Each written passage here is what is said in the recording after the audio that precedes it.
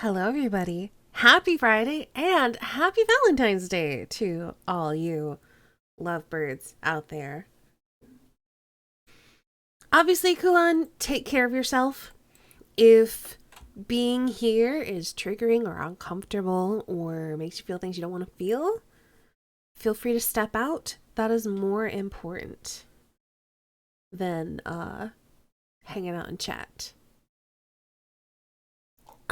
So hello everybody. Hey Derek, hey Kulan. I'm just scrolling through the list. Hello Shadowgill, welcome. Lychee, you're here for your very own dream daddy, huh? Let's see. Kelsa, thank you so much for the 28 months. That's crazy. Thank you so much. Hey, you gummy bread, and hello Quailu. I know you're in there somewhere. There you are. I missed you when I was scrolling through. Tomorrow's the good day. Chocolate on sale. Yep.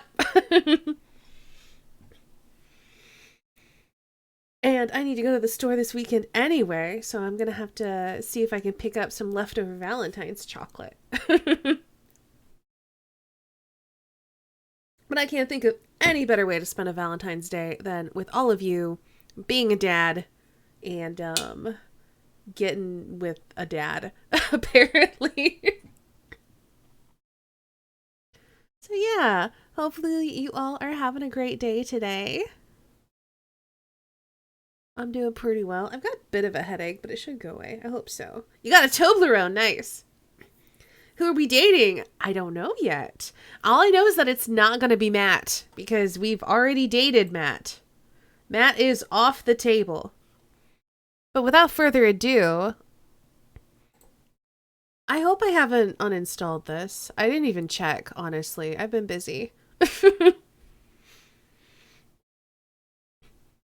If I've uninstalled it, I will reinstall it real quick. It's pretty quick stream. A pretty quick thing to install. Dream Daddy still installed. Yeah. Still got it.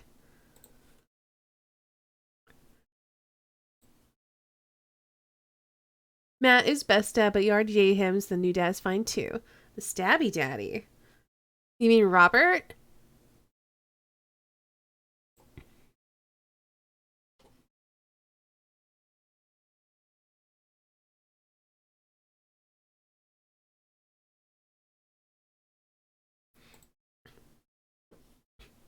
Down for some bad love. Honestly, Robert is a real interesting story. There's a couple of people I don't want to date. I don't want to date this dad. Can you see my mouse? Yeah, I don't want to date this dad. And I don't want to date this dad. I'm down for athletic dad. I'm down for bad dad. I'm down for goth dad. And I'm down for teacher dad.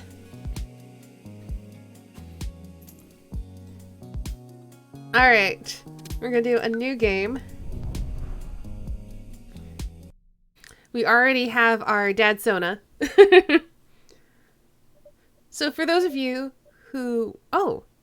Okay. Zzz, I'm sleeping. Sleep. Dad. Zzz, bzz, bzz.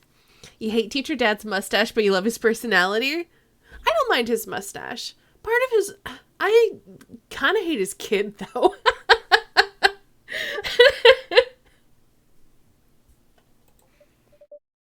Dad! Wake up! Last time we pretended to be dead, so let's do this. 5 more minutes. You said that 5 minutes ago! His kid's a jerk. His kid is a jerk. I mean, maybe he needs another dad in his life to help him get his head on straight. I don't know. Exactly. You marry the family, toss that kid in the bin. You said that 5 minutes ago. Also, 10 minutes ago. I finally open my eyes and sit up. I'm lying in the middle of the living room, spooning a moving box. I yawn and stretch. Morning, Manda Panda. Yikes, dad breath. Go brush your teeth.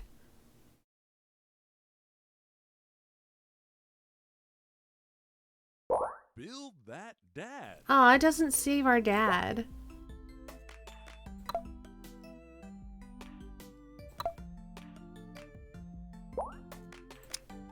have to rebuild my dad. I can't believe it doesn't keep my dad. I think it's these eyes.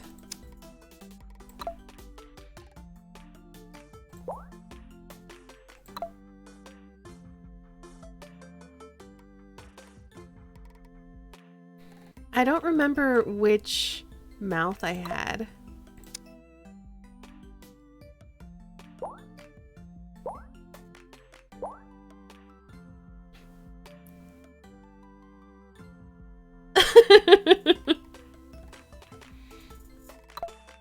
I know we had big old beard, so we didn't have a mouth. That's right.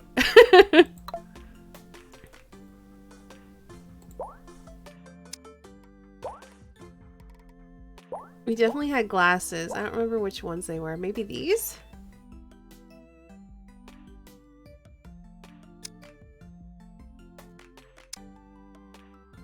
It's 2020 mouths are optional. Give me 1 second. I posted a picture in stream chat.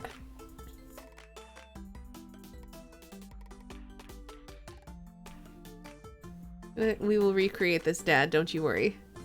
So the hair's wrong already.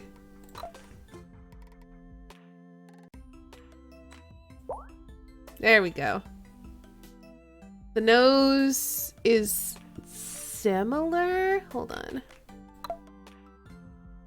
I want that nose. That's right. And I need squintier eyes. These eyes. Yeah, there we go.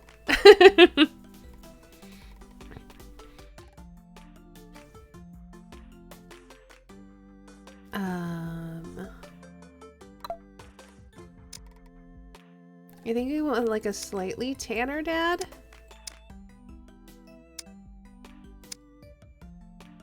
Like not completely super pale. Glasses are like that. Piercings, we went with some earrings. And we went with cat shirt. This is the stain dad.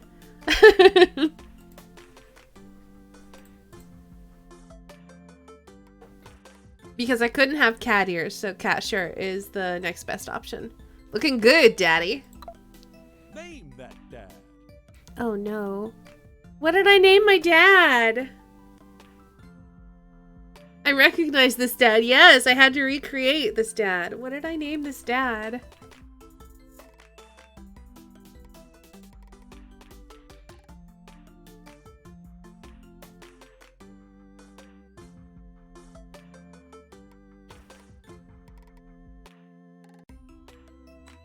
I don't remember. Dad Staney? No, I think he had like a proper name. Derek, no. I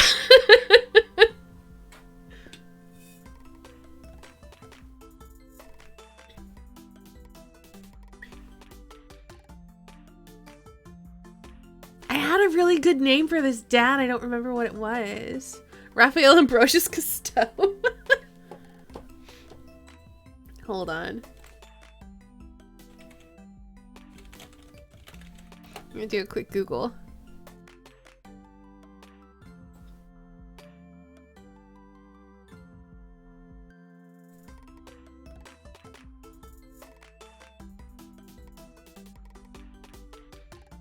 Why can't I find that by Googling?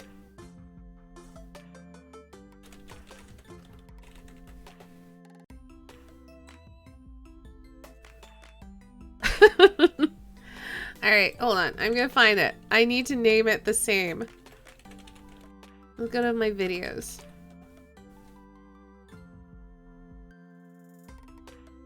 And then I'll go into my collections. Find the dating sims.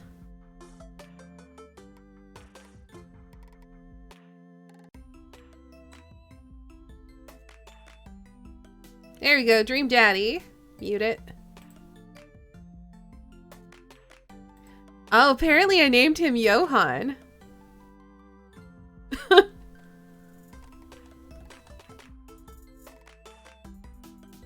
Johan Malfitine. Why?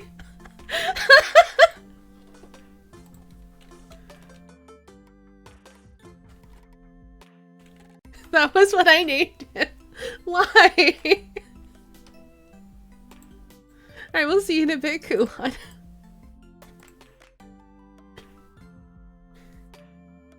Alright, I guess we're Johann Malpatine.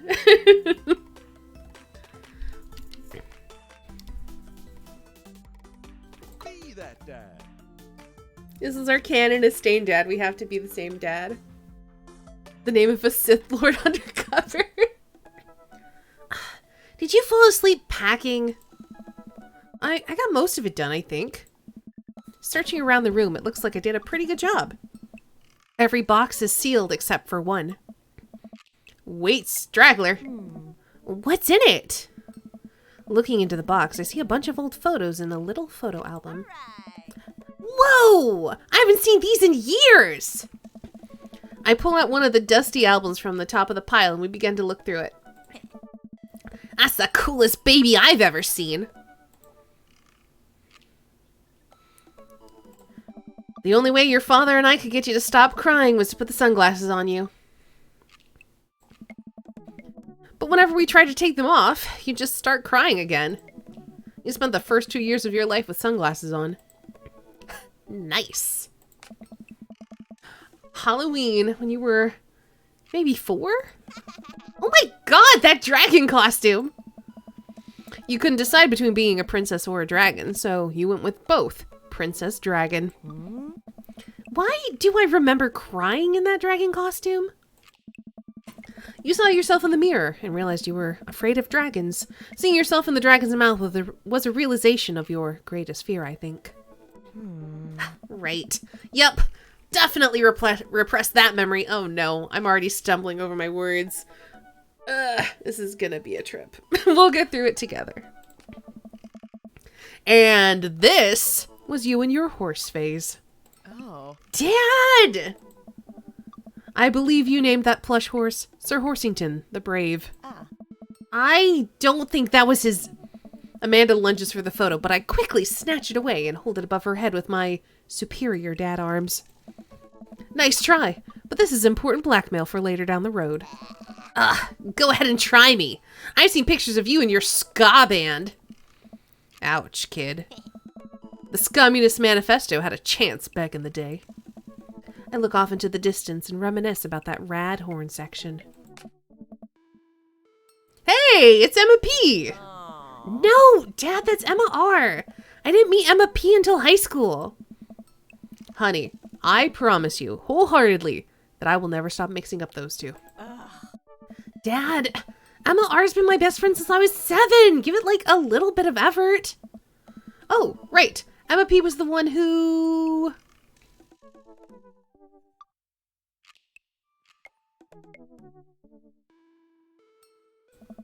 fired a flaming tennis ball at the police station. Lighter fluid, tennis ball, tennis racket, right? Dad, that was you. Oh, right. I was a wild child. I was 6 when you did it. Okay, Amanda, I wasn't aiming for the police station. It just happened that it was there, and there was a police station. It was in the vicinity of where I wanted to hit a flaming tennis ball. Okay, it's not a big deal. Yeah, I remember you explaining that to the police. They didn't believe me either. Anyway, I gotta show this to Emma R later. She'll get a kick out of it. Aw, the first photography award you've ever won. Yeah, and it got us a $20 gift card to McFriday's. And then you got food poisoning from the cheesy tostada blast. I think you mean food poisoning, you know, with a Z. Ugh. Dad. Still can't drive past a McFriday's without gagging. Still proud of you, though. Amanda reaches deep down into the box and pulls out one last photo. Neither of us say a word. We stare at the photo for a long moment. I finally decide to break the silence.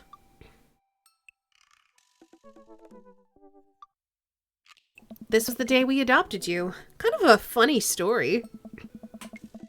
The day we brought you home, we got into a car accident. It wasn't anything big, just a little fender bender in the parking lot. But of course, I was freaking out. The little old lady who crashed into us was freaking out, and I didn't know what to do. But your father, oh man.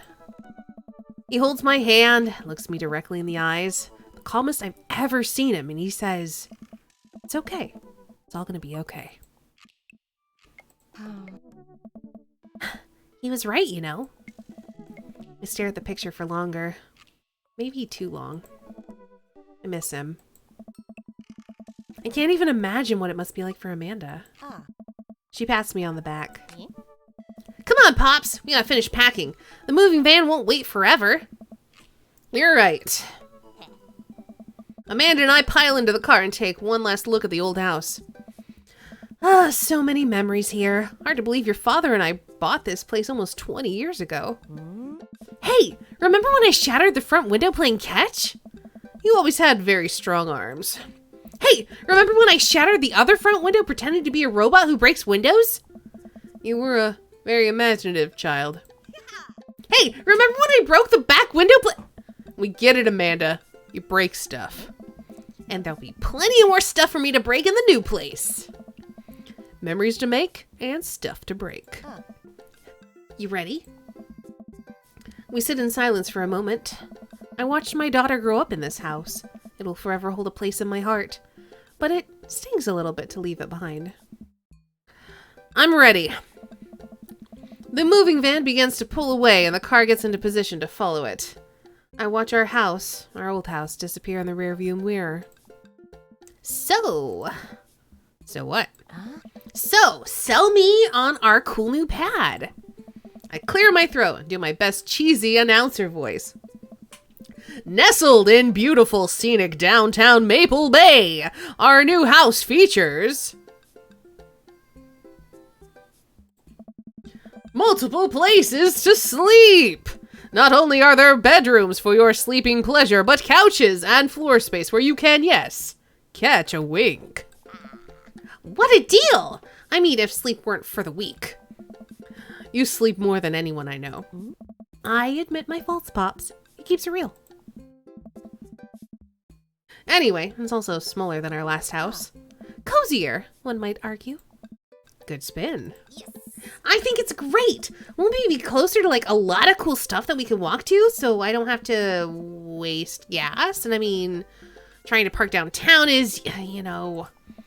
Amanda, you know you're gonna have to learn how to parallel park at some point, right? Not gonna happen, Pops.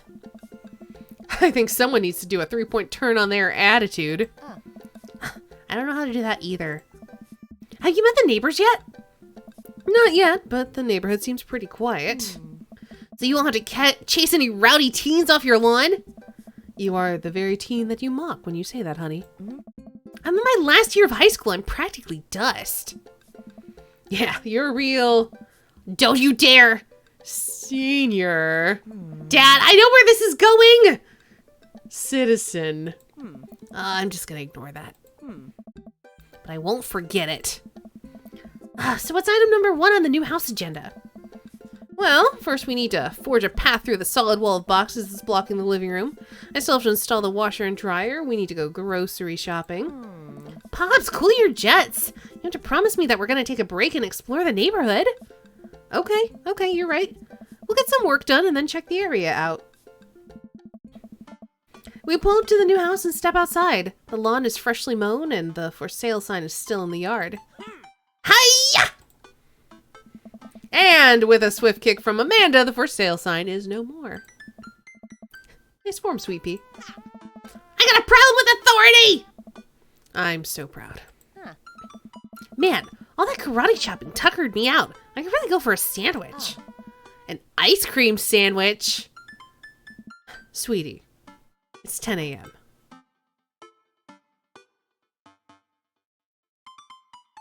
I need some coffee ASAP. I gotta get my hands on a nice hot cup of the old bean juice or I'm gonna be useless all day.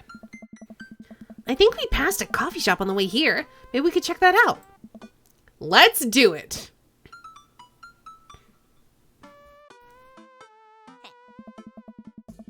We walk down the street to the Coffee Spoon, a cute little place on the corner.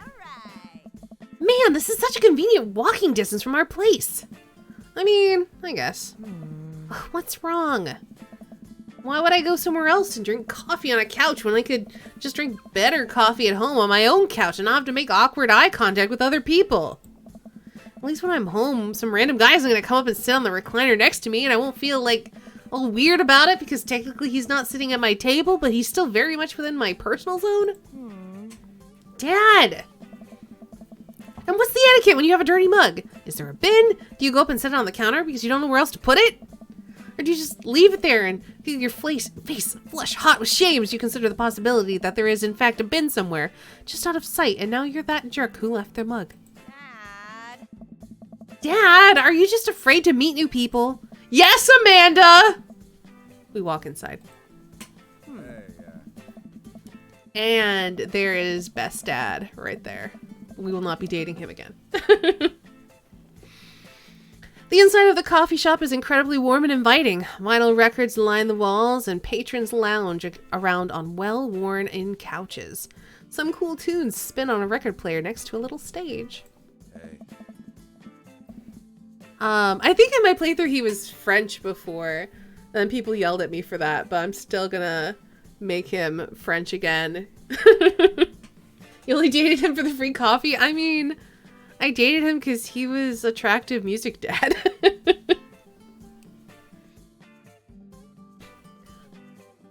Welcome to the coffee spoon, guys. How's it going? What's with the name? Oh, it's kind of dumb. It gets mentioned in the poem I like, and I thought it was a good idea at the time, and I suppose now it's still good because, like, the business is still running. But people ask me that question all the time, and I give them the same answer all the time, and now I'm standing here rambling, and I'm sure we're all getting more and more uncomfortable, and the more I keep talking, but man, now we're in it and I can't stop.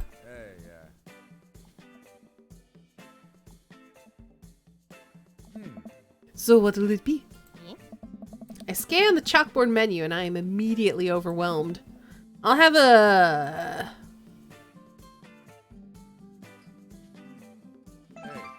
Godspeed You Black Coffee. A classique? I don't get it. Oh, it's a pun. Godspeed You Black Emperor is a really amazing and influential progressive rock band known for their sweeping soundscapes and... I am doing this thing again. But coming right up. And for you? I'll have a macchiato de Marco, please. Coming right up. Do you want that in small, medium, or biggie smalls? Medium. Wait, is biggie smalls big or small? I should change that, shouldn't I? Matt sits to making our drinks, and Amanda and I take our seats at one of the couches. What's his deal? Let the man make his puns. They're cooler bands than you listen to anyway. Matt is the most attractive dad of the dateable dads, in my personal opinion. I would agree. Hey, Alice! And great puns, and also music. I'm into it. He's got, like, a cute smile. He's got tattoos. He does puns. He does music. It's just, and he's very sweet. I like him a lot. Hey. Hey! Scott was cool once. The couch is actually pretty comfy. Maybe not comfier than our couch, but it's alright. Good lumbar support. You sink right into it. Okay, it's comfier than our couch. Amanda nudges me. This place is right next to our house. That guy seems not only cool, but also just as uncomfortable with talking to other people as you are. You should totally become friends with him. I don't know. Come on. What'd we say about meeting new people? I can't meet new people if I always stay inside, and I also don't go outside and also don't talk to people. See? We're making progress. Matt sets our drinks down at our table, and I immediately burn the roof of my mouth. Cute smile, puns, good music, absolutely disgusting. I guess. Good one.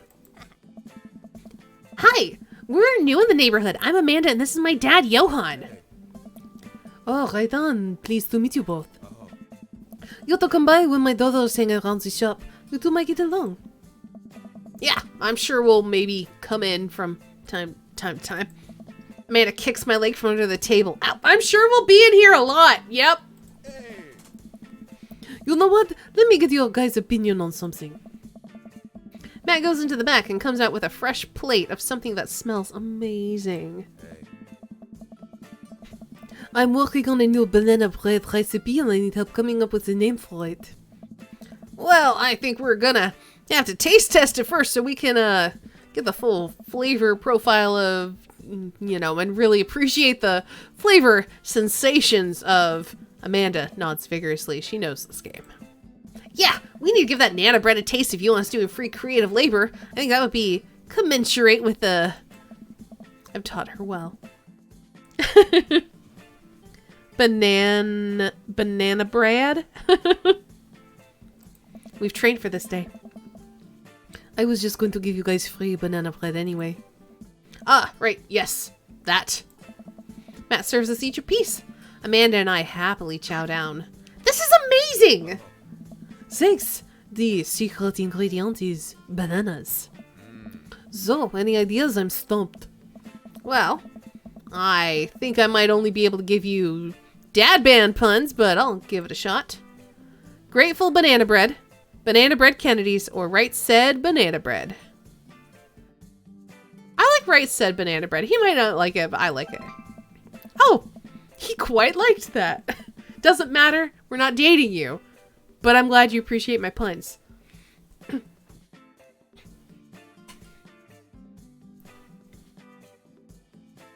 Grateful banana bread. I thought about that one, but I like Right Said banana bread. I like the cadence of it. How can the secret ingredient in banana bread be bananas? It's a secret. You know, like Ray said Fred, but now it's about banana bread. I think the youngsters would like it despite not getting it. What? That actually has a nice ring to it. Really? Hey. Yeah, Right Said banana bread, strong decisions. That art, baby. Hey. I wanted to say baby because I thought it would sound cool, but once I said that, I realized that it doesn't sound good coming out of my mouth, and maybe I should just leave saying baby to the professionals. Hey. Hey. Enjoy your coffee. Thanks, baby. Oh. See, it sounds good when you say it. Secret, it's plantains! Across the way, a man catches my eye. He sits by himself, brooding over a cup of coffee. Our eyes meet, just for a moment. I hastily look away, hoping he didn't catch me staring. Who is that? We finish up our drinks and head out. It's bad, Dad. Thanks for stopping in. We need to do bad things. Oh, Kelsa. Take care. Okay, now that we're full of caffeine, where to? Let's get some fresh air. Time to soak up all that vitamin D, make our bones nice and strong. Yeah, our skeletons are gonna get so strong, they're gonna hop right out of our bodies and crush scars with their bony fingers. Amanda, I already have an irrational fear that my skeleton will one day escape this flesh sack and run amok. Please, don't encourage it. Ah, right, sorry. To the park!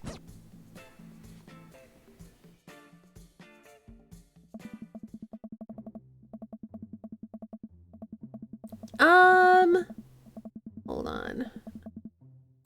I need to do a thing real quick.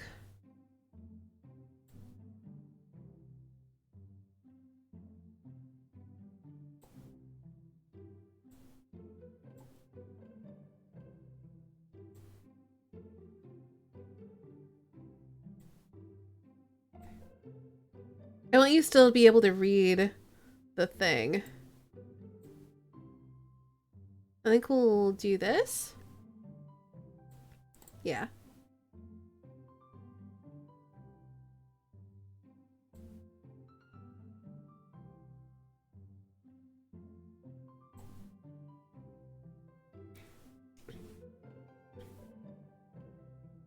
That'll work for now. Amanda and I began a stroll through the neighborhood. I can't believe how beautiful it is outside. Kids are playing in the street, the flowers are in bloom, and the faint smell of a nearby barbecue drifts through the air. Ooh, that sounds nice. This place is nice. Too nice. I don't trust it. Good eye, honey. You can never be too careful. See that baby in the stroller over there? Government operative. We're on to you, baby. We walk for a while and eventually end up in a small park. Toddlers chase each other through the playground, and dogs of all shapes and sizes romp through the grass. It's pretty crowded, but Amanda spots a nice, empty bench. We start to make our way over to it when... Heads up! Ow! A frisbee suddenly hits me in the face. Woof! A corgi with a neat plaid handkerchief tied around its neck bounds up to me, wagging its tail. Look at this dog. It's so cute. I like your necktie. Ruff. He runs around in a circle and nudges my leg with his nose. Oh my god, this is the cutest dog. I'm gonna pet the dog. But where do I pet the dog?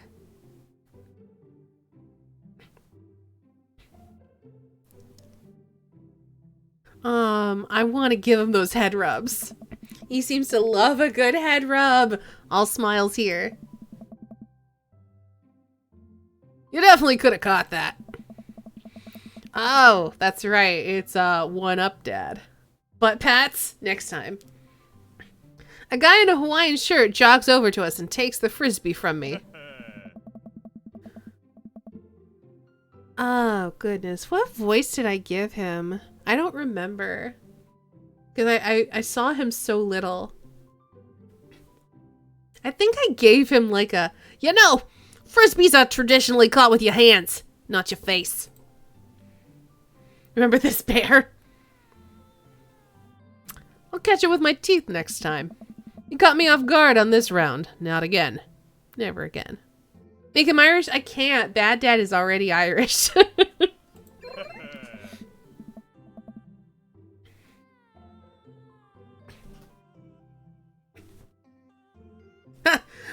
I'm just messing with yous. I'm Brian, by the way. I'm Johan, and this is my daughter, Amanda. I look over at Amanda only to find her sitting on the ground, rubbing the dog's tummy. Hi. Your dog's cool. Old Maxwell Shirley. I can't stay in his voice for some reason. Hey, yo, walk in here. Watch with your frisbee, you baba ganoush. Basically. Old Maxwell here sure loves the attention. It's great to see another father and daughter out of here on such a sunny day. Where's yours? Brian gestures over to a grassy knoll where a young girl sits on a checkered blanket. She's reading a book bigger than her head. She puts it down and heads over to us. Actually, I think I made him Southern. It's too late now. Yo, this is Daisy. She's reading the Brothers Karamazov. The teacher tells me that she has the reading comprehension skills of a high schooler. How old is she? 10! She's a precocious little youngster. What? Whoa. My natural dad instinct kicks in. I must brag about my child's accomplishments. Oh no. It's happening!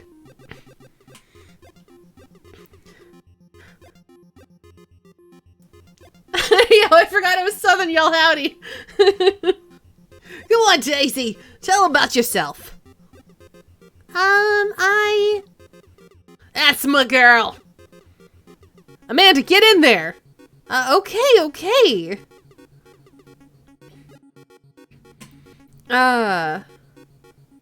We will brag. Amanda here just recently won a local photography award. Wow, congratulations.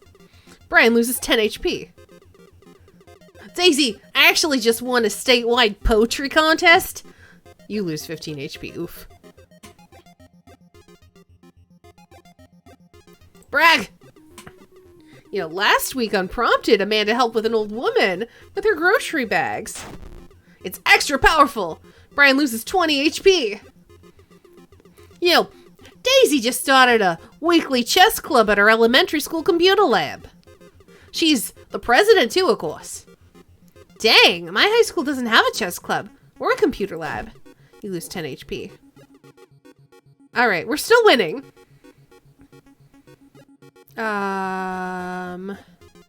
Brag again. Amanda's in all honors classes this semester. Brian loses 10 HP. Oh, really? I'm actually talking to Daisy's teachers about having her skip a grade. You gotta hop, have fun. Alright, thanks for hanging out, Kulan. Even Amanda kind of bristles at that one. You lose 20 HP. Oof. Alright, what do we got for items? Grade card! You pull out a wrinkled copy of Amanda's last grade card out of your back pocket. Dad! Awesome grades! Brian loses 25 HP. You really carry that around everywhere. I can't do his accent consistently. Ouch, maybe it is kind of weird. You lose 5 HP. You know, Daisy sold enough candy bars this year to get the top prize, a canoe. We're taking it out next weekend. How's that even possible? Amanda could barely get one of those sticky hand things. It's extra powerful. You lose 20 HP. Oh no. What do I have for items? I have a spelling bee photo. I have child art. Child art. You unfurl your wallet to reveal a tiny copy of a drawing of a cornucopia Amanda did in the first grade. Cute! It isn't very impressive, but Amanda genuinely appreciates you holding on to it. Brian loses 10 HP and you regain 20 HP! Did I mention Daisy said her first words at 10 months? Daddy. Amanda's first word was potty. Still cute, but maybe this isn't the time to bring it up. You lose 10 HP. We got him! We got him now! You know, a few months back, Amanda started volunteering at the homeless shelter in our old neighborhood. Brian loses 10 HP. I've got him on the ropes. You two seem to have such a good relationship. It warms my heart. Arg! Why do you have to be such a good loser? So, I take it you guys are new to the neighborhood. We just moved in. Do you live around here? Yeah, we live in the cul-de-sac down next to the coffee shop. What a coincidence. That's where we live too. Small world. Yeah, Daisy and I are in that little ranch-style house on the corner. Warms my heart, yeah. I know that house. It looks just like ours, but slightly bigger and better landscaped. Does this guy have to outdo me at everything? What a lovely place. Squinty eyes. Well, I don't want to take up any more of your time. Really, meeting you guys. Really nice. You'll have to stop by at some point. Yeah, definitely. Brian and Daisy walk further into the park. Thank goodness, so I don't have to do his voice anymore. With Maxwell happily trotting along in tow.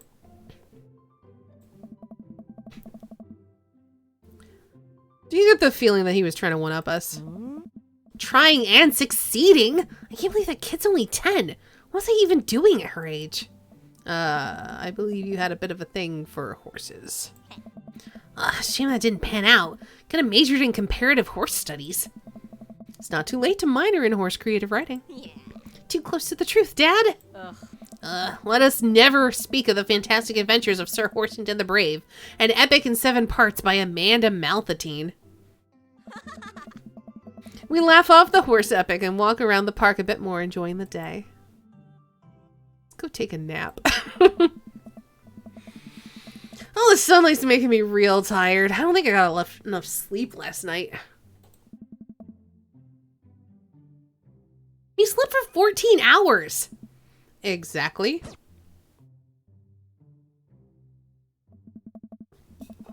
As we're walking home, I hear heavy footsteps come up behind us. Johan, bro! Hey. Amanda is best dad. And yeah, it's an Estain dad. Hey, Saint, welcome. I turn around and am greeted by a familiar face jogging up to us. Also, look at this little baby. She's so cute. Craig? Oh. Bro! Bro. Holy wow, I haven't seen Craig in forever. It's been too long, dude. Yeah, wow, you look great. Bro. Yeah, I like cleaned up my act. Cleaned up his act? Are you kidding me? He's ripped. Amanda, this is my friend Craig. We went to college together. We were roommates for a while too. We have not voted yet. I wanted to give chat the time to meet all the dads.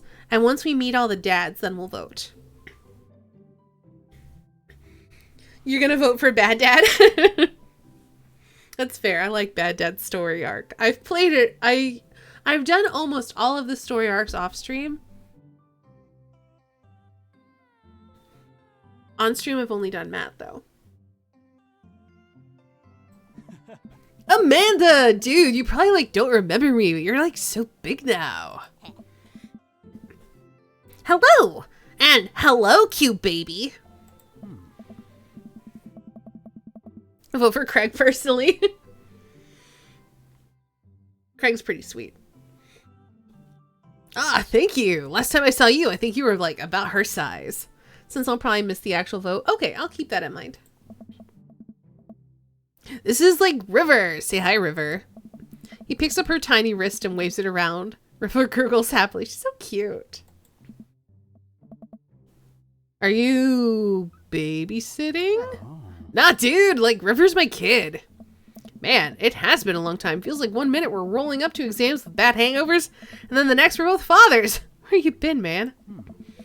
I was like working out in California and I just relocated the business back to Maple Bay. Think I went after Coffee Dad or Teacher Dad when I played. Yeah, we've already played. We've already went after Coffee Dad. He's our dad OP.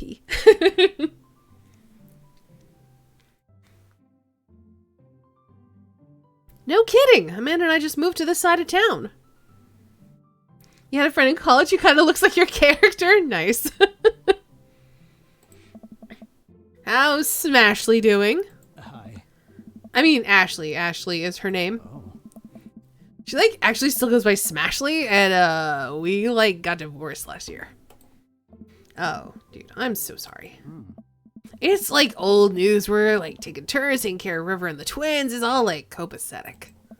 Twins? You have 3 kids! Yeah, dude, like, ain't life something, bro? Right? Kegstand Craig is a father of 3. Kegstand Craig? Oh, yeah, like that was like my old college nickname. You got it because you did a lot of keg stands. Nice.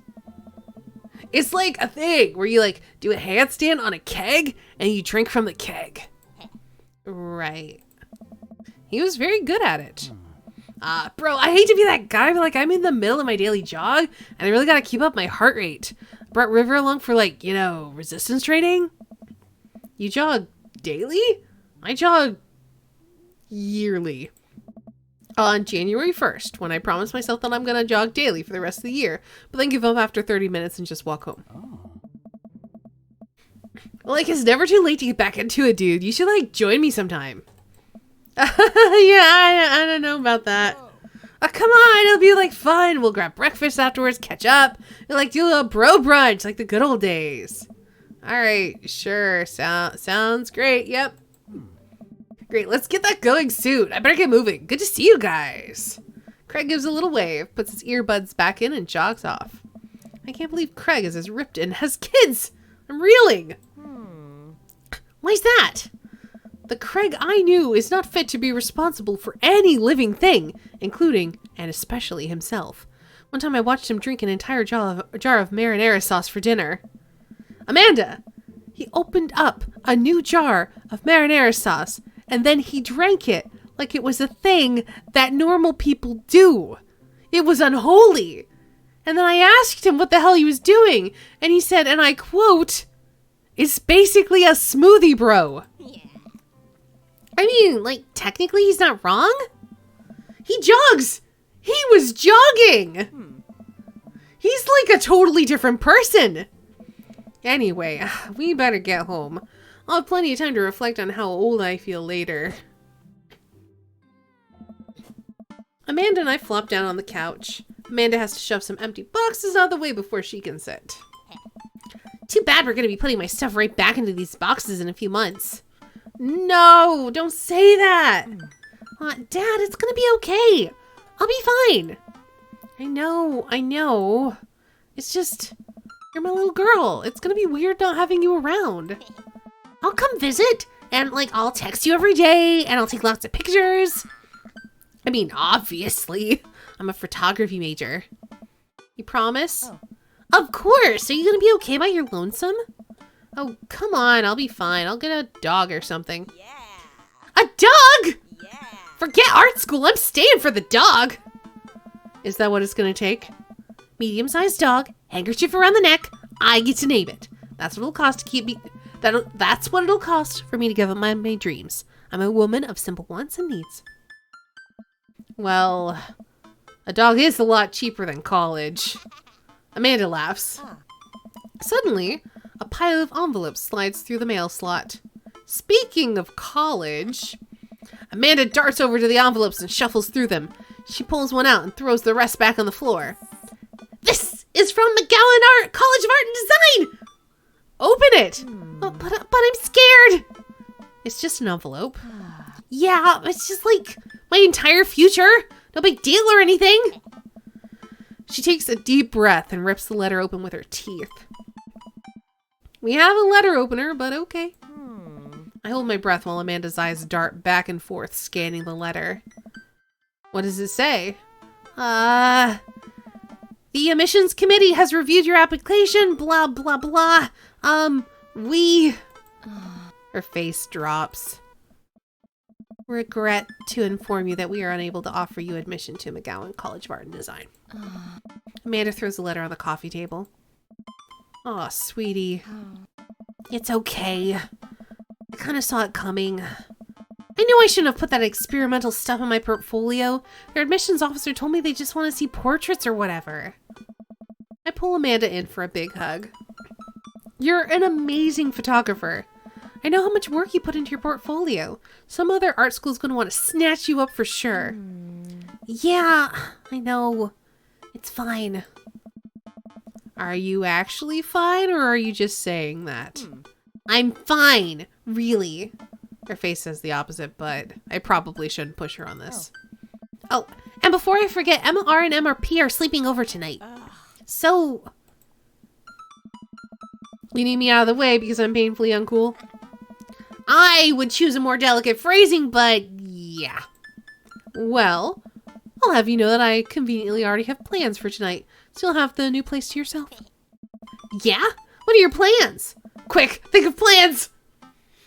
Secretly, a mayor of this town, gotta attend a union meeting, I'm going clubbing.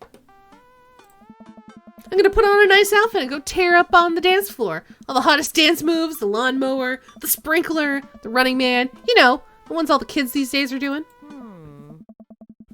All right, but I'm not gonna come pick you up if you pull anything this time. Not again.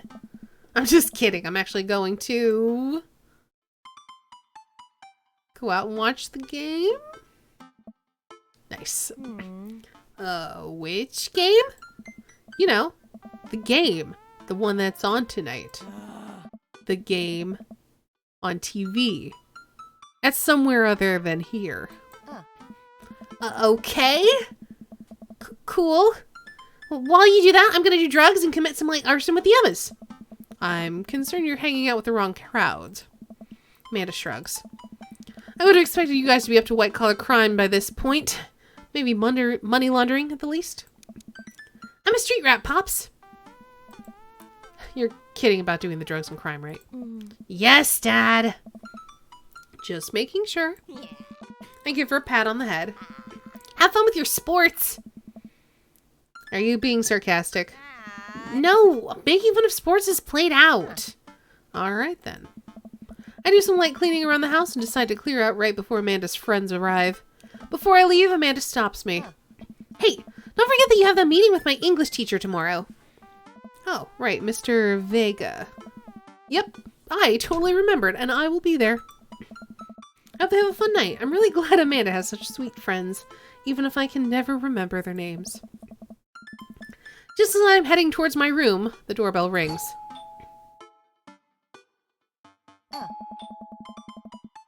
Who could possibly need anything from me right now? Don't they know what time it is? I was just about to head out. Oh well, I walk over to the door and open it. Hello! A handsome, clean-cut man stands at my door, brandishing a plate of cookies. Hello?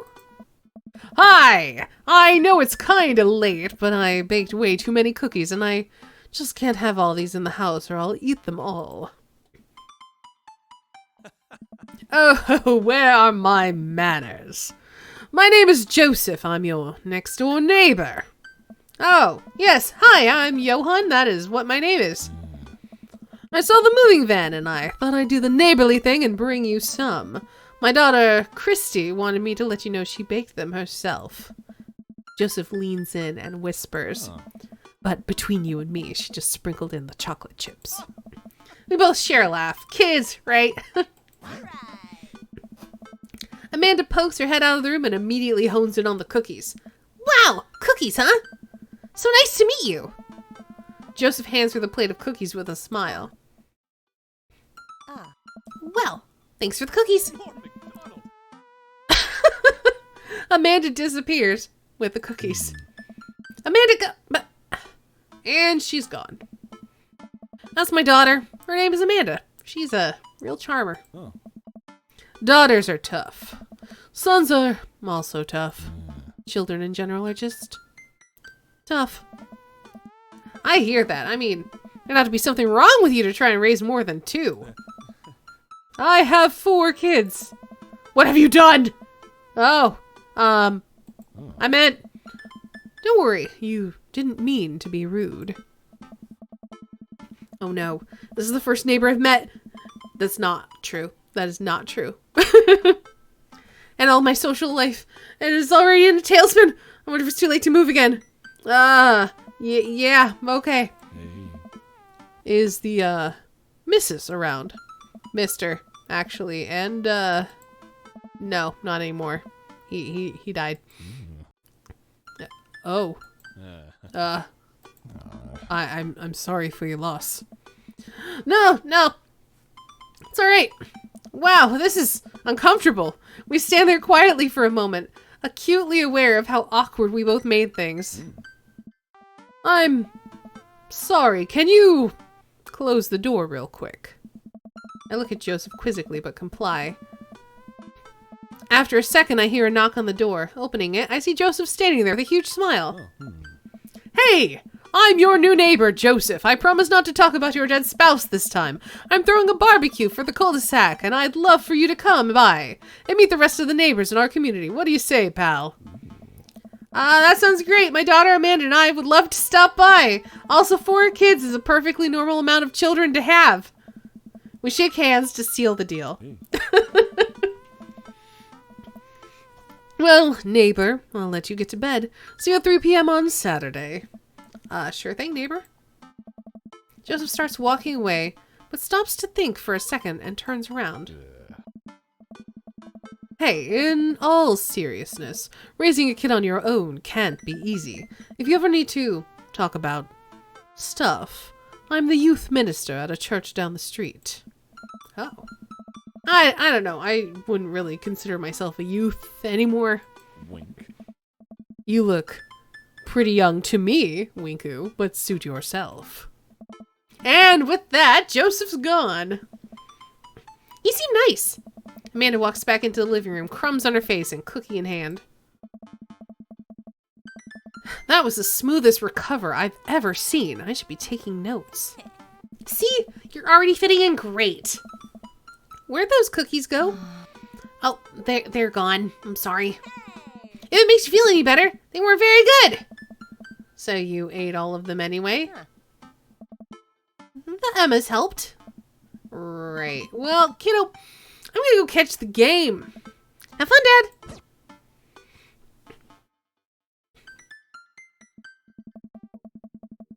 Wow, I guess I didn't really think this plan through. I'm not entirely sure where the closest bar is, and Amanda still hasn't shown me how to use the GPS on my phone, so I'm just gonna pick a direction and walk in it. Let's go. This way. Cool. Okay, we're marching. We're marching in the direction of the game. Any game, really. In the distance? Could it be? A big, burned-out neon sign hangs above a tiny dive bar. Jim and Kim's, huh? All right, it'll do. The bar is small and dimly lit. The crack of pool balls sounds in the back as patrons laugh and joke. A string of multicolored Christmas lights hover above the bartender. I can't tell if he's Jim or Kim. I pull up a seat at the bar. Will it be? 1 beer, please. Sure thing, boss. The bartender slides me an ice-cold beer. I take a sip and enjoy the refreshing taste. Say, are you Jim or Kim? I'm Neil. Oh. I awkwardly turn my attention to the game, which is playing on the TVs on the wall. As luck would have it, my team of preference is not only playing, but is currently in the lead, which is always a good thing. This scene is so silly. The brightly colored mascot, which is some kind of animal, does cartwheels. I silently cheer on my favored team, hoping that I don't get into any confrontational arguments with a fan of the opposing team. Several people in this bar are wearing the distinctive colors of the team I dislike, although I believe from their demeanor that, like me, the passion for their team is all in good fun. Hey. Yeah, go preferred team!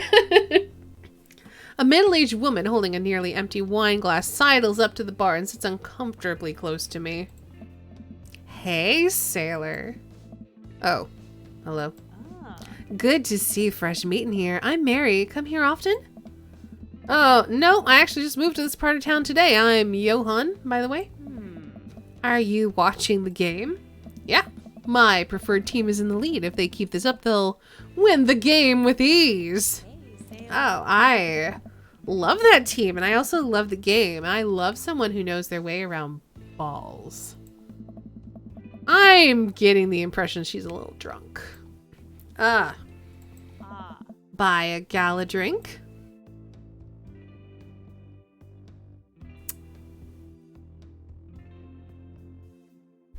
I don't know.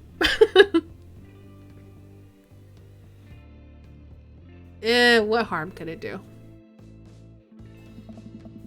I almost reluctantly signal the bartender and order Mary another glass of wine. Neil jokes back and forth with Mary. They're clearly friends, and this clearly isn't her first time doing this. She tips her glass at me.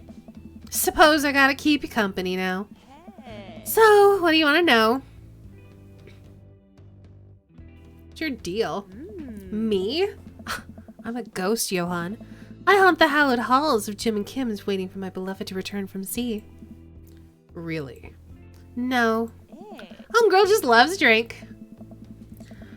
So what else can you tell me about this part of town? Ah. It's quiet, that's for sure. If you want an idyllic little life with a white picket fence, this is the place to do it. But every town has its secrets, you know? She takes a sip of her drink. That was a little too ominous for my taste. She leans closer. Oh. Would you like to learn some of my secrets? You gotta get her a drink so you can date Mary's husband. Oh boy. Maybe some other time? Give it a rest, buddy. Suit yourself, sailor. Mary saunters off, setting her sights on the newest bar patron to enter.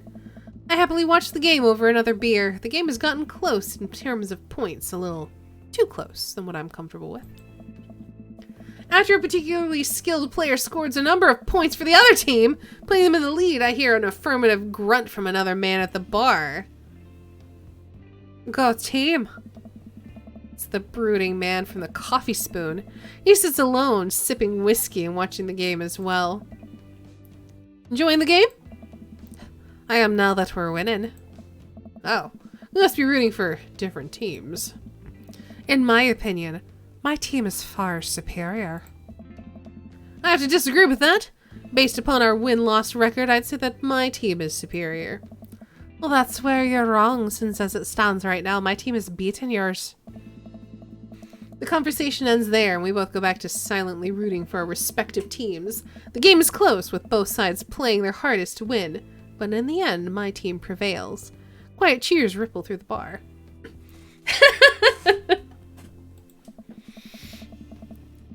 I raise a respectful glass at the man drinking whiskey. He raises his in response. An unspoken truce is formed between us based on mutual love for the game. He motions to the bartender, who pours 2 glasses of whiskey. The man slides one over to me. The name's Robert. Thanks, I'm Johan. You must be new here.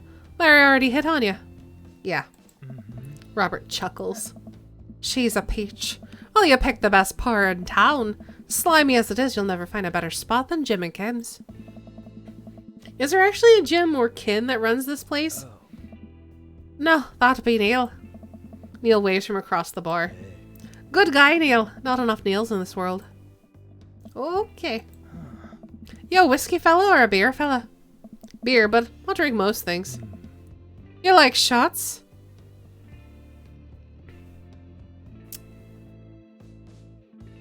I like shots. Thank you. I know that we get hearts if we say we love shots, but I don't want to. Robert nods to Neil, who serves up 2 shots of whiskey. He hands one to me. Here's to your health. We take the shots. The whiskey burns going down, but I try my hardest to look tough. Wait, this is what making friends is? Okay, Johan, this guy is out of my friend league, but I think if I play my cards right, we'll be pals in no time. Let's hit on him a little. He's attractive. Compliment his rugged good looks. Your face is good.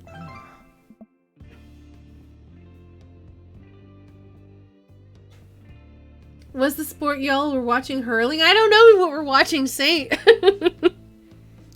Thanks. Wait, I think this is what flirting is. Man, this guy is mysterious and cool. Way cooler than I am, at least. Robert signals to the bartender for another round. What are you doing here tonight? Running from my problems. Usual. I like your style. He gets up. Be right back, got a pot in my nose.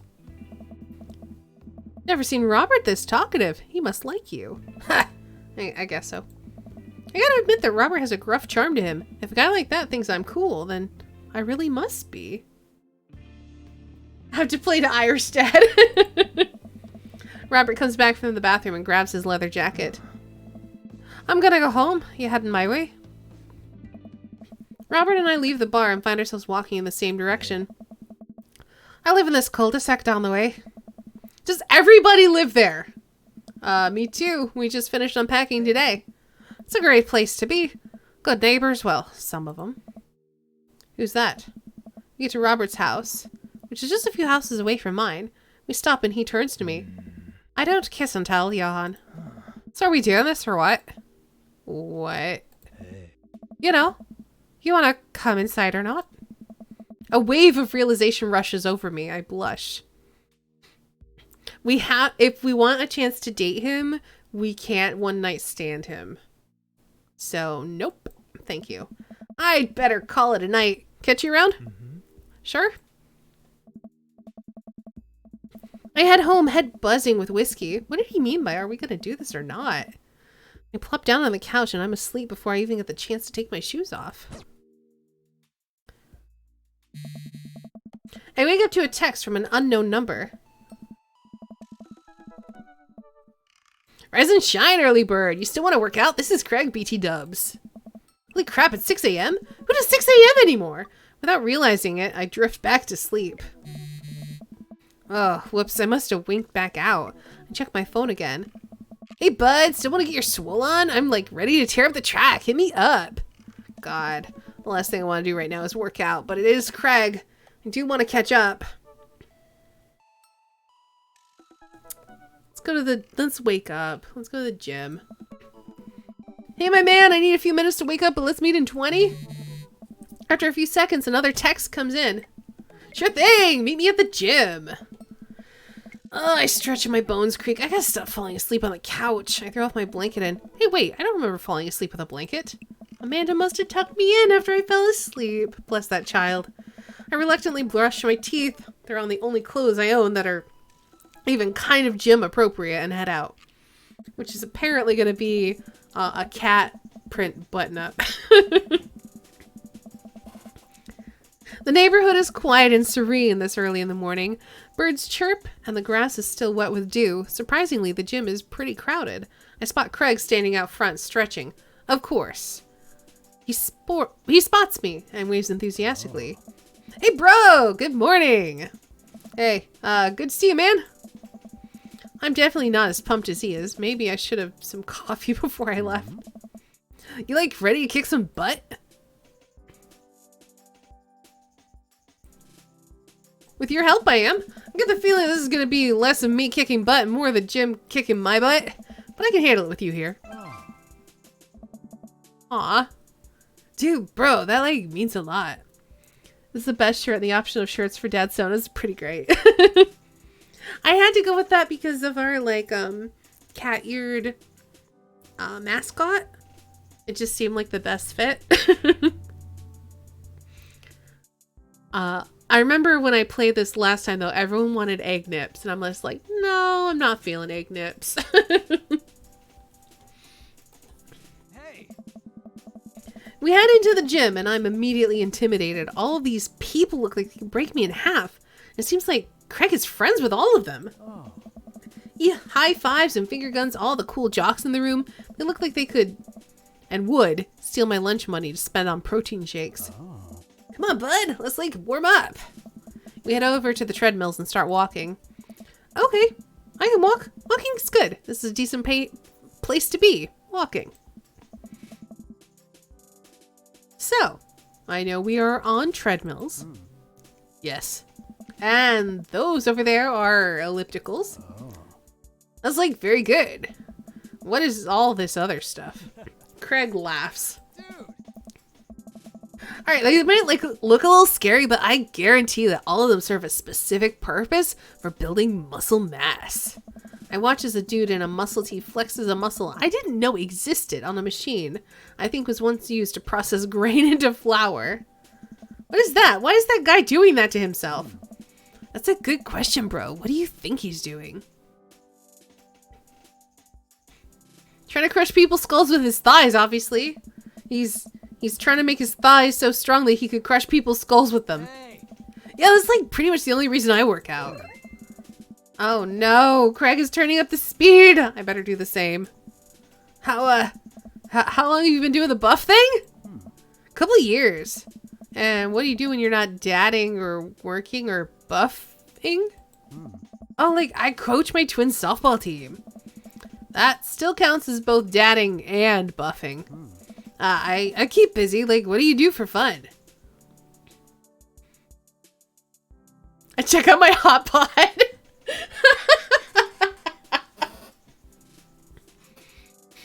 I don't know what this means, but I feel like this is amusing. So I'm gonna pick it. I try to live my life as close to a Jimmy Buffett song as possible. The goal is to live with as few worries as I can muster. The lost shaker of salt was a metaphor. A metaphor about what? About not being able to shake salt into something? We're jogging now. Oh god, we're jogging now. I look over to Craig, who hasn't even broken a sweat. How is he doing this so effortlessly? I'm dying! I can feel my life force draining through my every orifice of my body. Hey, remember when my fish died in college? No, I don't like this story. Oh my god. Is he really bumping up the speed again? I guess I better do it too. Oh, this is fast. This is very fast. And we were like at that party and you vowed to make me feel better. You tell me to create a distraction. So like, of course I do like a sick keg stand, get everyone cheering. And then I try to steal a fish from a fish tank at the party with my bare hands like an idiot. And then you like drop the fish and it's like flopping around and you panic. So you run up to me post keg stand with like a dying dirty fish in your hands that you've like scooped off the ground and you're yelling at me that we have to leave. So we're running out of a frat party with like a fish and trying to give it mouth-to-mouth resuscitation. We get him home and get him into a bowl of water, but the prognosis is like totally grim. Hey, Atomica! Happy Valentine's Day. And the next day he's alive and well. Hey. They never did like catch the great fish thieves of Grand Ridge U. And they never will. I shoot off the end of the treadmill and crash into the wall. Jesus, that hurts. Dude, bro, like, you okay? Someone is dating a daddy. I'm working on it. Hey, Ice Bunny, welcome. Craig offers me a hand and looks me over for injuries. I'm fantastic. I managed to stand up and rub my back. Doesn't hurt now, but I'm sure it will later. Oh. You don't have to, like, push yourself like that. Always know your limits, bruh. Well, I think I might call our gym adventure here. Mm-hmm. You sure? Yeah. Oh.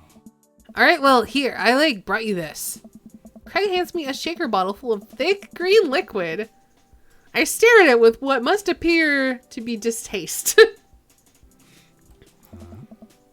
It's like a protein shake, bruh. Oh. Thank you. He wants me to drink it. Oh boy, here it goes. I take a small sip. It's actually delicious? Wow, this is really good. Hey. And like, it's good for you. It's my special recipe. I'm like pretty proud of it. Bro. Let me know if you ever want to work out again. Maybe you like try running around the neighborhood if treadmills aren't like your speed. No pun intended, bruh. Good one. Well, I'm gonna go put some ice on this everything, so I'll see you around. I leave the gym feeling ashamed. Craig used to order delivery from the pizza place across the street from our dorm, and now he can run circles around me, literally. Man, I really gotta work on this dad bod. I have to share the story. A 101-year-old man was told by the Home Office to get his parents to confirm his identity for his residency application post-Brexit. That's not gonna happen.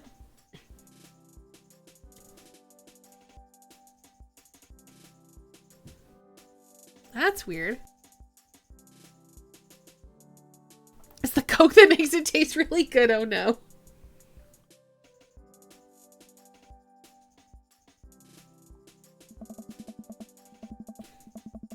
Are we dreaming of daddies again? Hey, Divine. Yes, we're going to pick a daddy soon. We haven't met all the dads yet. I think we have 2 dads left to meet. And then we'll put a poll in chat and y'all can vote on which dad you want me to date.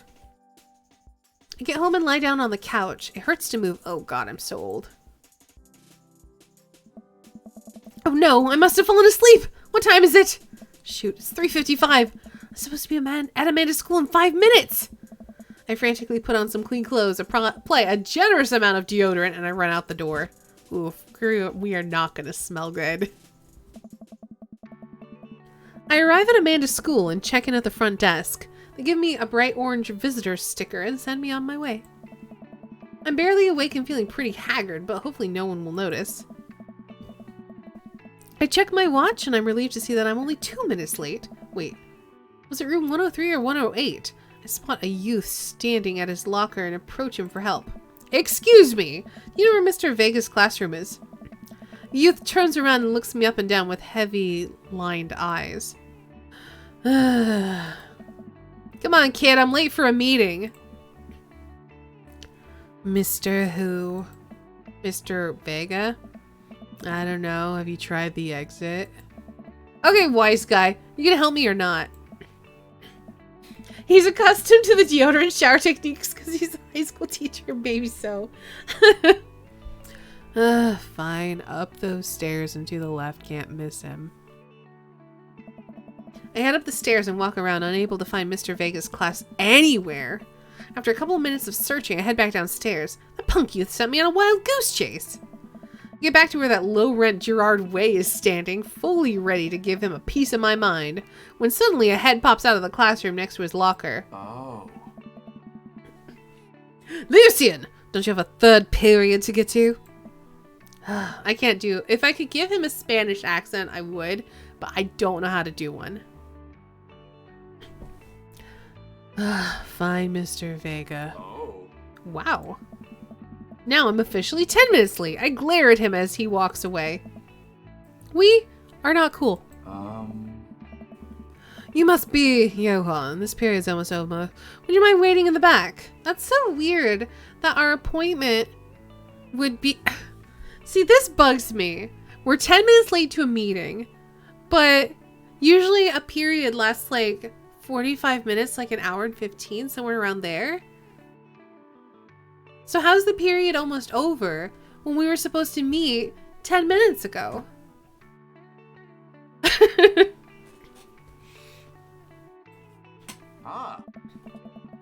Mr. Vega leads me in, and I take a seat at one of the comically small students' desks in the back. I might get stuck in this. All right, where were we? Now, who can tell me about the unreliability of the narrator in J.D. Salinger's Catcher in the Rye? 5 minutes to get settled, 5 minutes of teaching, 5 minutes to pack up. That's every single class. There you go. I need more water. That is going to be the theme of the stream today. I just have to drink constantly. It's been a long time since I've done a visual novel.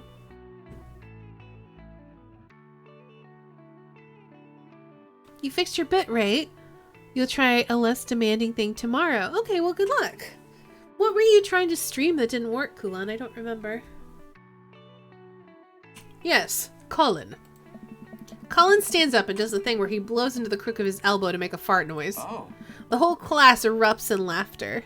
Oh. All right, everybody. Very funny. Colin, please sit down. Oh. Yawned so hard I made myself dizzy. Oh, dang.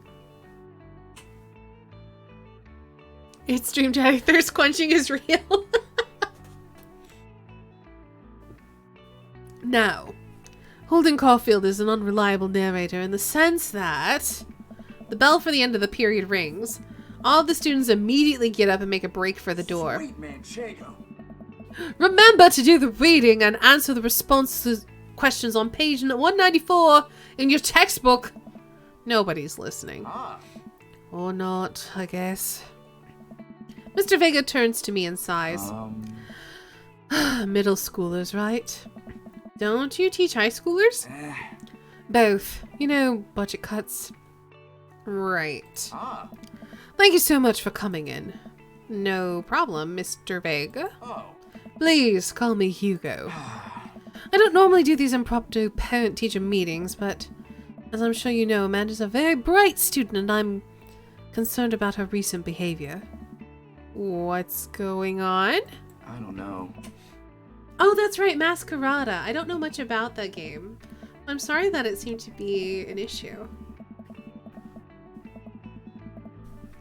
Amanda's never been the most engaged student, but I know she cares. Recently, though, she's been falling behind. She's not completing assignments and has been doing rather poorly on tests. I normally chalk it up to senioritis, but this is strange. I thought Amanda had already shared everything with me. It hadn't even crossed my mind that something might be wrong. Got your first masquerade. You checked your stream because you had one viewer and the frames dropped was at 100%. Yeah, that's not great. I don't know.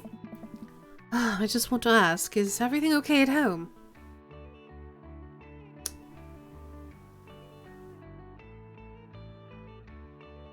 She has a tendency to bottle things up. I'm assuming if we're saying that, it's probably true. I haven't noticed anything different about her, but she always tends to put her on a happy face no matter what. See if you can get her to talk about it. I know she values you a great deal and would appreciate your guidance if she keeps heading down this road. I know how important art school is to her, and I would hate to see her miss out on a scholarship that she clearly deserves. I'll make sure to talk to Amanda. Thanks for letting me know, Hugo. Anytime. On my way out, I stop, thinking for a moment. I turn to Hugo. Hey, Hugo. Yes. You ever catch that rye? Oh. Yes. I leave the classroom and make my way out of the school. I'm still a little bit in shock that Amanda was able to hide this so well from me. She's always been such a force of positivity in my life, especially after we lost her father. Amanda must be done with classes for the day by now. I'm sure she would appreciate a ride home, and maybe I can talk to her about what's going on. I pull up into the carpool and Amanda hops into the passenger seat. So, did you have fun gossiping about me? Mr. Vega and I actually gossiped about our celebrity crushes. So you talked about Mario Batali the whole time? It was a very productive meeting. I'm pretty hungry. Can we grab some dinner? Sure thing. Mall food court! Let's go to the mall food court. Does that sound good to you? Yeah, sure. Why the mall? Geez, can a dad take his daughter to the mall? Will you buy me things? I will buy you a thing. Singular. Sounds like a deal to me. Oh. We drive in silence for a short while. Amanda plays a game on her phone. I should say something? You know.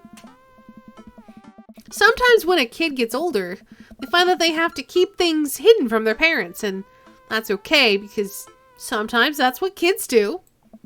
And that's okay. But also sometimes it's good to have the parents' perspective because, you know, maybe the parents have also dealt with similar situations. And maybe they're a little cooler than you give them credit for.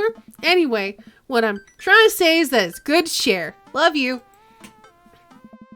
Have you been reading my tweets? You have a Twitter? What? No, never mind. Look, sweetie, Mr. Vega said you haven't been participating in class and that you're not turning things in. Oh, I'm fine, Pop. Senioritis and all that. I thought you liked Mr. Vega's class. It's fine. He's fine. We pull up to a stoplight and I eye Amanda. She's still texting.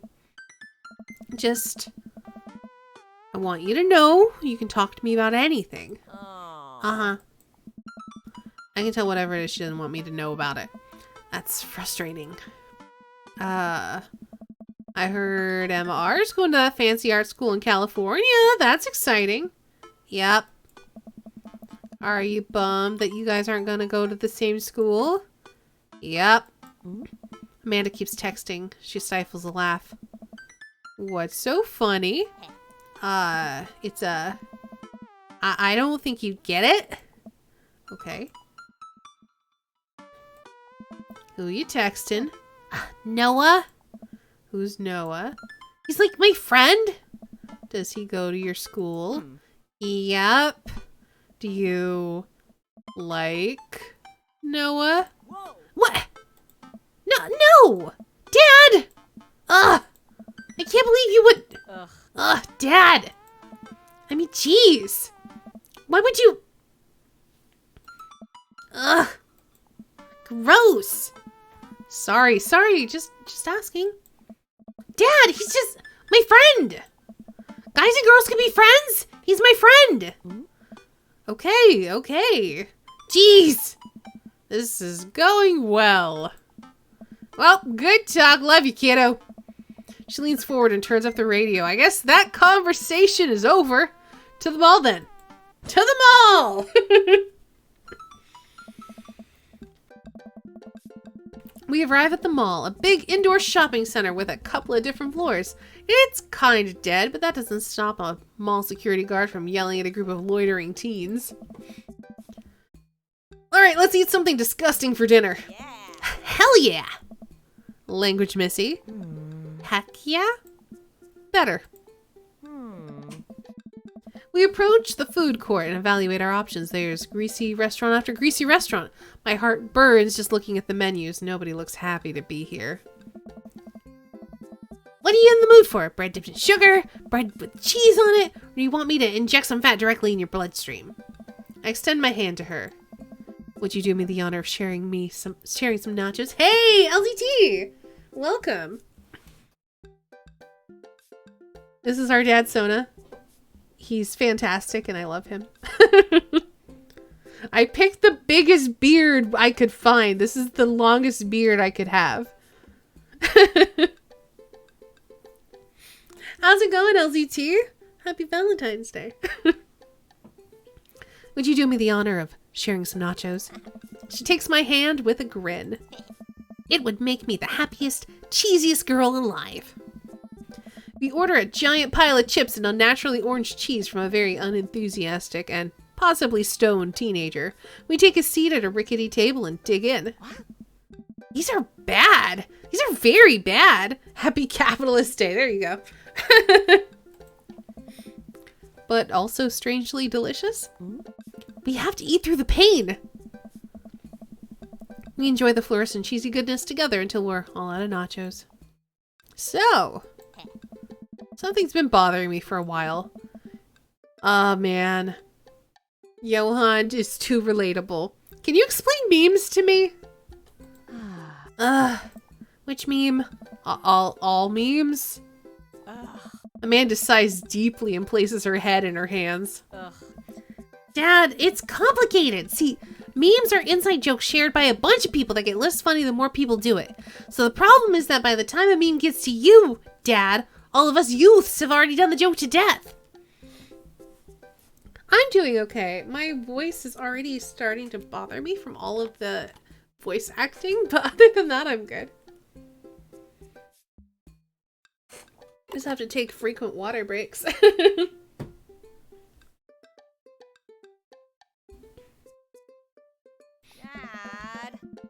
And what's worse than it is that, like, movies and TV and video games will try to jump in on a meme train, but just based on how long it takes to make them, the meme will be long dead by the time it comes out, so it just dates it and it isn't funny. Oh shit, what up? Aw. Dad, please! Anyway, changing the subject. Where to now? Wanna go to that goth store? What? You know, the one that's all black and tries to establish itself as an anti-establishment despite being an exact representation of the establishment. I don't know what store you're talking about. You know, the one where you can buy chain wallets and it's basically an assault on what people fought so hard against in the punk and hardcore movements of the 70s and 80s. Must ask Asti about secret things I've not asked her about yet after the stream. Okay. Dude, you like gotta be more specific. The one you threw up in that one time. Huh. Oh, that one. Yes. Amanda runs into the store with me trailing behind her. She makes a beeline for the back. Yes. There it is. You can still see the outline, kinda. I'm so proud. Speech. Amanda. Speech. Speech. Speech. All right, I'll do it if you just stop chanting. Amanda stops immediately. I clear my throat. Thank you all for joining us here today to commemorate a historic moment that would forever shape history. On a day very much like today, some 5 years ago, our very own Amanda Ann Malthitine had too much blue raspberry slushy on an outing to the mall. After begging her father to take her to Dead, Goth, and Beyond to buy rainbow suspenders, she proceeded to throw up all over a display of My Chemical Romance merchandise. Her loving father then had to pay for said merchandise, which to this day remains among our possessions, thank you. Oh. Amanda is moved. She begins clapping, slow at first, then faster and more vigorously. Several other patrons turn their heads. One of them also starts clapping. I bow my head. Oh hey! Chain wallets! While Amanda busies herself looking at band t-shirts, I try to find something of interest to myself. Not much for a dad to look at in Dead, Goth, and Beyond.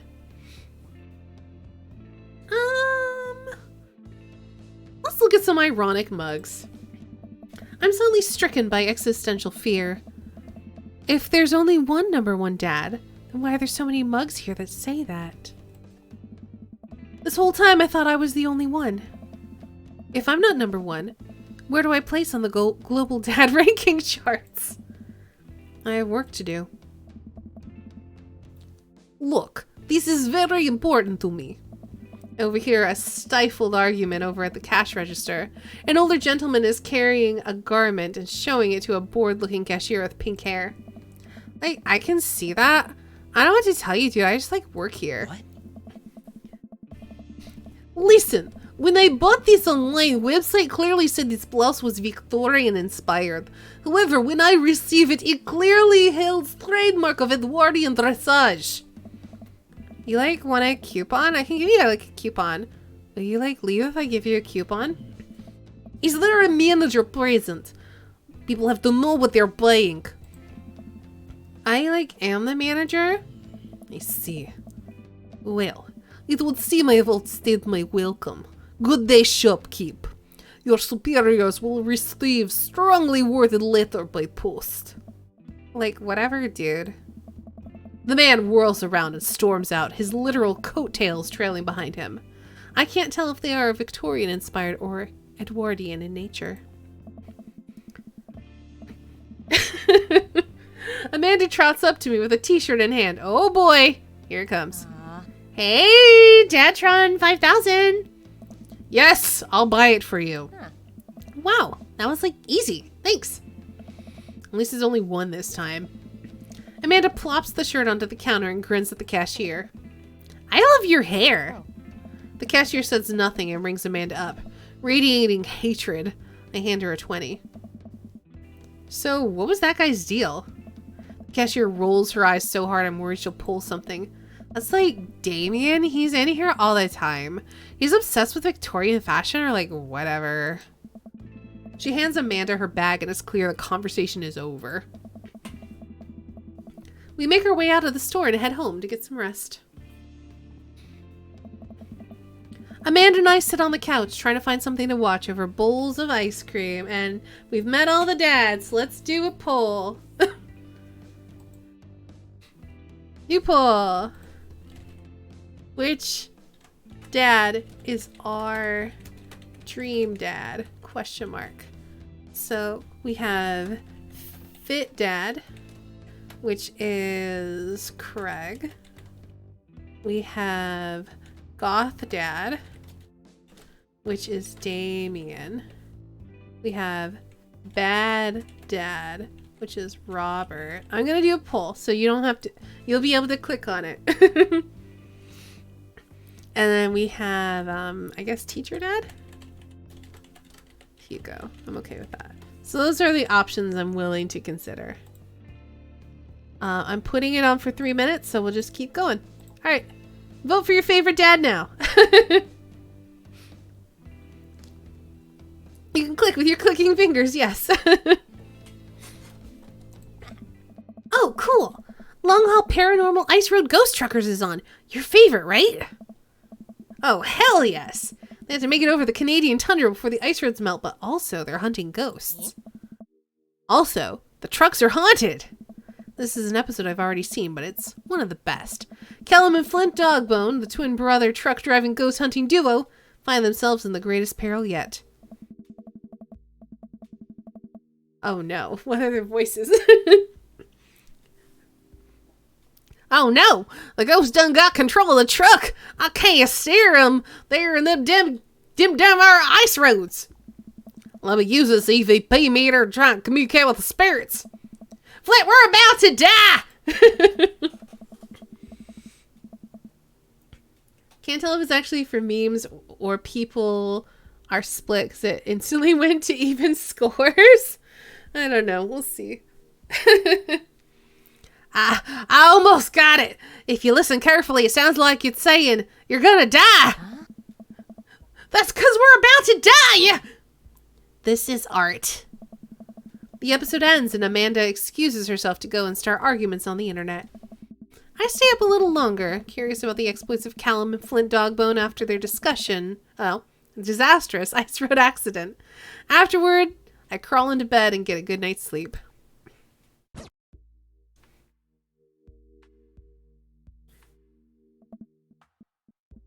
Zzz. Sleeping. Morning, sleepyhead. 5 more minutes. You have never, ever let me have 5 more minutes, so get up. Fine. Ugh.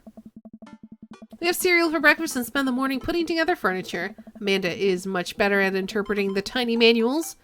We're able to put together a few shelves and one desk, but I'm pretty sure it was supposed to be a bookcase. So, are you excited for the cookout today? If there's food, I'm excited. I'm all over those terrible store-bought sugar cookies that everyone brings to parties. Yeah, those are bad. Which means there are more for me. Don't you want to meet some of the people in the neighborhood? I will probably end up standing uncomfortably in the corner with a plate of food and hope that nobody talks to me. Dad, you're a beautiful work in progress. We will get that butterfly to emerge from the cocoon. The social butterfly. Well, we better start getting ready. We definitely don't want to be late. What? No, we have to be fashionably late. Who shows up to a cookout on time?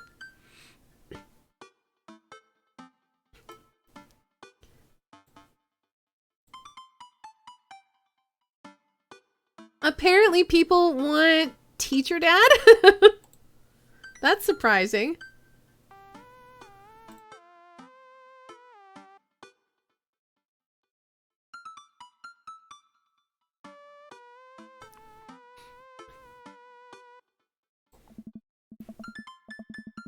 You know what? We're going early, just because you said that. I also don't really like parties. I head out the door and Amanda reluctantly follows. We walk across the street to Joseph's house with store-bought veggie plate. I'm a terrible cook if it doesn't involve a grill. I guess we're not as early as we thought we were. Joseph's backyard is already packed with people and the smell of hot dogs wafts through the air. Small children run through a sprinkler and adults chat in small clusters. I set our veggie plate down on the table next to 2 other veggie plates. Huh. Hey, there's Joseph. I wave to get his attention. The moment he sees us, he jogs over, arms open wide. Welcome. I'm so glad you two are here.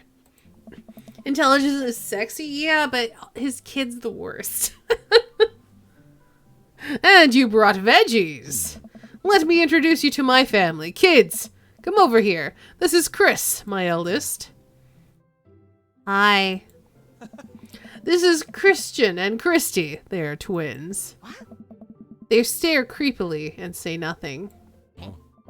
Then, of course, there's our youngest, Krish. Wait, where is Krish? Maybe Mary put him in his crib. Oh no, it's the woman from the bar the other night. What is she doing here? Oh, and how could I forget my lovely wife, Mary? Joseph pecks her on the cheek and she smiles. Ah, Mary, sweetheart, did you put Krish to bed? I'll have to go look for him. What? You'll have to. Joseph takes a moment and regains his composure. Mary, this is our new neighbor, Johann, and his daughter, Amanda. I'd shake your hand, but I have a glass of wine that I need to tend to. I love her. Nice to, meet you, Mary, for the first time. Charmed. Well, I have to, get over there now. Mary leaves. Oh god, this is so awkward. I wonder if Joseph knows. I wonder if Mary knows that Joseph knows. I wonder if Joseph knows that Mary knows that I know. It takes all of my energy not to run away from the barbecue and start fresh in a new city. My wife has a wonderful sense of humor, but please, you two just enjoy that barbecue. All the guys are really excited to meet you. Amanda and I mill around and try some of the food spread out on the table. I pick at some deviled eggs. Amanda grabs a small paper plate and immediately begins piling it with baked goods. I don't want to have to make friends. Aww. Come on, Dad. Who are you going to party with when I go off to school? I don't want to have to do pleasantries. Dad. They're going to talk about weather. Dad. Go do it. Make a friend. But how could I possibly abandon my only child at a social function? That's bad parenting.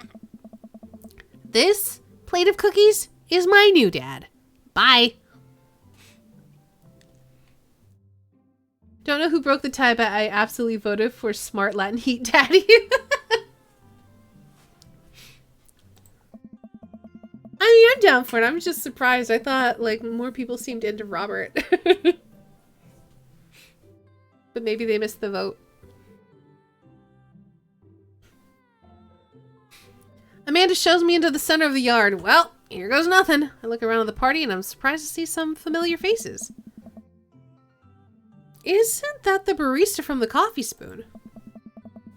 Didn't I meet that guy at the bar? Didn't that guy throw a frisbee at my head? Isn't that the guy who's throwing a fit in Dead Gotham Beyond? Isn't that Amanda's teacher? Hey, I know Craig. But wait a second. All these people live in our cul-de-sac? That can't be right. I better investigate. Alright, we did this last time, but we're going to talk to Matt, Hugo, and Craig. Oh. Matt and Hugo seem to be embroiled in an intense discussion. Craig looks on, smiling politely. I walk over to say hello. Well, I don't think it's fair to try and compare two art movements like that. Periods in art only exist because they're a unique byproduct of the social and political climate of the time and place. And to try to take something like, say, the Rococo period and compare it to postmodernism in America, you're completely disregarding the context in which the work of art is created. Matt and Hugo seem so busy talking they don't notice me. Craig leans in. Dude, I have no idea what's happening.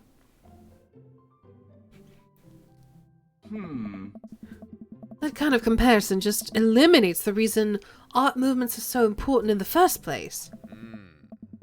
You're not wrong, but I think there's no harm in comparing one work of art to another. You could definitely say one painting is better than another if you're evaluating technical skill from a purely formalist standpoint. If I showed you a Matisse and then something by the Dutch masters, which one would you say shows more technical prowess? I am so lost right now. I shoot a worried glance over to Craig, who returns it. Well, sure, you could say that the Dutch masters were technically more skilled, but I would argue that while the Dutch masters were better painters, Matisse had better paintings overall. Would have voted for Fit Dad if I wasn't driving at the time. Oh, then it would have been a tie. Oh well. This won't be the last time we play this. Eventually, we'll get to all the dads. We'll definitely come back to this again at some point.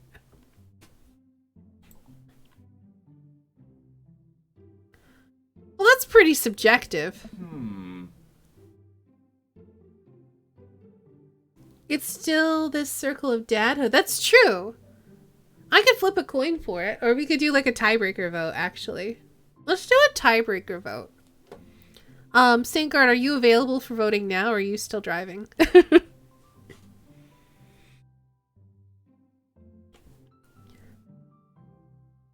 How do you mean?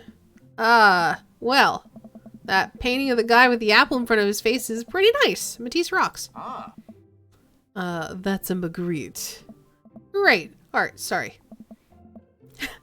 You're fine, dude.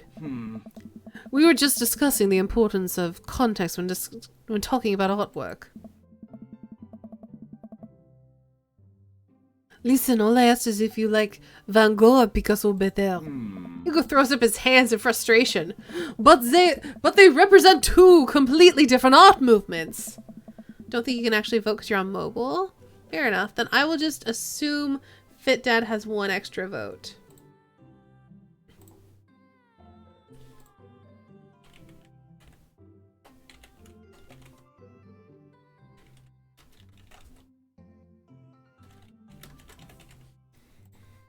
There you go.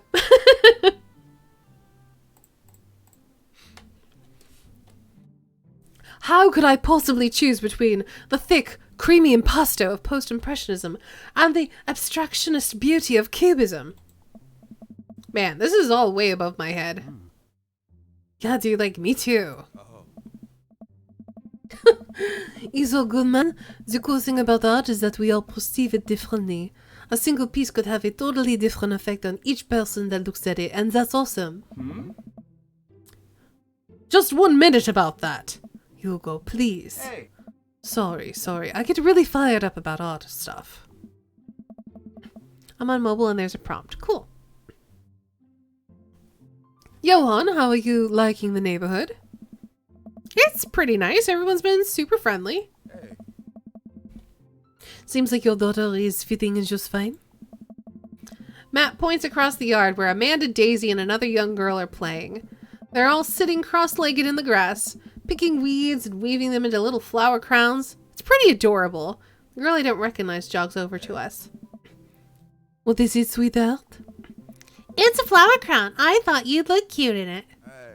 Well, there is only one way to find out. Matt takes the flower crown and places it on top of his head. Adorable. This is why we dated Matt. Am I cool now? The girl stares at him, thinking it over. Nope. But you are slightly less uncool than you were before you put it on. Hey, Johan, this is my daughter. Hello. I'm Carmencita. Amanda comes over with Daisy in tow. I'm making friends. Are you making friends? You better be making friends.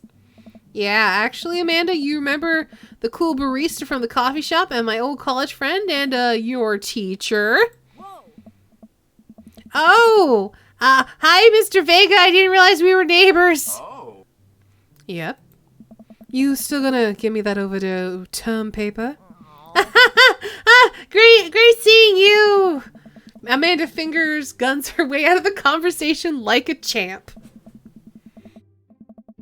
She learned the finger guns move from me. I'm very proud. Hmm? She is definitely a charm. Wrong accent. She is definitely a charmer. Speaking of which, where did my son go? Whoa. Hugo looks around the party. He must finally spot him because his eyes go wide. Whoa. Ernest! Ernest Hemingway Vega! Are you smoking? I feel so bad for his kid, too. Ah. Ernest is holding a lit cigarette. Nope. 50-50 split. Sankar, were you able to vote? That cracks me up. Was everyone able to vote who wanted to vote? His middle name is Hemingway. I know, I feel so bad for him because of that. I see Ernest across the way. He casually takes a long drag of his cigarette and then flicks it into a gutter. Unbelievable. Excuse me. You were not able to vote. Okay, I guess we're gonna go for Fit Dad. Hugo marches over to Ernest, and I turn my attention to Matt and Craig. Kids, right? Hey. Man, I do not envy Hugo. The last barbecue we had, Ernest tried to shove a sparkler down Joseph's pants. Nearly burned down half the yard. Sankard rigged the memes. And like the barbecue we had before that, he actually burned down half the yard. And then it spread onto my lawn and burned down half of my yard too. Eh. Hugo walks back over to us, practically dragging Ernest behind him. Hey everybody, sorry about that. Johan is this is my son, Ernest. Hello. Ernest looks away, sulking, his hands shoved deep into his pockets. Hugo nudges him impatiently. Hey. Nice to meet you, Ernest. What grade you in? Doesn't matter. Oh. Ernest! Okay, I'm in 8th grade. God, are you happy now? I'm sure you were just like dying to know. Yeah, good for you. Can I go now? I'm tired of talking to old dudes who blame my generation for the failing economy. Ouch. Ernest! Oh, yeah, because I'm totally embarrassing you. Ernest puts earbuds in and storms off to stand in the corner. Well, that was certainly something. You cannot name your kid after Ernest Hemingway and expect a saint. That is true. He seems nice. Hugo puts his head in his hands and sighs. I am so sorry. He's having a really rough time. As much as I want to be the cool dad, I have to be the authoritarian dad, and he clearly resents me for it. I mean, I think as like a dad and a teacher, that's like about as authoritarian as you can get. Honestly, are any of us cool dads? Is it possible to be a cool dad? What? I'm cool as a cucumber. See, that right there? You can't say that. Dude, my kids think I'm cool. But for how long, Craig? How long do we get to be the cool dads? I don't know. I don't know, man. I think we just have to accept the fact that as dads we've become the machine we once raged against and accept our fate to unironically wear socks with sandals. Your kids may think you're cool now, but the moment they hit puberty, you're doomed. Amanda's 18 and she still thinks I'm cool. I yell across the yard to my daughter, Amanda, I'm cool, right? Amanda just laughs. She keeps laughing. I see your point. You followed a family vlog and a mom of one called her last kid Omega. Okay. As much as we all want it, I don't think it's as important to be a cool dad as it is to be a good dad. We can't all be best friends with our kids. It just doesn't work. I mean, look at me and Ernest. Ah. Our job as a parent is to make sure that our kids turn out okay. Yeah, you're right, but it would be nice to have it both ways. Hearing these guys talk about this makes me think of my relationship with Amanda. We'll get along so well, but there might come a time when it won't be like that. Is college when that happens? Ah. Don't let us eat up your time, Johan. Go meet some of the other people around the neighborhood. I don't need to. It's time for a burger. And, without further ado, let us work some magic. Joseph closes his eyes, takes a deep breath, and gets to work. With the greatest of ease, he sets patties on the grill, flourishing as he flips his spatula in the air. He's a perfect little crap child. It's easily some of the best grill work I've ever seen. Oh. You guys think this is my first time in front of a grill. He's working faster now, effortlessly tossing cheese onto patties and perfectly grilling onions on the side. One after another, the dads take notice, and the crowd around Joseph... Oh, and crowd around Joseph to admire his masterful technique. Oh. You probably didn't know this, Johan, but Joseph's known around here for his grillmanship. Yo, he's ungrillavable! Bro. I've tried to get on his level, but I just can't catch up. Oh. All her kids have weird names, like Ling James. Oh, like King James. Ooh, that is weird. Okay. Let us keep studying. He has a rare quality about him. Mustard, we keep talking about this. Can't we just appreciate the artist? I've never seen him make a mistake. Hey. Okay, we need to stop. This is getting too cheesy. Oh my god, please stop! All the children of the party boo at the glorious display of puns in unison. Alright, guys, the food's ready. Please form an orderly barbecue. Winku. Amanda groans. We all grab our food and hang out, enjoying perfectly cooked cheeseburgers. Yeah. Man, it's so wild how all his dads live in the same cul-de-sac. It's kind of nice, isn't it? It feels like there is a real community here. Totally helps when you are just a single dad trying to raise a kid. Oh. We're happy to have you here, man. I think you're gonna like this neighborhood a lot. Oh. Plus, Amanda seems to be getting along with all the kids. If she decides to get into babysitting, she'll really make a killing. Oh. Hey, why don't you add us all on Dadbook? Dadbook? Oh. Yes, it's a great social network for dads to keep in touch with each other. We're all on it, so if you ever need to reach out to anyone, that is the simplest way to do it. Sorry, I'm just an old-fashioned dad. Social media goes over my head sometimes. Don't worry, Pops. I'll help you figure it out. The rest of the barbecue goes smoothly. We all trade stories and drink beers. Our kids play on the lawn. Amanda breaks up a fight between Carmencita and those weird twins. I think they wanted her soul. Makes you miss the cat cafe? Yeah, Hustle Cat was real fun.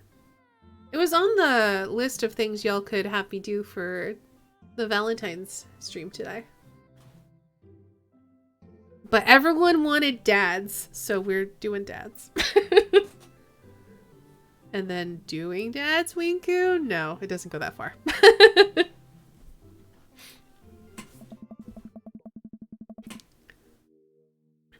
Amanda and I walk back to our place as the sun sets over the neighborhood. Pretty fun party, don't you think?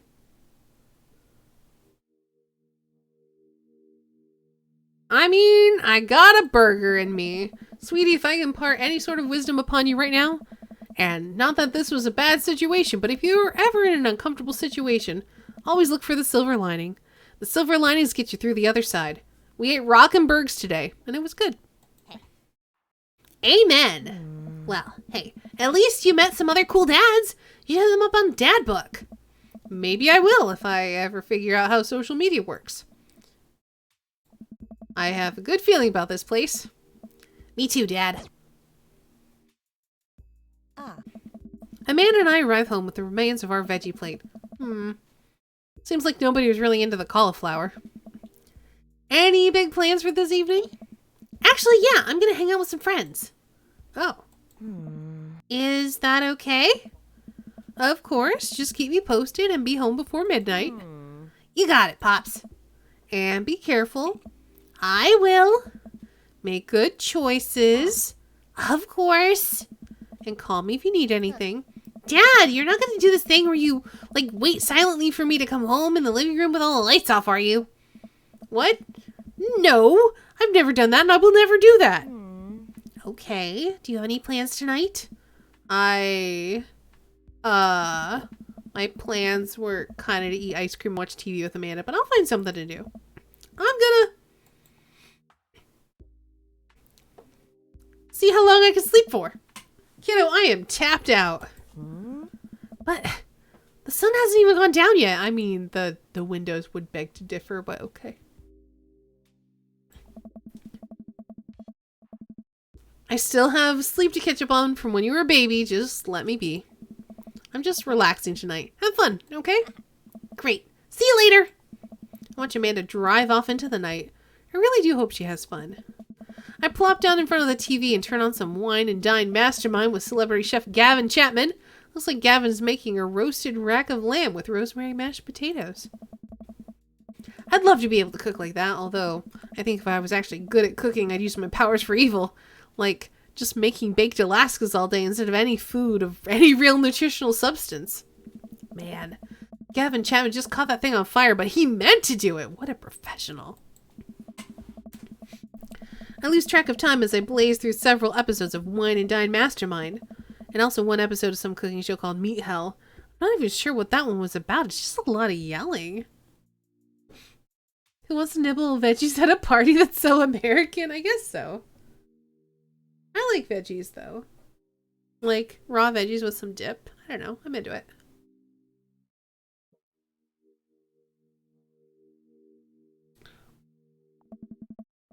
I glance at my watch. Man, it's almost midnight. I should check in with Amanda. I send a text. Hey, kiddo. You good? I wander in the kitchen as I wait for a reply. Amanda's phone is almost always in her hand, so I'm sure she'll respond soon, unless she's driving home now, in which case I hope she doesn't respond soon, because I definitely taught her better than to text and drive. I reach into the freezer and grab an ice cream sandwich. It's a little late for this, but I think I earned it after a long day of socializing. I check my watch again, and then my phone. Nothing yet. Okay, see, now I'm worried. Do I call her? Do I call the cops? No, it's too soon for that. I'll just send her a gentle reminder text. What's up? Half an hour passes. Now I'm really worried. The episodes of Gavin Chapman's Meat Hell are not only not assuaging my anxiety, but possibly exacerbating with all the yelling, so I keep pacing around the house, waiting for her to come back. He did burn 10 calories during that run. That's worth the ice cream reward. Why didn't I find out where she was going? Who was she even with? Why don't I know any of her friends' phone numbers? I don't even know any of her friends' full names. Who is Emma P? I decide to send her another text. Amanda, please text me and let me know you're okay. I can't help but think of all the awful things that could have happened to her. Oh, thank God it's her. Amanda opens the door and shuffles in. Finally she's back home. I'm glad she's okay. Party in Denmark is chips and something to get drunk. Well, this was like a barbecue, so it's like a little bit different. Maybe not. I don't know. What's up? Sweetie, thank God you're safe. Yep. But now that I know she's okay, I'm really mad. Why didn't you answer my texts? Amanda pulls her phone out of her pocket. Oh, whoops, I guess I didn't see those. She starts to walk to her room. Amanda Ann! Whoa. We're pulling out the middle name now? Amanda, you came home an hour and a half after your curfew, and you didn't respond to any of my texts. You really freaked me out. I was about to call the cops. Dad, you're seriously overreacting. You're not going to be like this when I go off to school, are you? You weren't responding, and it was just like when your dad... I have to stop myself from tearing up. Oh, Dad, I didn't mean to... I sit down on the couch and put my head in my hands. I feel very tired all of a sudden. You really scared me. Please don't do that again. All right. I'm gonna go to bed now. Amanda closes the door to her room, and I head to mine. Jeez. As I'm falling asleep, one thing she said keeps echoing in my mind. You're not going to be like this when I go off to school, are you? Alright. I need to take a break.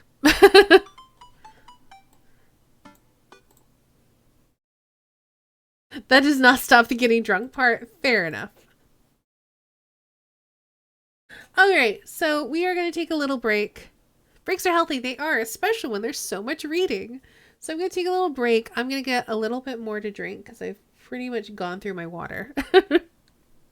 I'll put some music on and we'll be back in just a few.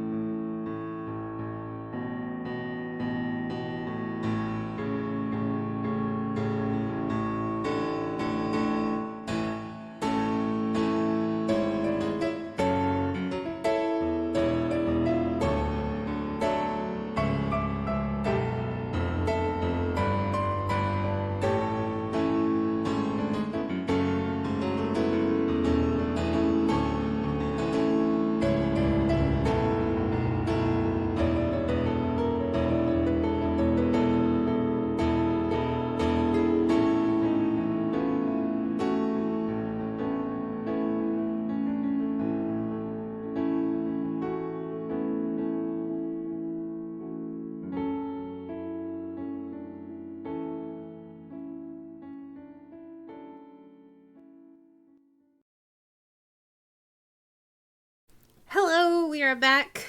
Yes, we have officially voted for which dad to pursue. We had a tie break because it was a 50-50 split between Craig and Hugo.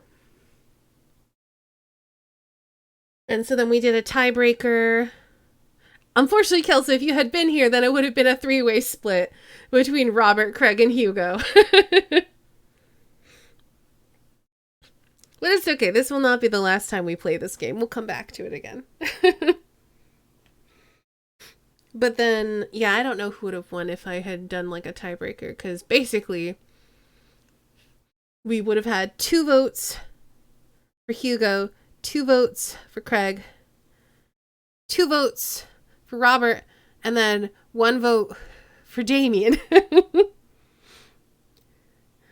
So, yeah, I guess that one person would have had to pick somebody else. Anyway, we're back. Let's go back to the game.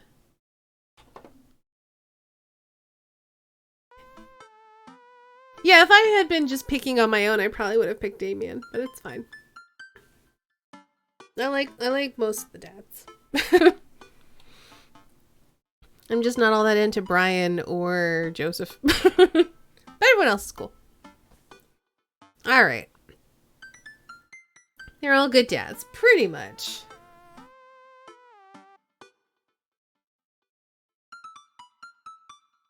It'd be much more interesting to vote for if his intro wasn't him complaining at Hot Topic. Fair enough. Except for Bad Dad, but that's his charm, true. I definitely didn't sleep well last night. I brewed some strong coffee and make some scrambled eggs for Amanda as a peace offering. She eventually wanders into the kitchen. Hey, I thought about what you said last night. I should have texted you. I said I was gonna do it, and I didn't. I honestly just didn't even think about it. I'm really sorry, Pops. I won't do it again. Well...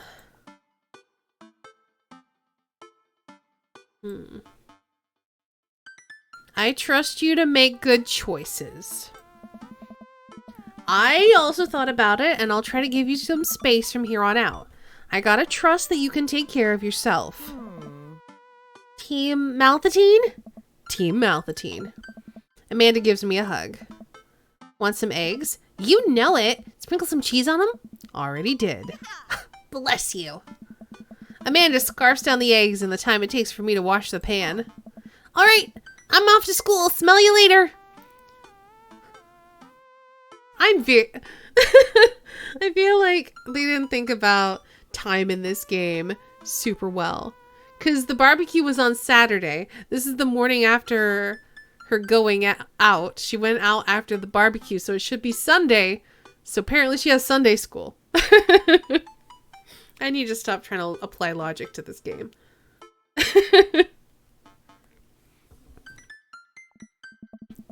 Wait, one more thing before you go.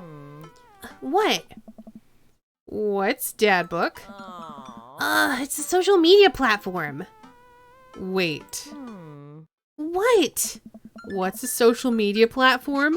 Dad, I have to go to school. Come on, Amanda. I'm an old man. I can't put together a Dad Book profile on my own. All right. I'll help you sound interesting on the internet. Amanda spends the next couple of minutes setting up my profile on Dad Book, which, as it turns out, is a place where dads can get together and talk about fatherhood. All right, Pops. We gotta fill out your profile. Let's get some likes and dislikes. On a Friday night, you are most likely to... polish and sort my coin collection. No. Netflix and grill baby. Maybe. Fall asleep watching the History Channel. Torment my children with dad puns. Sink into blissful oblivion. Sleep. It's one of these 3. I don't know which one to pick.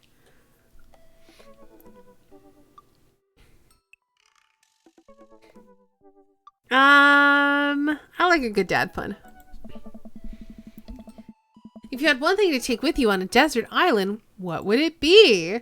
My trusty grill, lost shaker of salt. Who were we talking about the Lost Shaker assault with?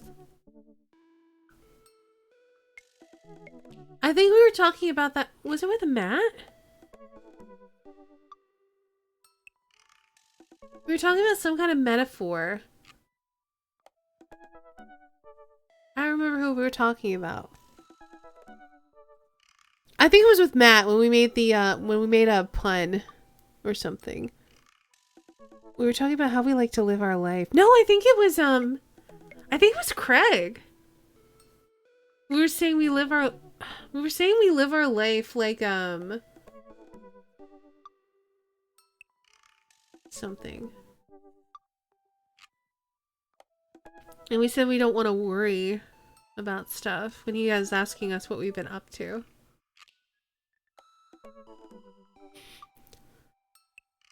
Jimmy Buffett song, that was it. Thank you. Castaway on DVD for instructional purposes. A boat, obviously. I don't need anything. My survival skills have trained me for this day. I think I'm gonna go with the Lost Shaker of Salt. What are your turn-ons? Strong dad arms. Tennis shoes with long white socks. A well-manicured lawn. Street smarts. Top-tier grillsmanship. Comfortable with crying. I mean, we're fit dads. We gotta get those strong dad arms. What did you want to be when you grew up? Technical writer for manuals and instructionals. Salty boat captain. Pro skater who is also an astronaut. A good father. President of space. Pro skater who's also an astronaut. What is your favorite movie genre? War documentaries. Sean Connery's entire filmography. Anything on Laserdisc. Romantic comedies. Whatever will make me cry. Old comedies that haven't aged well. Rom-coms. What's your ideal date? Napping together, doing a 1,000-piece puzzle together, eating a healthy dinner at 4 p.m., trying to geocache but getting hopelessly lost, arson, being emotionally vulnerable. Let's go with this one. What do you never leave home without? A sensible cardigan, my sick vape, a book of word jumbles and a pen, a cool knife, my cripplingly low self-esteem. I frequently forget my phone, keys, and wallet at home sometimes. This dad is probably somewhere in here, unfortunately. Oh, it stayed dad.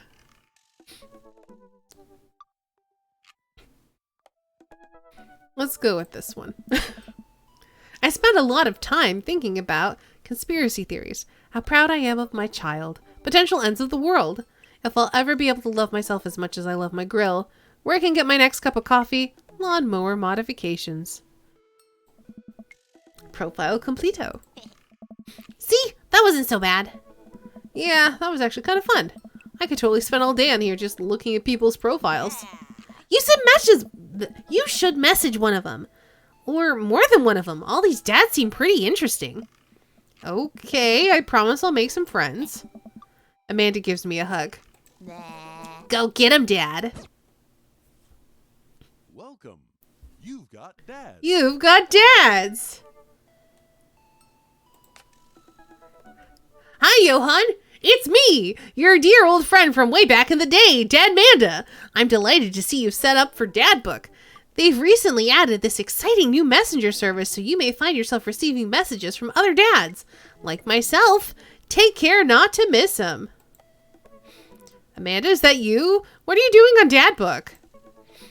Why, Johan, I never. We've known each other since business school.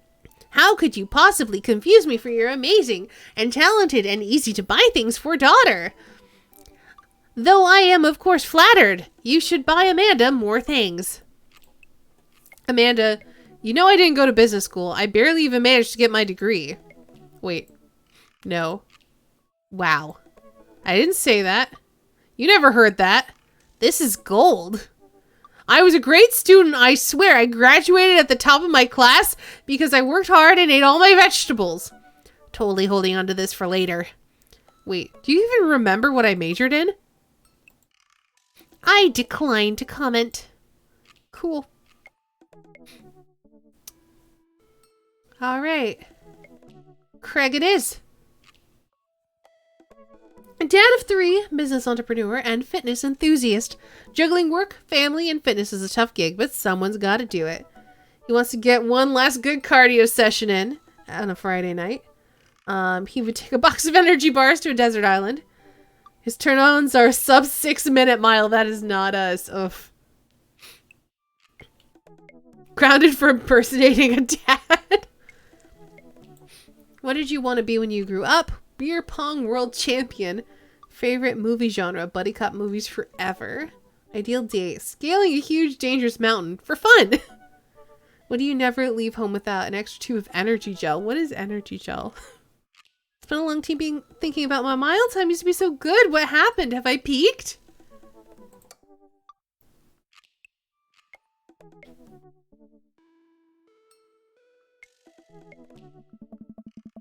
I wonder what Craig is up to today. I navigate to Craig's dad book page and type out a message. Hey bro, or should I say neighbor, let's catch up like old times.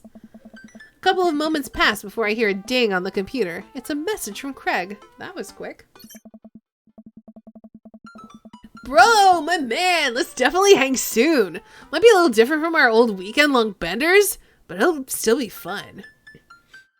Useless caffeinated soap? Maybe? I have no idea. I think for a moment, this could be a fun opportunity to see my old buddy in his new element. We exchange a couple more messages and he logs off to prep for the game.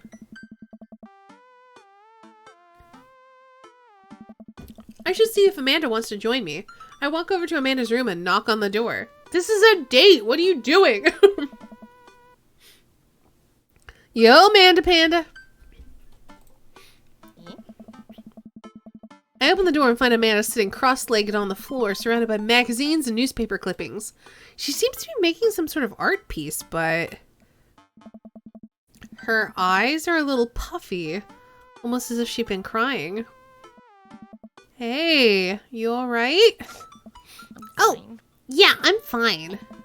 I just got sad because I realized that dogs are too often killed off in movies to elicit emotional reactions from the audience, instead of being given the respect that they deserve. It's not right. I mean, she's clearly lying, but I don't think we should push her on it because she's just gonna get more defensive, right? Dogs deserve better than this. Every time a dog gets introduced in a movie, I get nervous because 9 times out of 10, the dog is gonna die by the end. I can watch a movie where people die and be unfazed, but the moment a dog dies, I am out. Gosh, sad dog death movies take up a whole genre. There are too many. It's dogsploitation. I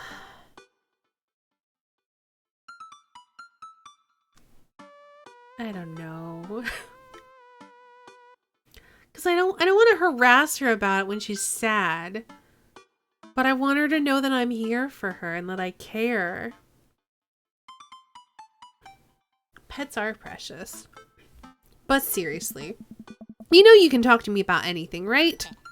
Yeah, that's why I'm talking to you about sad dog stuff with you. Okay, just remember that it's okay to be sad. And also remember that I love you very much and only want what's best for you. That's all. All right. Geez, don't make me cry again. What you working on? Just a collage for class. We're supposed to make a piece that represents our goals for the future. I take a closer look at her collage. That's a lot of dogs. It's mostly dogs, yeah. Did you need something? Craig invited us to a softball game. Want to go? Oh, no. Remember that one time you signed me up for softball and you bought me all the gear, then you took me out to the first game and then someone hit a ball towards me and I just ran off the field crying? And then you hid in the dugout and would scream if I tried to pick you up. Yes. Oh. I was afraid of baseballs. I thought you were a gigantic sentient softball. So does that mean you don't want to go? Amanda gets up and looks at me dead in the eye, determined. Oh. I'm finally ready to face my fears head on. Let's do this! My cute dog jumped up on my laptop and paused the video. What a dog. We were talking about dogs. We were talking about sad dog deaths. I can see why she would do that. She's like, no, we're not listening to this.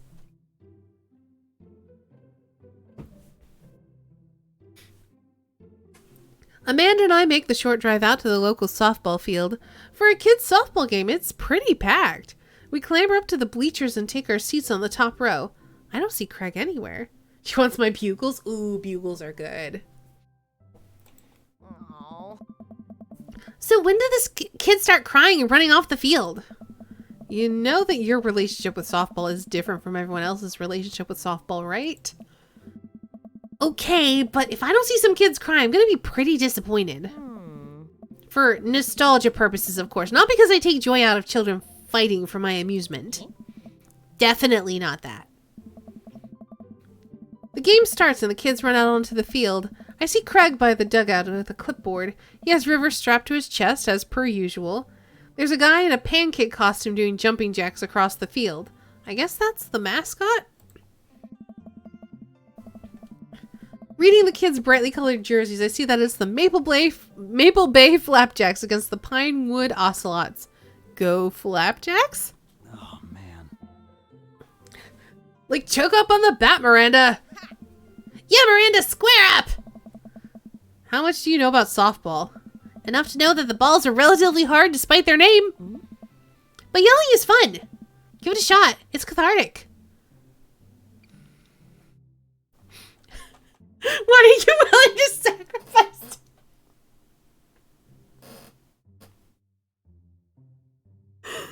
Oh, Dad. What are you willing to sacrifice to win? Leave it all out on the field, Miranda. If you want this, you're going to have to bleed for it.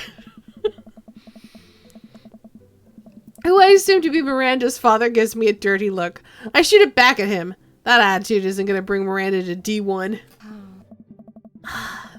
Dad, please don't fight any other dads while we're out here.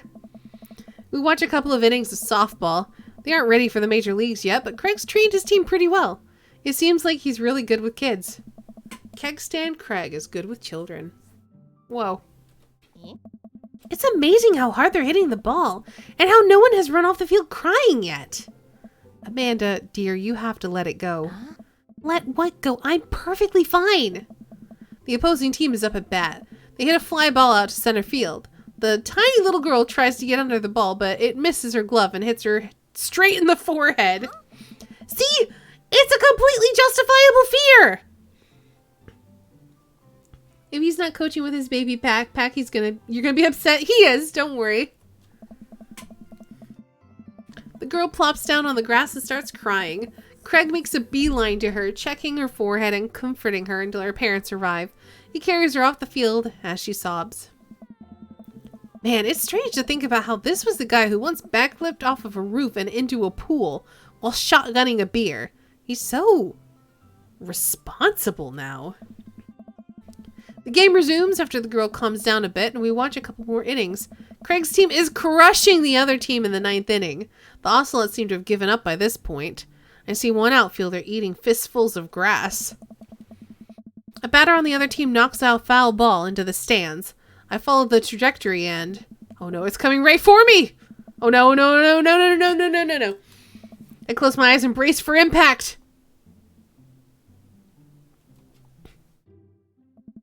I open my eyes and look over to see Amanda holding the softball, staring at it in amazement.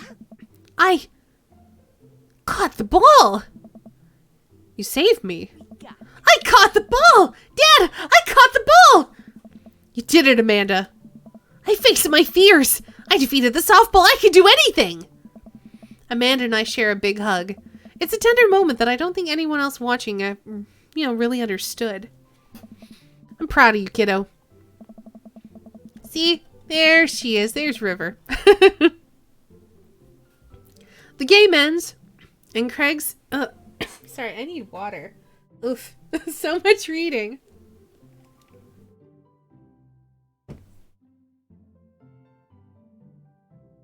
The game ends, and Craig's team are declared the victors. We sit patiently as the girls line up to shake hands. I'm really glad I didn't do Baldur's Gate yesterday. Otherwise, I don't think I'd have the voice for this. Great job, everyone! We walk over to the dugout to congratulate Craig, who's talking with some of the parents. Craig, great work, man! Thanks, we've been working hard all season, and it's great to see it paying off. I'm so proud of all my girls. Speaking of which, have you met Briar and Hazel? They're so cute. Look how cute they are. Hello! Hey, killer playing out there. Yeah, you guys rule. Thank you. You guys are twins, huh? So which one of you is the evil one? Hazel. Yeah, it's me. Hey, Johnny. That's right, we're dream daddying today. Good looking out. Do you guys ever pretend to be each other? I don't have a twin, but I think if I did, I would be doing that, like, constantly. Yeah, I take all of her math tests. And I usually throw rocks and stuff, and when people get mad, I tell them I'm Briar. What?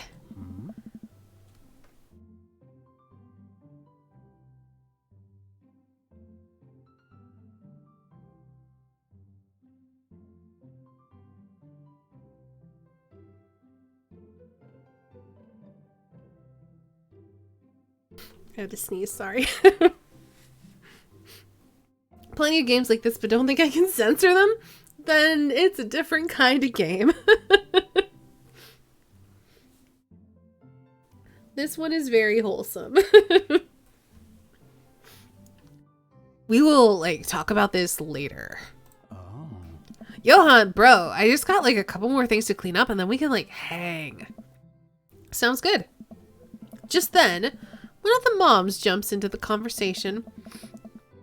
Not so fast. We have to celebrate our win, Craig. I'm taking the whole team to get pizza. Oh, man. Oh, like, I don't know if I can, dude. Nonsense. The girls won. What sort of celebration could we have without our fearless leader? She lays her hand on his shoulder and gives him goo-goo eyes. Man, this mom is laying it on thick. Amanda and I share a look. All right. Is it cool if my bro comes along? The mom looks slightly put out, but covers it up with a smile. Of course. Where are we going? Thirsty's Pizza? What? What? It's a real place.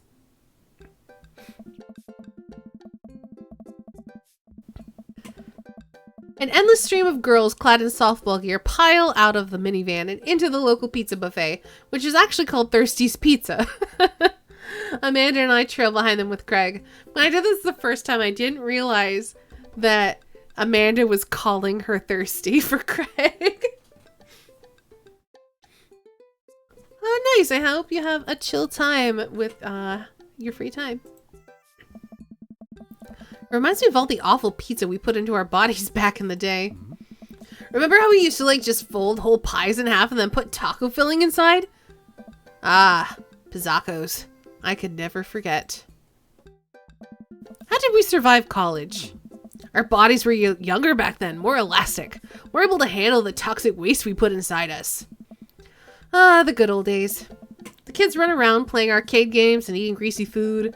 Amanda and I jump on a couple of slices of mediocre pizza. Hey, give me a piece of that. Hey. No, absolutely not. I'm just kidding. I'm strictly eating salad here. Thanks for addressing the issue, Amanda. Dad! A different mom walks up to us, talking to Craig as if we weren't even there. Craig, thank you so much for looking out for our kids. My daughter tells me every day how great you are.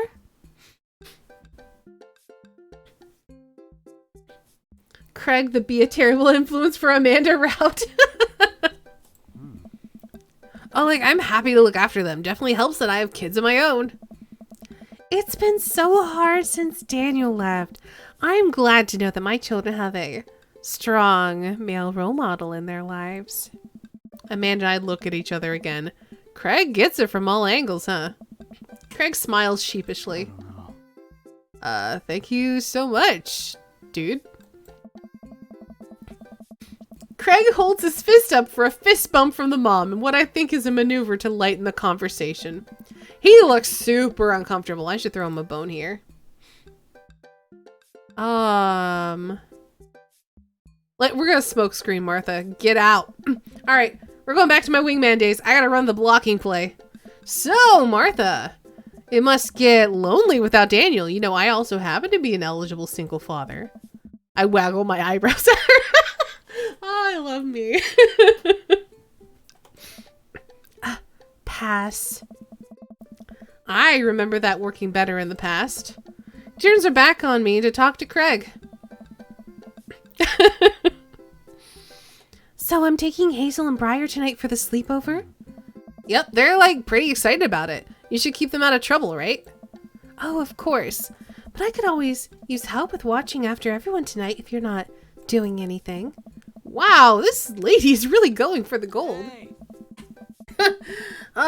It'll actually like be super nice to have a night to like myself and River, but thanks for the invite. Martha, you might like want to grab your kid. She's like stuffing pizza into a coin slot. Martha angrily turns her attention towards her daughter. Tiffany! Not another arcade machine, I swear. If we have to buy it. She storms off towards her kid. She seems nice. Yeah, the team is one big, like, weird family. Yeah, it takes all sorts, right, bro? Tiffany, don't eat the tokens! Like, Tiffany's a stellar hitter. I finally think I have some time to talk to Craig now.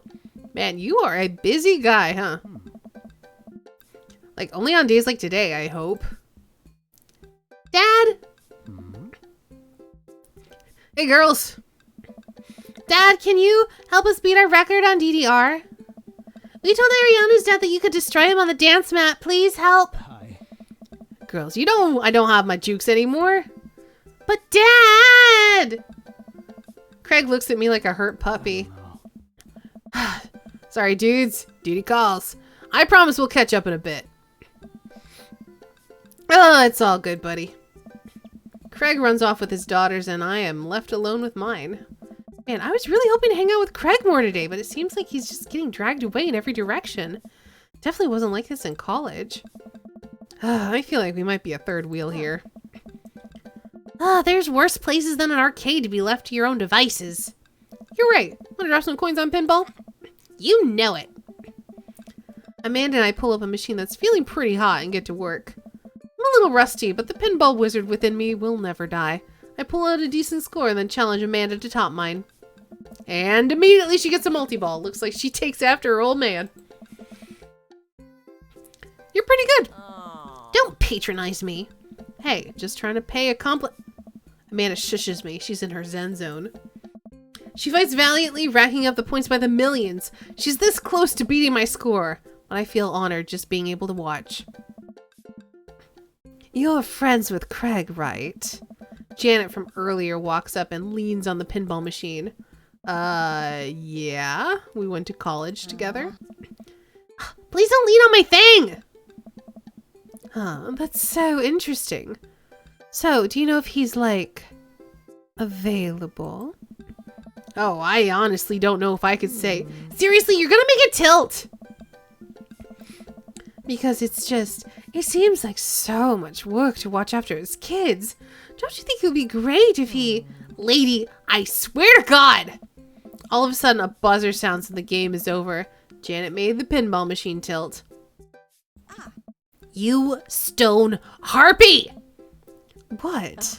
I said I have to go over there now and put pizza in my mouth so I don't say anything that'll hurt your feelings. Amanda? Hey.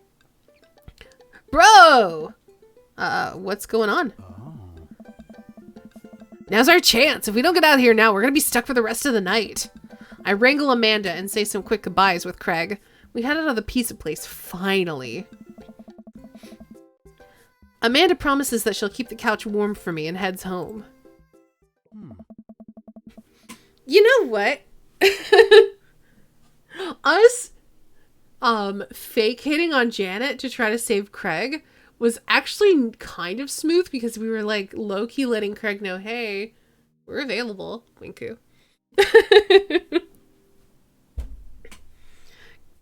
don't think the game saw it that way, though. If you don't mind me bringing you back here, bro.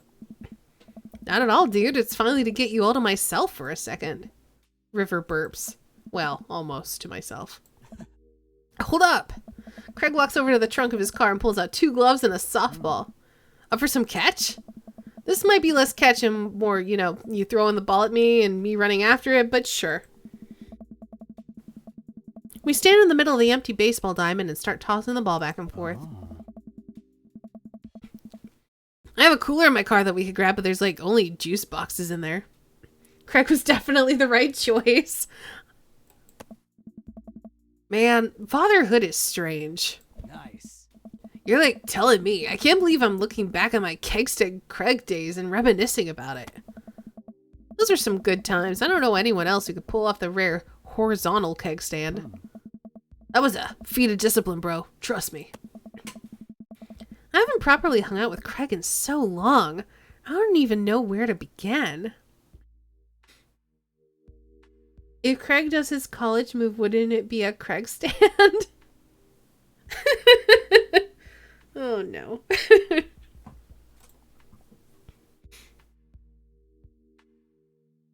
Hopefully we'll be able to ask about anything. Let's start with the business. Let's ask about stuff that's unique to him. Show interest in Craig himself.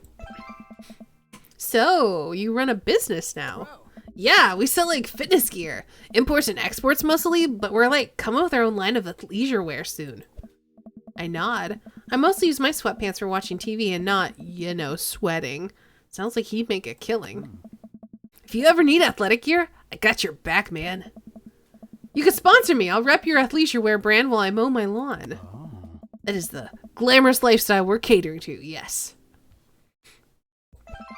So, is softball coach the life you wanted, or was it the life that was thrust upon you? I will admit that I was hesitant at first. Brian Hale had so much energy that we just had to get them into sports, and there was no one there to run the team. But the more I did it, the more I saw how much it meant to all the girls. I'm like, where there'd be a riot if I quit. They definitely sell energy gel, whatever that is. They probably do, yeah.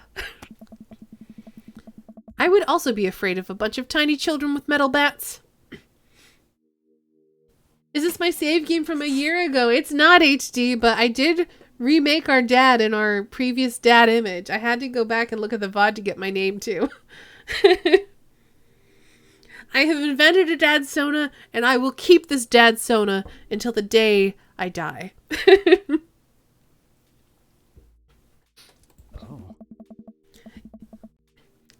That's dedication, don't you mean? That's dedication.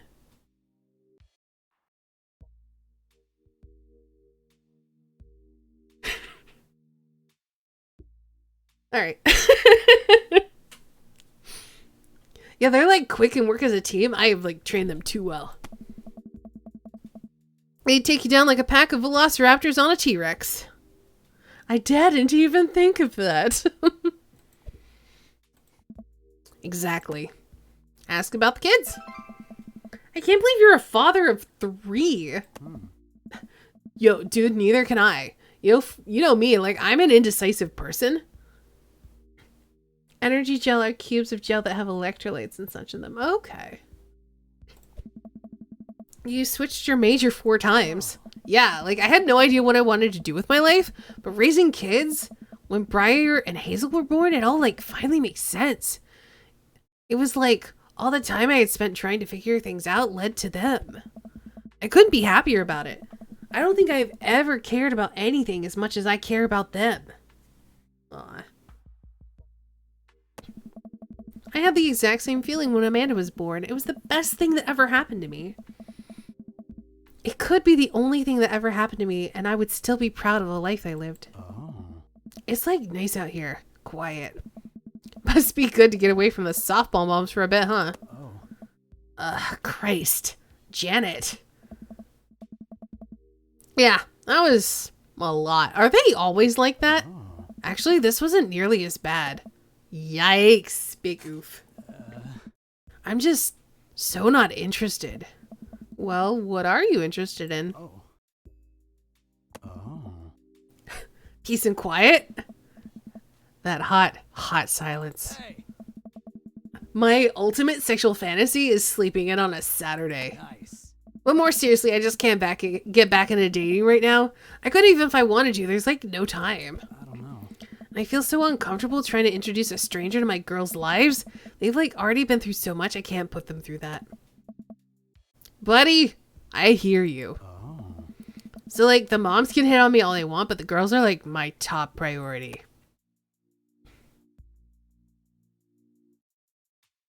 You're doing a great job. Those kids love you. And to add to that, the whole team loves you. I think you got this dad thing down right. I know, Craig is super wholesome. Oh. Thanks, bro. That means a lot coming from you. Well, I'm distracted. I missed the softball and it hits me right on the head. Wow, that hurts. Amanda was right all along. Oh, dude, sorry. Craig runs over to me.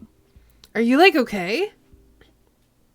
Craig is a sweetheart. I'm just not a fan of sports. Yeah, I'm not very sporty either. Yeah, I'm fine. Wait, let me do like the dad thing for a second. Craig spends a moment examining my head. It's worse than I thought. Don't tell me you have to kiss it to make it better. Nice. You would be so lucky.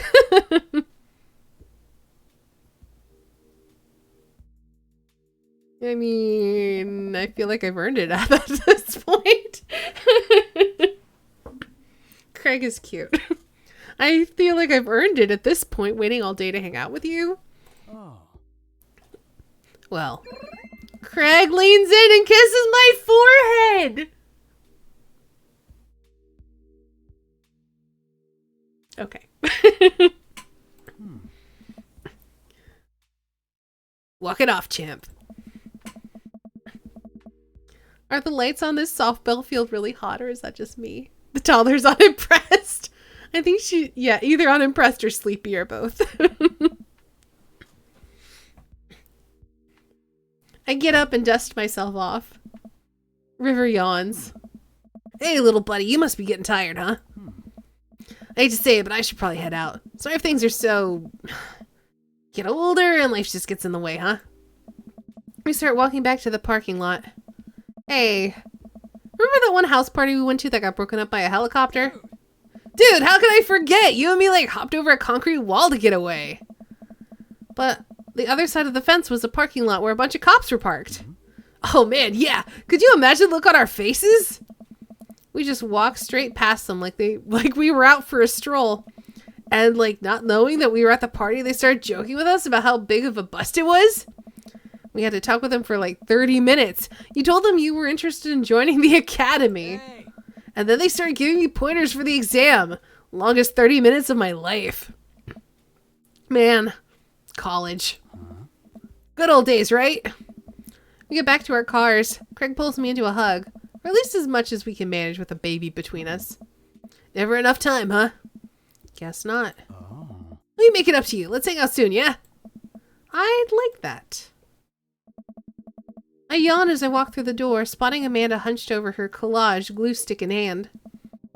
Burning the midnight oil? Art oil. Figured I might do something productive between episodes of Shark Hunter lip sync battles. Do the sharps lip sync or do the shark hunters lip sync? Ah. Yes. I look over her shoulder at the collage. Amanda, this is some good art. Look at that good art you made. Thanks. I'm just about done. Like before, it's still a lot of dogs. In one corner is a giant pile of cash, and the other it's... Amanda, is that me? Yep. The whole thing is about my goals for the future, and those are basically to just sit on a giant pile of money with my 20 dogs, and also have a strong and mutually supportive relationship with my father into adulthood. Aw, Amanda, you were too precious for this world. Oh, now you've done it. Get ready to watch your dad cry. Here it comes. It's happening. Aw, Dad. You did this with your good art. She pats me on the back. Huh? Hey, how was your hang with Craig? I wipe a tear from my eye. It was good. That Craig sure is busy. Hmm. Yeah, dude. Softball life isn't for quitters. Also, I'm very proud of you for facing your fears today. How does it feel? I'm on top of the world, Pops. I should start facing my fears more often. Oh, yeah? How about tomorrow we hit some empty parking lots and practice, dare I say, parallel parking? Baby steps, Dad. I'll work my way up to it. All right, I'm going to hit the hay. Take care of the late night television for me, all right? I'll let them know you said hey. Oh, Amanda. Date completo!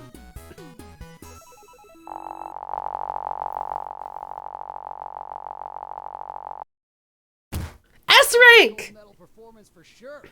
Yay!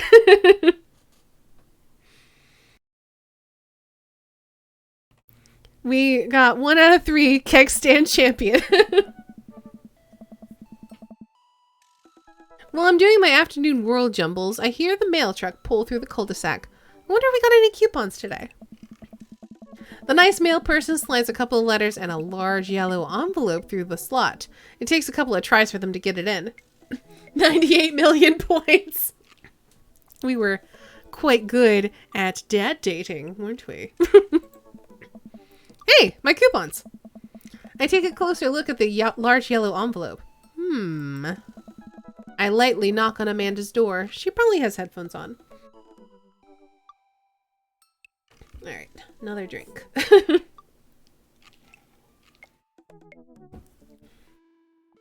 Amanda!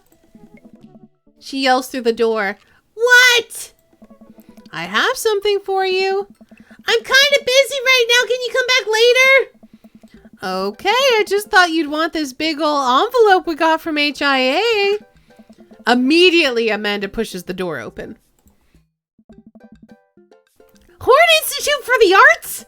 I mean, if you're busy, I can come back. I love so many of the characters in this game. But yeah, Amanda is great. Our dad that we get to play is great. So many of the dads are great. A lot of the kids are great. They're just really fun characters in this game. Father, please! I hand her the envelope, which she tears open with her teeth. That is probably bad for your teeth. She doesn't even seem to hear me. Spits out a piece of envelope. She pulls out a letter and unfolds it. And the suspense is killing me. This is her dream school. Amanda's face is unreadable. I can't believe this. Oh, honey, it's okay if you didn't... Yeah. I got in! I mean, of course you got in. They sent you the big envelope. You only get the big envelope if you get in. Oh! I got in! Amanda tosses the letter aside and gives me a big hug. Congrats, sweetie. That's amazing. I'm so proud of you. She pulls away and looks at the letter again. Oh my god! I really can't believe I got in! Well, of course you got in. You're a great student. You nailed that interview. And your photography is incredible. A stain, Amanda. Oh, no. Wait. Dad. Oh. I know this one's really expensive and it's so far away. I think for a moment. HIA was one of the more expensive schools that Amanda applied to, but I know she's had her heart set on it for the longest time. It'll be tough, but we're gonna make it work. Really? Of course. Amanda hugs me again. Thanks, Dad. Okay, sweetie. We're celebrating tonight. Dinner, your choice, wherever you want. Wherever? A stand. Oh, jeez. Amanda and I walk along the bayside, tearing into our foil-wrapped burritos from a nearby food truck. You could have chosen anywhere in Maple Bay. Cost was not a determining factor. Please, Dad. You know I'm a simple gal. Just give me a Rita with a view. Can't say I'm mad. That's your name of your next RP character, right? Oh, that's a weird name. Stained. Amanda and I sit on a patch of grass and watch the ships sail lazily through the bay.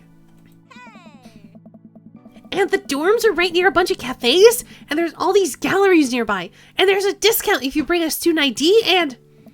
Amanda, slow down. You're going to choke on your burrito. I know. I'm just excited. Did I mention that the students get their own studio space once they're seniors? And we get all the professional photo editing software for free? It's nice to see Amanda so enthusiastic about HIA, but I wish she wouldn't do it in between bites of her burrito. I thought I taught her to chew with her mouth closed. I wonder who my roommate's going to be. You got to take a survey online, and then they match you with someone with a similar major and interest, and I bet we're going to be best friends. Craig and I were. A good roommate can be a lifelong friend. But don't even get me started on bad roommates. Oh no. I'm just kidding. We didn't have a bad roommate. Our only other roommate was a puppy that Craig brought home one night. We spent a semester fabricating a story about our new foreign exchange student who had a really bad cough that sounded exactly like a dog's bark. Carl ruled. Yeah. Oh, they let you have animals in the dorms if you get a note saying you need one. I bet I could forge one. I think I'd get a rabbit or maybe a snake or maybe both. Would the snake eat the rabbit though? Oh boy, I think I'll leave all that up to you. Oh, she's so excited. I don't want to disappoint her, but I need to be real for a second. So, you know I had that talk with Mr. Vega. Huh? He didn't tell you about the dumpster fire, did he? What? No. I don't want to put a damper on the good news, but I need you to knock it out of the park these last few months of school, okay? If you really want to go to Horns, we need that scholarship money. I know you can do it. Huh. Okay. I promise I'll try harder. I pat her on the back. Think you can handle a 14-hour drive to come home for the holidays? There's going to be some treacherous ice roads to cross. And don't even get me started on the paranormal occurrences. Well, it'll be worth it if I get to see you. My eyes immediately well up with tears. Oh, Dad, don't cry. Sorry, I'm just very, very proud of you. You're all grown up now, and you're such a good person, and I hope you know how important you are to me. Dad, stop! You're gonna make me cry too! It's too late, honey. It's happening.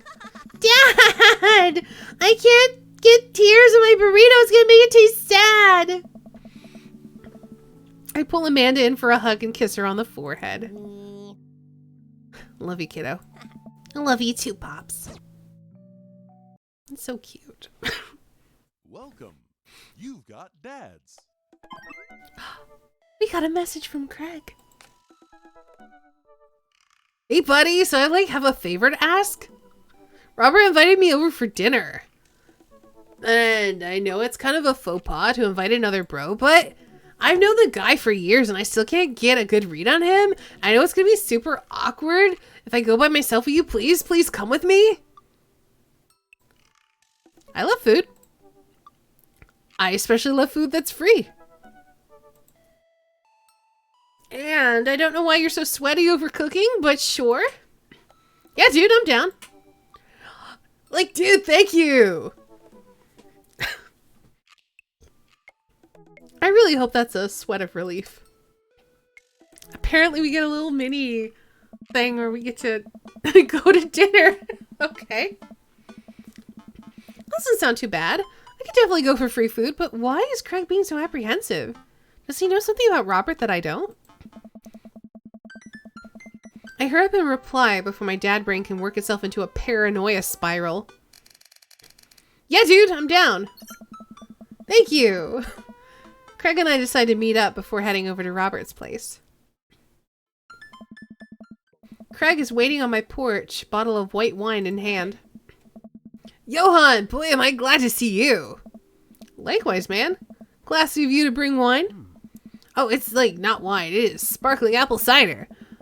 Robert literally has a wine cellar, so I think he's good. Wow. Or at least I think he has a wine cellar. I'm generally unsure if he was telling the truth or not. I can never tell with him. Thank God it's not just me. I never know. Nice. He's so deadpan about everything. I usually just laugh it off, but man, that guy's an enigma. We start walking over to Robert's house. Does Robert even know how to cook? I have sincere doubts about whether he even knows how to shave properly or iron his shirts. I feel like you learn to cook after you learn those first two. Dude, one time I saw him grab a hot dog from a trash can. I mean, it was at the very top of the trash can, like sitting above it, but still. If you were on trial, I think the jury would definitely define that in the trash. I think this is our house. Because Craig met us in front of our house and then we're going to walk over. In his defense, I have definitely considered grabbing food from the top of the trash before. Oh. Well, yeah, I think we like all considered it, but the difference is that Robert actually did it. True. You saw it on Seinfeld and was hovering like an angel.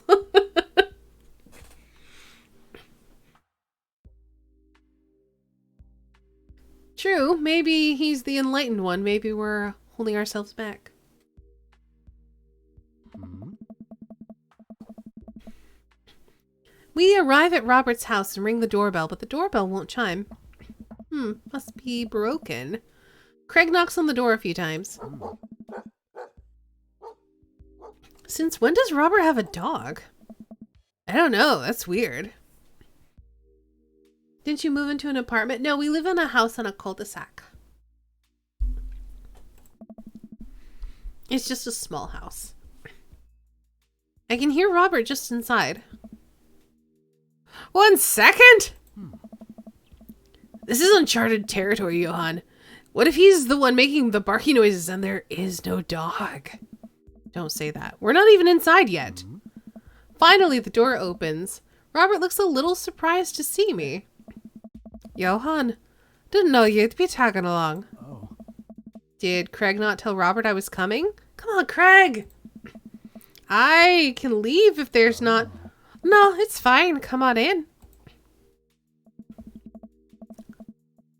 This is messy. This is very messy. We enter Robert's living room, which is surprisingly really nice. Super messy, but still nice. Also, these boomerangs on the wall here with this little thing on top of the TV makes it look like it's making a little face. Make yourselves at home. You can still hear barking from the other room. I didn't know you had a dog, Robert. Oh, yeah, that's Betsy. I have to put her up when guests are over. She'll calm down in a bit. Oh. What kind of dog is she? A pit bull. Rescued her from a dogfighting ring a few years back. She hates strangers. If I let her out right now, I'd probably have to take you both to the ER. Yes, exactly. It's one of those faces.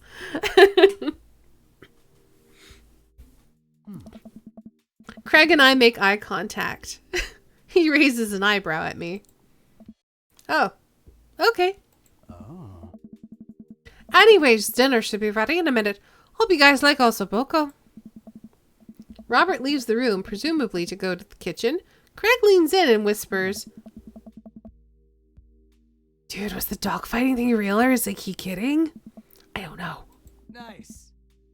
What's an ossobuco? I don't know! Did he, make up that word? Until I have ossobuco in front of me, we can only assume so. We sit in silence for a second, taking in Robert's living room. Are we about to get sawed? Nah. Usually you, wake up in those situations. We voluntarily walked into this one. Robert finally walks into the room carrying 3 paper plates of steaming food like a waiter. I don't have a dining table. Don't trust him. So we're eating here. Also, I don't have real people plates, and I hope that's okay. Robert sets the plates in front of us on the coffee table. I still can't tell what it is. Looks like meat, maybe. Lots of sauce. I can make out some vegetables. I think that might be rice, but it could also be pasta? Guess there's only one way to find out. I take a bite. Dude. Oh my god! I take another bite. The medley of flavors in this dish is amazing. The meat is so tender and the risotto, I think that's what it is. It's so creamy.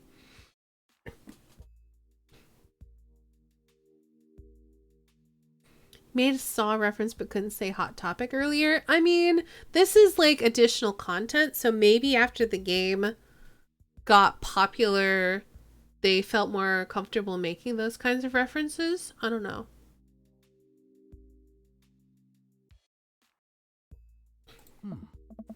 Robert, this is really incredible. You cooked this? I fished it out of a dumpster behind a restaurant. Or at least I think it was a restaurant. Dude. Can you believe people just throw this stuff away? I almost gag. I'm kidding.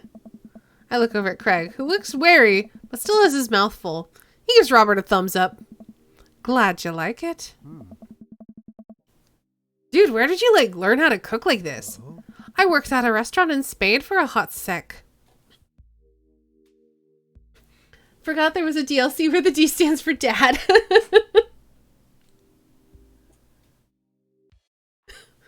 A little bit. Is he messing with us? I decided to play along. You lived in Spain? After I dropped out of college, I went backpacking through Europe. Crashing on couches, sleeping in hostels, wherever. Totally broke. Worked a couple of odd jobs wherever I could scrape together some cash. One night I'm eating dinner at this little restaurant outside of Madrid. I go to pay and I realize I spent the last of my money on booze the night before. I'm in the middle of ditching when the manager catches me and puts me to work in the kitchen.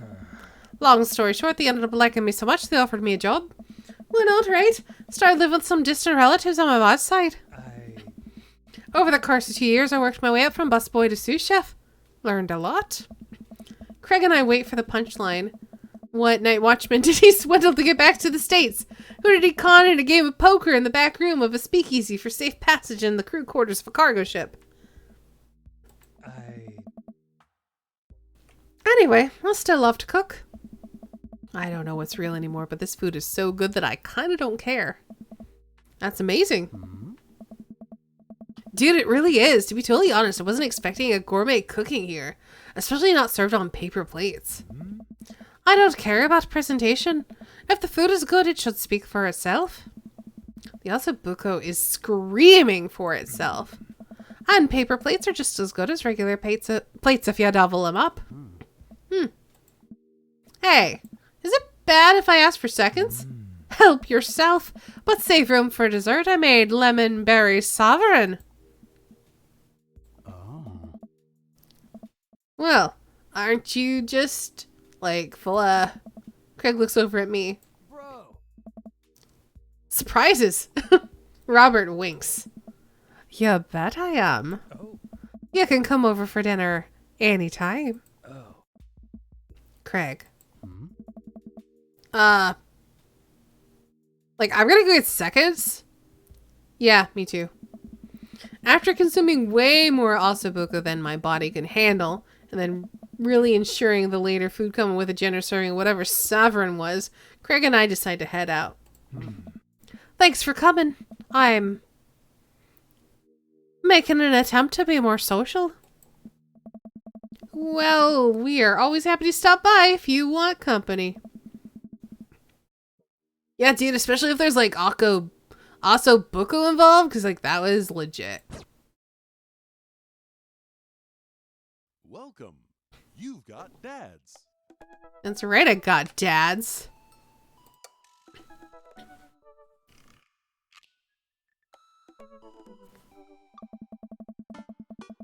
I really want to get some good quality time in with Craig. The last time we hung out, he was so busy with the kids and fending off flirty moms, I feel like we barely talked. Ever since the first time we hung out, I've been trying to get up a little early for runs. I don't think I'm going to be as embarrassing as last time. Maybe I'll even be able to catch up with him now. I tape out a message to him on Dadbook. Hey man, been training on my run game recently. Ready for a round 2? Craig responds almost immediately. Dude, of course, emojis! I don't know why he didn't just send an emoji rather than type it out. Another message pops into my inbox from Craig. Let's meet up tomorrow early morning for my favorite morning activity, brunch. I type back. Brunch? What's that? You run and then you get brunch. Duh. Oh, right. Craig and I agree to a time to meet in the morning, and I have a chance to spend the evening hanging out with Amanda. So, are we doing pizza tonight? Again? Can't we do a salad night? Dad! Are you on a health kick? Laugh out loud Twitch face. That's so weird he would do that. I almost wonder if he was like running or exercising and doing the thing where you hit the, it's like the what, speech to text feature on his phone. So I wonder if he was doing that.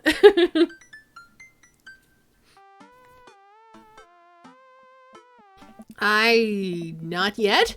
I formed the committee to examine the possibility of being on a health kick. They haven't returned with their findings.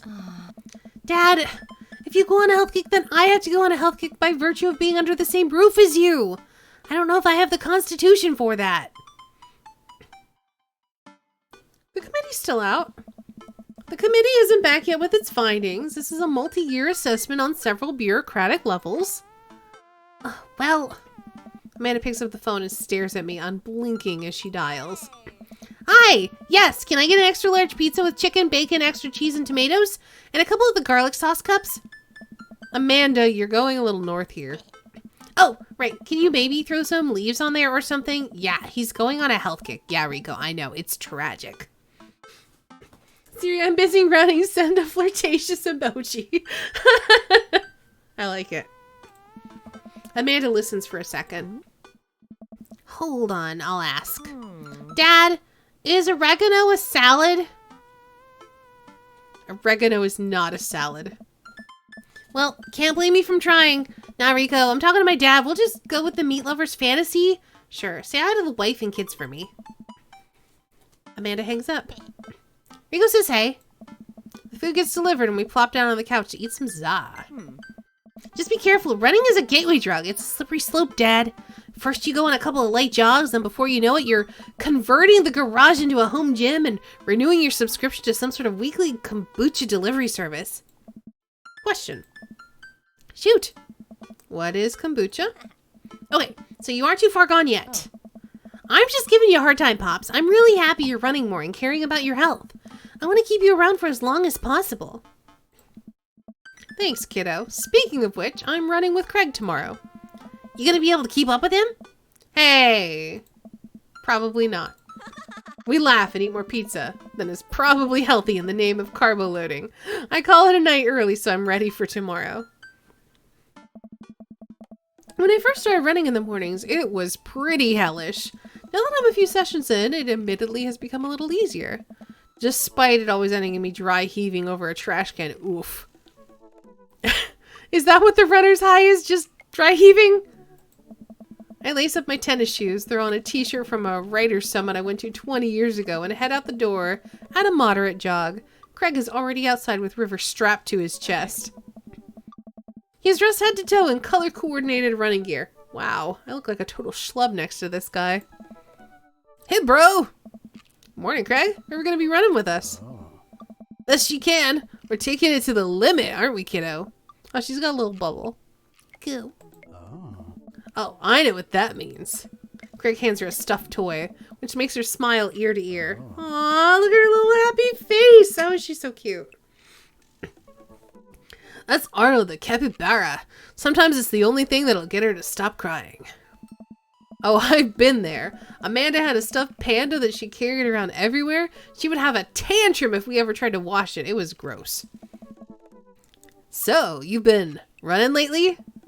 Every morning for 30 minutes, I am basically an elite athlete by this point. Well, I'll try to keep up. So, where are we headed? I was thinking we could do a couple laps around the park. Okay, that sounds reasonable. Then we'll do some hill climbs up a slope. Okay, I can probably handle that. And then we'll close it off by doing some wilderness survival hike running to increase our agility. I am suddenly struck with the overwhelming need to crawl back into bed. That sound okay to you? I usually like to throw some timed murder sprints in there, but I'll go easy on you since you're a beginner. That sounds like something I am able to physically do. Hey, Great, let's get started, brah. Craig and I finally arrive at the park. A few other lone joggers make their way around the perimeter, and River waves enthusiastically at everyone we pass. That's adorable. It's a lot more peaceful in the mornings, aside from the birds chirping and River gurgling away in the stroller. I guess we have a stroller. It's pretty quiet. All right, good warm-up. That was the warm-up. Hey, Let's like start the show. dude. But wait. Craig reaches into his bag and tosses me a water bottle. I fumble, but thankfully don't drop it. Oh. You gotta hydrate, bro.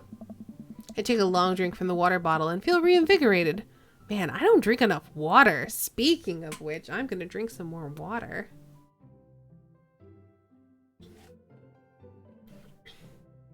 Hey. I look down and pick up Arnold River's toy and hand it back to her. Must have dropped this. Thanks for looking out, bro. Hey, You ready?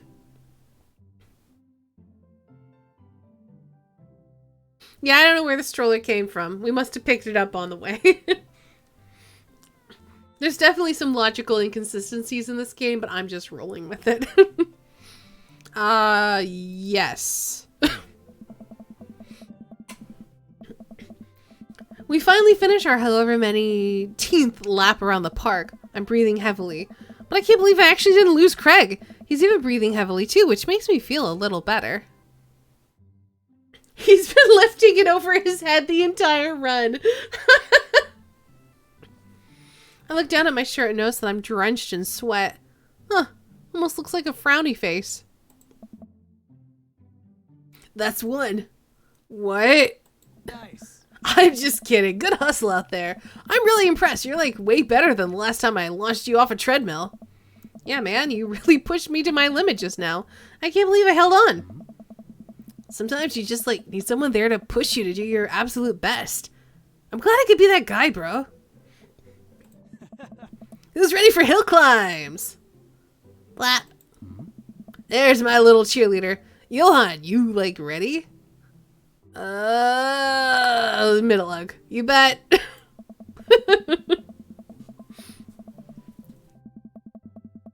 Craig takes me to a separate portion of the park where there's a steep hill that seems to go up forever.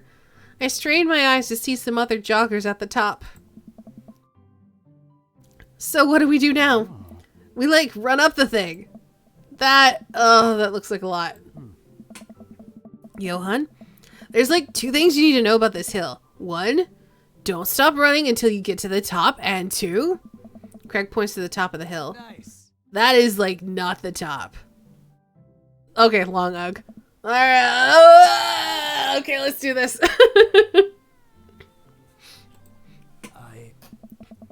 I finally reached the top of the hill after making my way past what I originally thought was the top of the hill.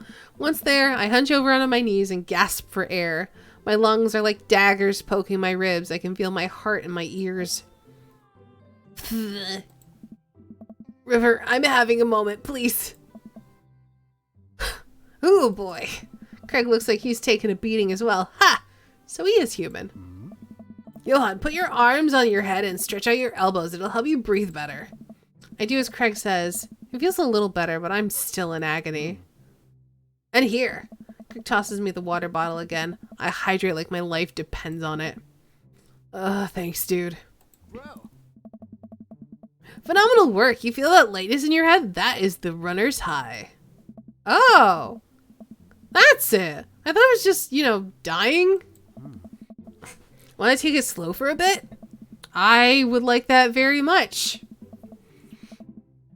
As we're catching our breath, River starts crying. Like, what's wrong, Sweet Pea? Do you want to play with Arnold? Craig looks around us. Hey. Oh boy. Man down. I think we lost Arnold. Aww. River keeps wailing. Hey. I've abandoned my child's toy. We gotta find him, dude. It should be simple, right? We just gotta retrace our steps. I remember River having it down at the bottom of the hill. Nice. Craig and I jog down the path, searching high and low for the stuffed capybara, which Craig takes the time to explain to me is a large rodent native to South America. We get to the place where River might have dropped it, but it's still nowhere to be found. Looks like we got a mystery on our hands. We have to get to the bottom of this. I suspect foul play. Looks like this is a prime case for world-renowned detective Malthitine. Dude, it's time for a bro adventure! A bro venture! We high-five, and decide to jog back to the park to see if we can find any leads. So it looks like there's a couple more places to check and some bros around here that we could like interrogate. Sounds good. Wait, who's good cop and like who's bad cop? I think about it for a second. Well, I think with your stature and overall resilience, you would make an intimidating bad cop. But on the other hand, you do have an adorable baby strapped to your chest, so that softens the edges a bit. All like valid points. I think you would make a great good cop because of your congenial attitude and willingness to try new things. But then again, I've seen how you get when there are too many commercial breaks during a show and you have like the potential to be a scary bad cop.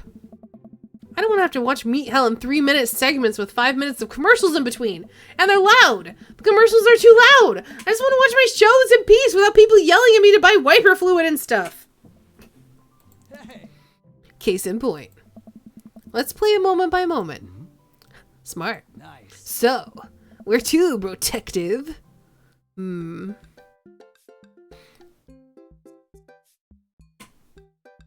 I have never successfully found the capybara.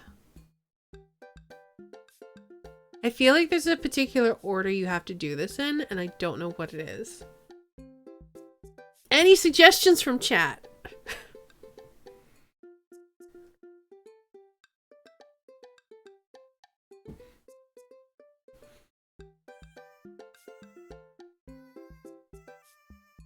Commercials are super loud. I know that you do that on purpose to like get your attention, but still.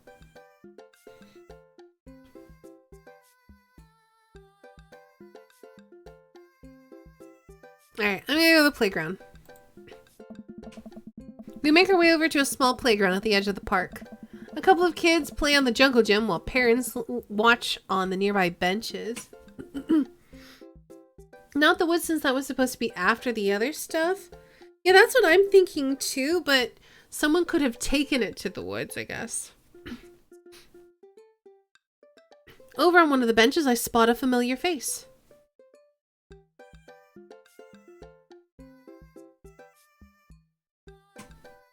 Let's, calm River down.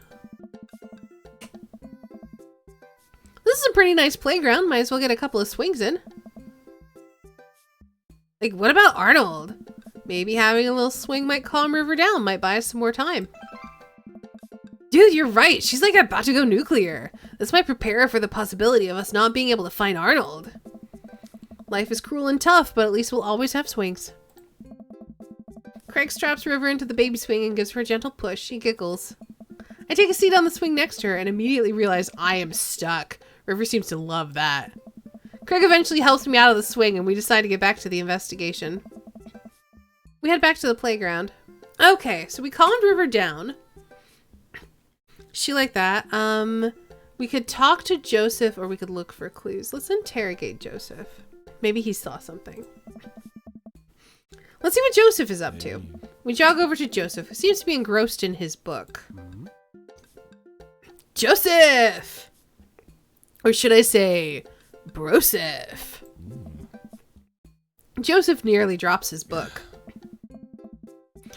Hey, guys, I didn't think I'd see you two out here. Johan, are you exercising? Sure am. You know me, just love to run and be healthy. That's kind of my whole thing. What are you reading? Oh, just a book on knots and rope tying. For boats! Boat ropes! Right. Say, so like, did you happen to see a stuffed capybara around here? What is a capybara? It's a large rodent that's native to South America. Joseph thinks for a second.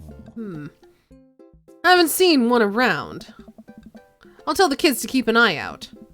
Your kids are here. Nice. Joseph looks around. More McDonald. They were here a second ago. Must have gone exploring around the park. Do you know where they could have run off to? They're kids. They get into mischief sometimes, but they always come back.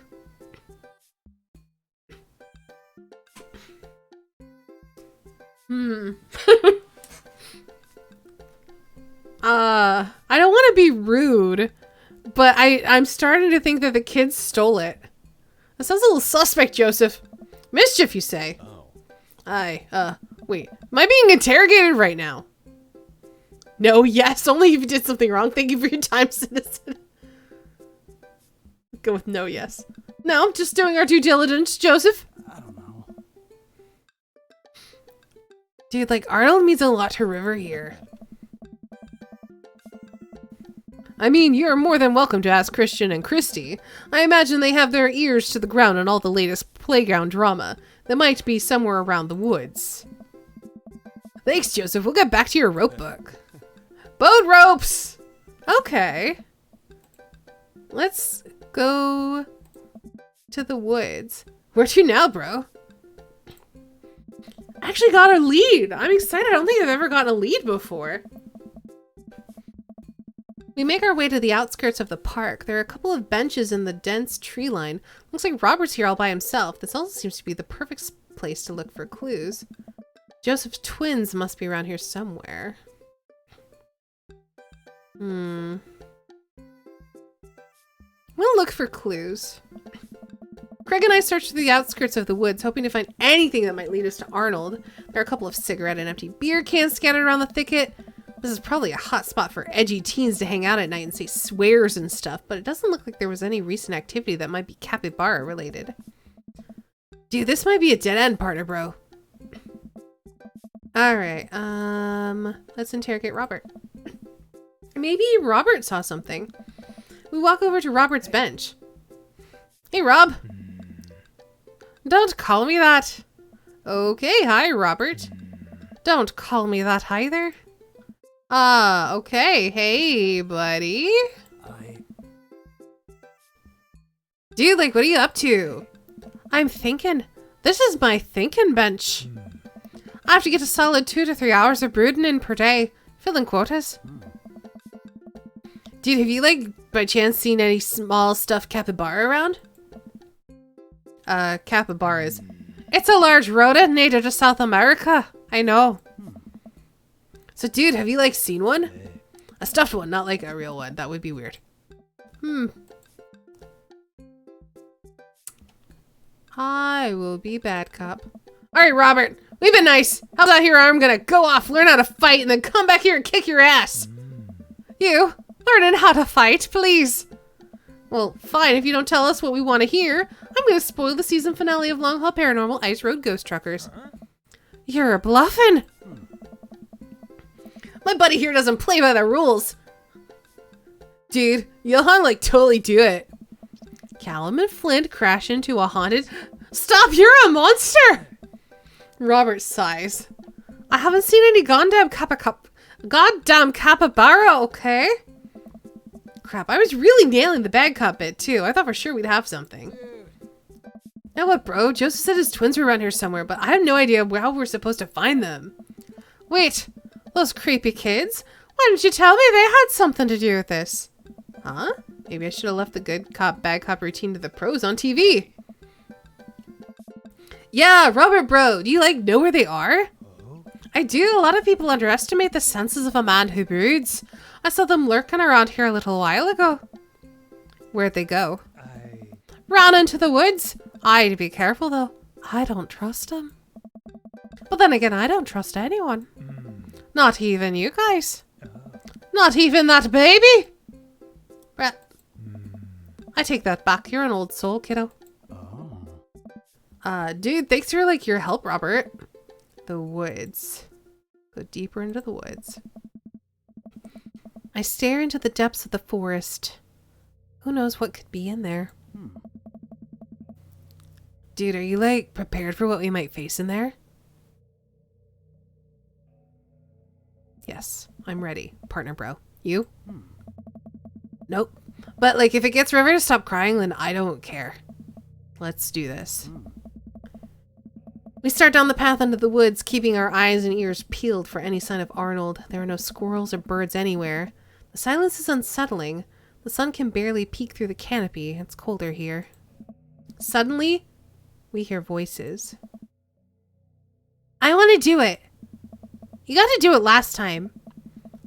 Craig and I come to a clearing where we find Christian and Christy kneeling over something. Stop right there. Hey. And you tiny dudes, put your tiny hands where we can, like, see them. Christian and Christy just stare at us. You heard the guy. Put your hands up. We're kind of in the middle of something here. Yeah, can you come back later?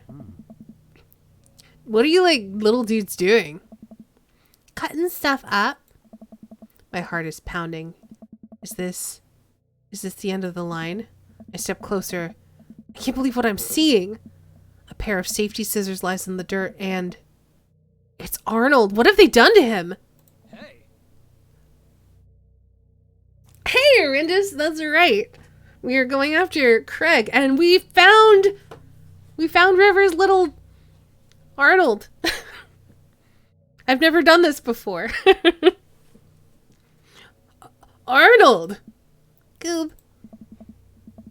You heard the baby. Hand over the capybara. No fair. Finders keepers.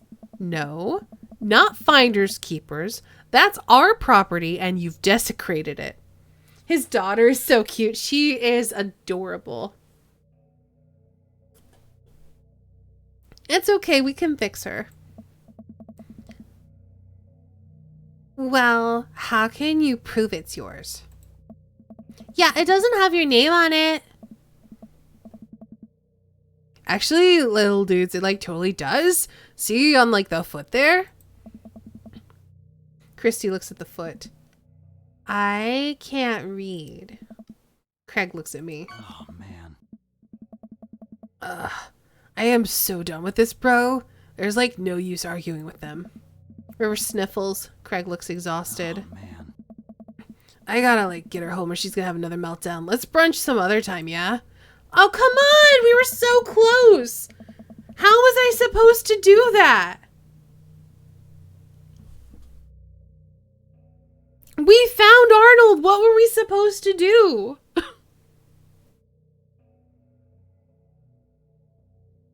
Maybe it's because I wasted time looking for clues in the woods instead of just, interrogating Robert. Kill the children. It wasn't an option. Oh, I'm so disappointed. I'll have to try that again off stream and see if I can see how that resolves if I don't waste time. I head back to the cul-de-sac alone and head inside the house. God, I'm ready for a shower, a gallon of water, and a nap. I bet Amanda's still asleep. I crack open her door to find her still in bed, sleepily scrolling through her phone. Morning! Afternoon, actually. Right, how was brunch? Well, we had a good time with the run part, but we didn't make it to the rest of the portmanteau. Huh? To brunch. We didn't make it to brunch. Somehow we lost River's toy capybara out on our run. A capybara is... Dad, don't patronize me about giant rodents. I know. Sorry. Anyway, we figured out that Joseph's creepy twins had something to do with it, but we never got to the bottom of it. We actually cornered the kids in the woods and found out what was left of the toy, but we couldn't convince them to give it back. Maybe if we'd had a smoking gun. So maybe we should have looked for clues first and had, like, proof that it was, like, stolen. I don't know. I also don't like the creepy kids, but we're not supposed to like them because they're supposed to be creepy.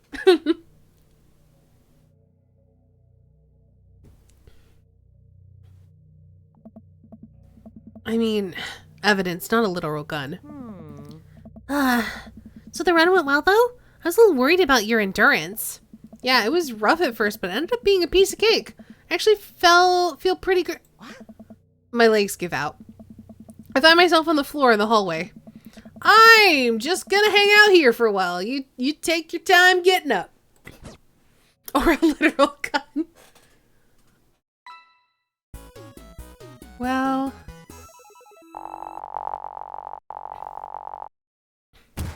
Oh, we only got a C. Oh, that makes me so sad.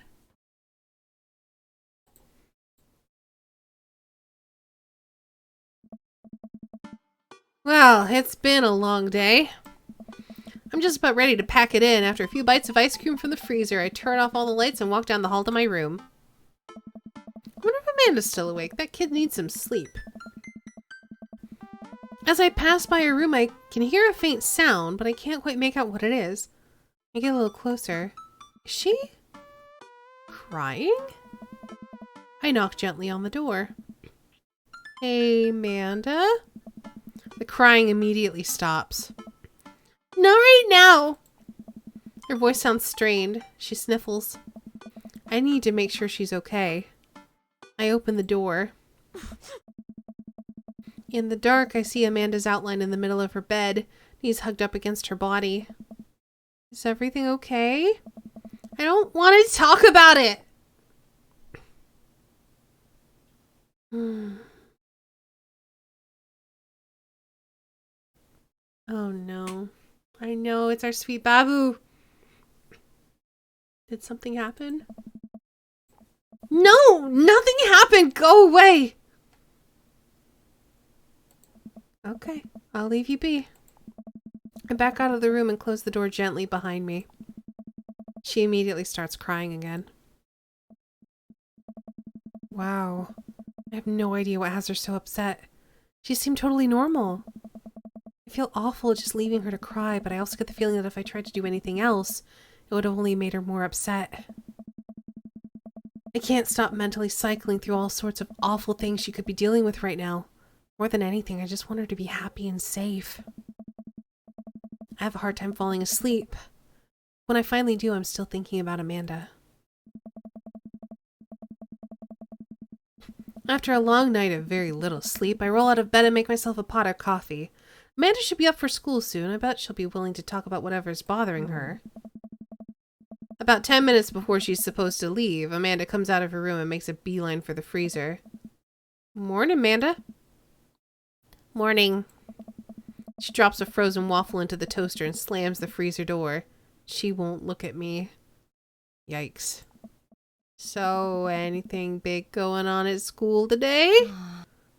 No. Okay. Do you need a ride to school? No. Want some coffee? Amanda pulls the toaster lever up and takes the still freezer burnt waffle out before it's finished cooking.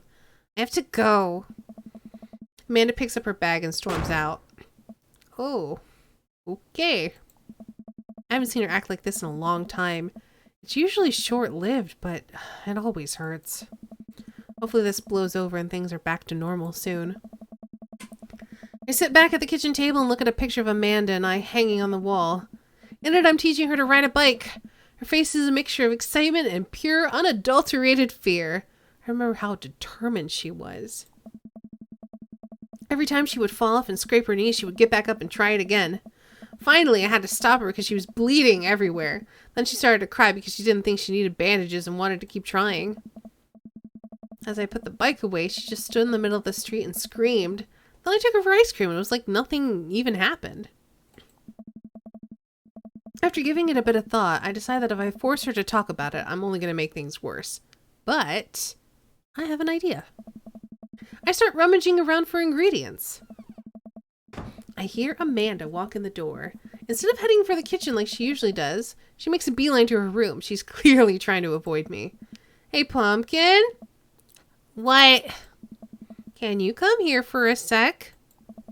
There's a moment of silence. Yeah. I wanted to say sorry about last night. I'm just worried about you, kiddo. I get scared when I know something's wrong, and I get even more scared when I feel like I can't do anything about it. Dad, So just whatever it is, and you don't have to tell me if you don't want to. Whatever it is, just know that you have a dad in your corner who wants you to be happy. Oh.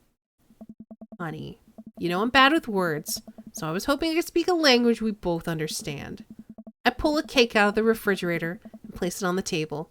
Hopefully the frosting has set by now. Ta-da! Dad! It took me a really long time because I ran out of red frosting somewhere around sad and had to start over. And sorry you're sad, but I support you 100%. Oh, it's so sweet. Huh. This is beautiful. It's strawberry. Amanda gives me a big ol' hug. I grab some plates and forks and serve up some delicious cake. So, it's really stupid. I know, it's so wholesome.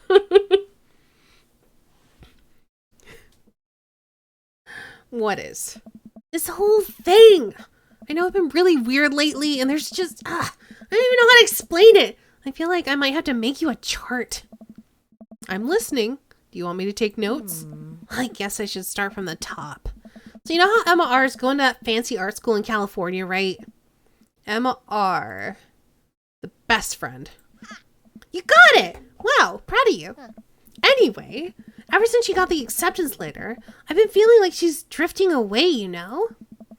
And she's been spending a lot more time with Grace and Emma P. I just thought it was all in my head for a while, but then I found out from Rosie M. that both of the Emmas, Grace and Noah, all went to a party at Mackenzie F's on the same night they all told me they were busy studying for the Calc AB final. Yikes. So, another important piece of information is, oh god, this is embarrassing. I have a crush on Noah, and that's a thing. What? Whoa, I had no idea. I definitely didn't know that. Okay. You're a bad liar. So are you. I learned from the worst. Oh, no. Anyway, the only person I told about the crush was Emma R. And she promised not to tell anybody. I didn't confront them about the party thing because I didn't want to start drama. So I just kept quiet and kept going about my business. Amanda sighs. And then one day I invite everybody else out to get nachos at the mall. And after not texting me back for like 2 hours, even though none of them ever put their phones down for like more than 60 seconds, they all say they're like busy, like simultaneously. So I tell them, never mind, I'll just eat nachos at home, right? But we were out of chips and I really, really wanted nachos. Totally understandable.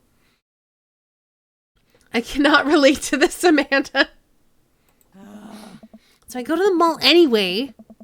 I have never had friends ghost me like this, fortunately. So I go to the mall anyway, and I get to the food court, and who do I see there but Grace, Emma P, Emma R, and Noah all hanging out together and eating nachos without me. What? It gets better. I'm standing by the escalators watching them, and I realize that Noah has his arm around Emma R, which is kind of weird, right? But then they kiss. No. Yes, I know. So I storm over there and I'm like, hey. And Grace drops a nacho on her shirt because of course she does. And Emma R is just like glaring at me. Grace, nothing is coming up. I don't know. I have no idea who that is. Grace is the boring one? Well, yeah, but that's not the important part. I just never had a friend group like this. I think also same. Like, I was never really super close to people in high school, so I never had the chance to get ghosted or have, like, a whole bunch of friend drama in high school, which I'm kind of glad about. Grace is the one nobody really likes, or I guess that's me now. But anyway, nobody will see anything, and I'm just like, you guys suck, which I realize is not the most eloquent thing to say, but I was, like, really angry and really embarrassed, and I just want to get out of there. So I left without nachos, I might add, which only further contributed to the shitty day, and immediately drafted a super long text to the group chat asking them why they've been so weird. And I wrote another one to Emma R asking how long the Noah thing's been going on, and sorry, I know that's a lot. Are you still following? Friend drama came in college for me. A little bit for me too, not too bad. What did Emma R say? Oh, okay, so get a load of this. MR says, you know what, let me just read it to you. Amanda pulls out her phone and reads word for word an arduously long string of text messages. Can you believe that? I cannot believe that. I care so much about Amanda's social life and mental well-being, but man, I do not understand what she is talking about. This is all beyond me, but I am trying my hardest to be supportive. Oh, no. They were dating in secret for like months. So I told her that she's being a really terrible friend. And she's like, well, if you think I'm so terrible, then just stop being my friend. And I was like, okay. And then she left me on red. And then Wait, left on red? What is that? Oh, like, she saw my message and didn't reply, and I know because there's red receipts. I don't know what red receipts are, but I'm just gonna nod and pretend I understand. I gotcha. So while this is all happening, I'm talking to Emma P about how mad I am because she's at least being kind of reasonable, and I'm venting to her about how pissed I am at everybody and stuff. And then out of nowhere, Noah texts me and is like, how could you say that about me? And I'm like, say what about you? And he tells me that Emma P sent screenshots of everything I told her to the group chat that I got kicked out of. All right, I think you lost me at screenshots, but that definitely sounds bad. Oh, this is the worst. There is so much more, but honestly, it's all just really stupid teenager stuff. The bottom line is that everybody dropped me, half my grade hates me, and now I have no friends. Amanda, I am so sorry. I almost expected it from everybody else, but Emma R's been there since Dad died. I can't believe she would just stab me in the back like that. I'm not even that mad that she's dating Noah. I'm just upset that she lied to me about it for so long. Amanda stabs at the remnants of her cake. Okay, I take it back. I'm kind of mad she's dating Noah. Like, what did I do wrong? Why did everyone suddenly decide I'm not cool anymore? Why wasn't I enough? I don't understand.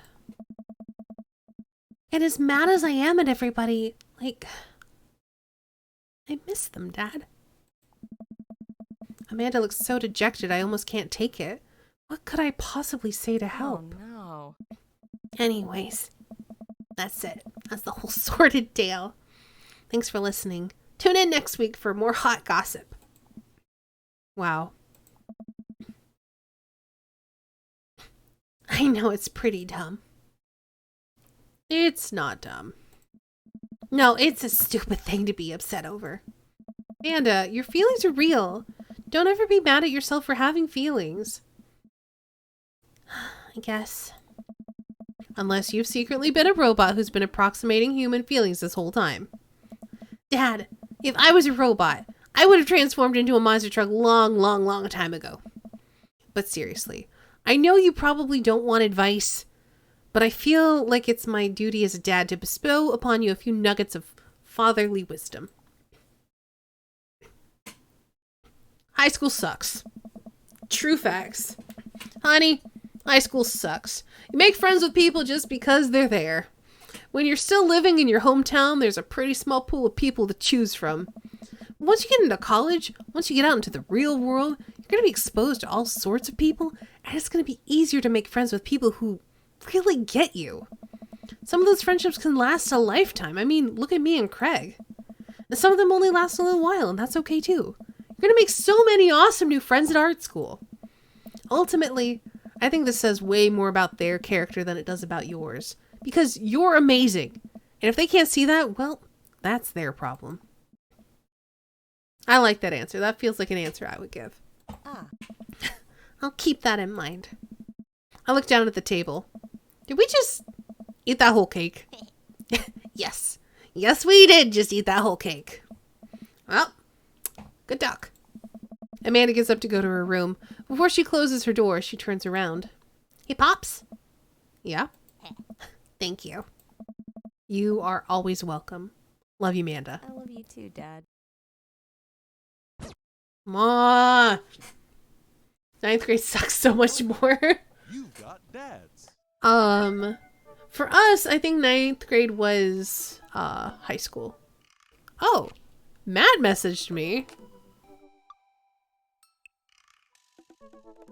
That's unexpected. Hey, Johan, what are your feelings about poker? Beyond hardly knowing her? Poker? I hardly know her. There it is. Well, good luck.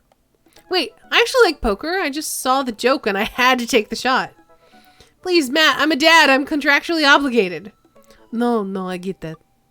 Anyway, we've been playing weekly poker games and I figured I should send the invite your way. That sounds great. I love losing money. Cool dude, I will see you soon. Lose that money! Sure, I'll do a little side thing before we do our final, Craig date. Matt invited me to a poker night at Joseph's house. I put on my going out coat and walk over. Across the way, I spot Matt, who's walking over from his own house. He's got a case of beer under his arm. Crap, I should have brought something. Amen? Crap, I should have brought something. I like how we think that and then we just blurt it out. We have like no filter sometimes.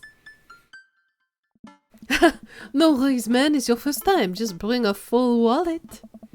How long have you guys been at this for? Years, buddy. It's a nice way to keep in touch with the guys. It's never really high stakes. That's good, at least. Oh, Craig's there. Okay, not a lost cause at all. We pass through the fence enclosing Joseph's backyard. Craig, Brian, and Joseph hover around the patio, drinking beer and chatting. Robert sits in the corner, brooding, as usual. Johan, glad you could make it. Dude, so am I. I'm psyched to take all your money. Just like old times. Oh gosh. Brian, why can I never remember your voice? Yo, Craig's the resident shock. Dude, we prefer the term person who's like good at poker. I'm well aware. Craig's always been suspiciously good at poker. He was Southern the last time I played, but then this time for whatever reason I made him like Brooklyn.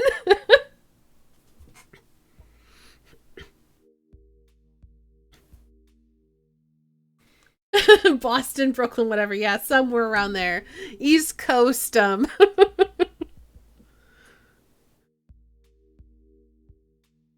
Anyway. Dude, are you like still terrible like you were in college? Let's find out.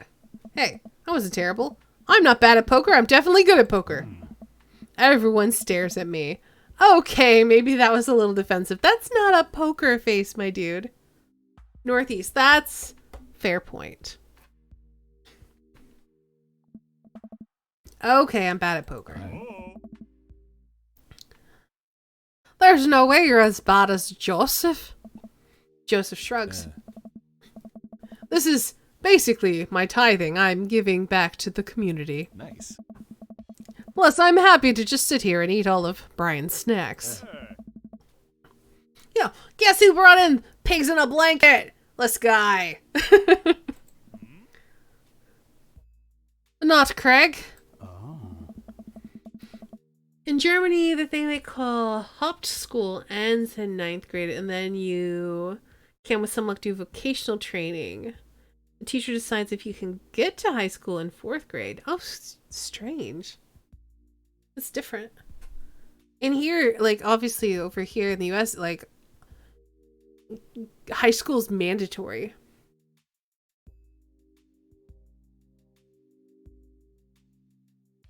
It's interesting how other places do it.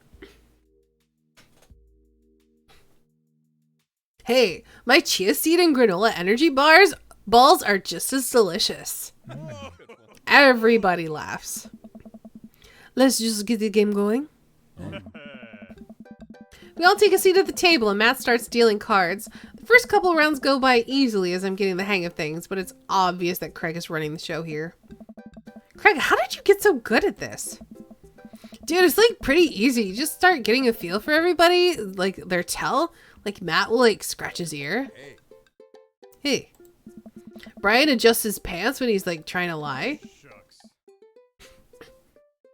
Now you just wait a second. I don't do nothing.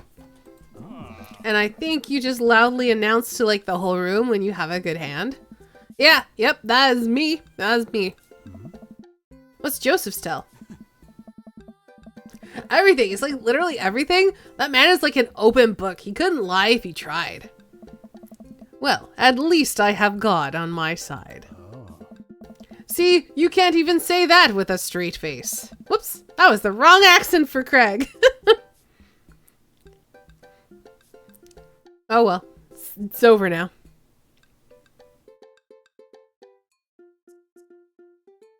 It's only in Germany and Austria. What about Robert? Oh.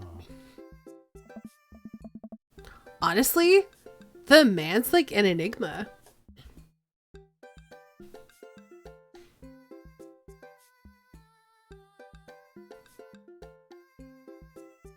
In some places, the secondary is all three combined, and you get put into A, B, or C courses according to your results. Robert raises his glass of whiskey to us in a solemn salute. I think he'd wipe the floor with us if he actually tried. I'm just here because I enjoy the company. Robert pulls out his phone and stares at it.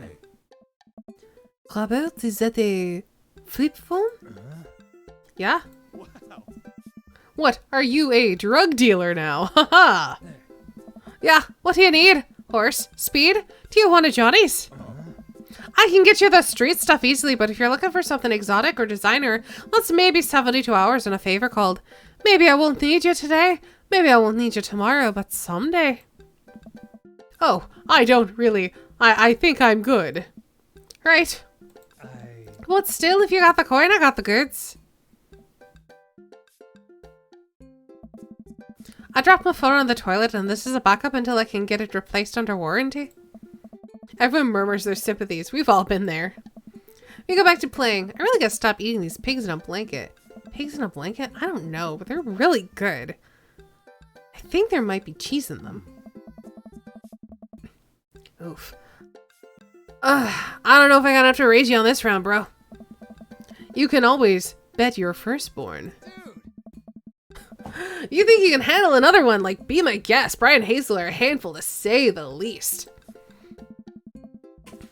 Buddy, you think 3 kids is a handful? Try 4. I'm operating at 100% dad capacity at all times.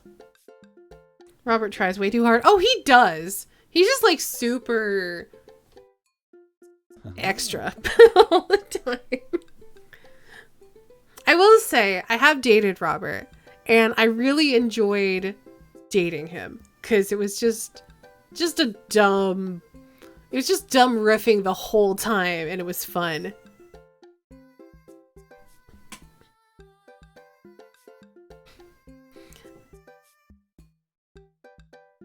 Actually, it's technically 5. Christine saw a commercial for one of those dolls that poop and wouldn't stop asking for it. We ended up getting it for her birthday, but she's so grossed out by the fake baby poop that she makes me change his diaper, so now I'm changing the real babies and the fake baby. There's just a lot of poop in my household right now.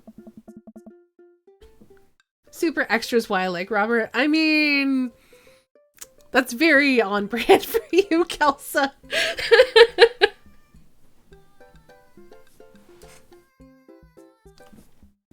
Yo, Daisy's got one of those a while back. One night I walk in on her after she tried to take out the doll apart to see how the poop mechanism worked, but then she couldn't put it back together and started crying. It was a poop everywhere. This is the whole thing. Fake poop, but still.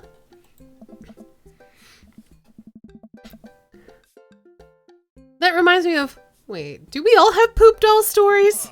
Everyone nods in agreement. I will say I never had a poop doll. I was never a baby doll type of kid. I did have one that I could draw on. Basically, it was made of like a fabric that would change color based on if it got hot or cold. So basically what you would do is you'd like stick like a little fake crayon thing into like the freezer and then you'd pull it out and you draw on her with that. That's the closest I got. New England Brian works way too well. Nice.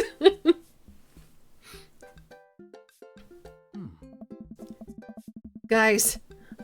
Dudes, bros, I don't really need more poop in my life than there already is. Can we just like get back to poker and not talk about poop? Oh. Matt deals another hand and we quickly forget about the poop. We run out of pigs in a blanket, so we switch over to Craig's healthy snack food. It actually isn't terrible. These killed chips are phenomenal. We should sell these at the coffee shop. Oh. Dude, it's like my own recipe, but I'd like be happy to give it to you guys. If you watch the new Carmen San Diego, her cohorts are Boston and also redheads. Nice. Oh.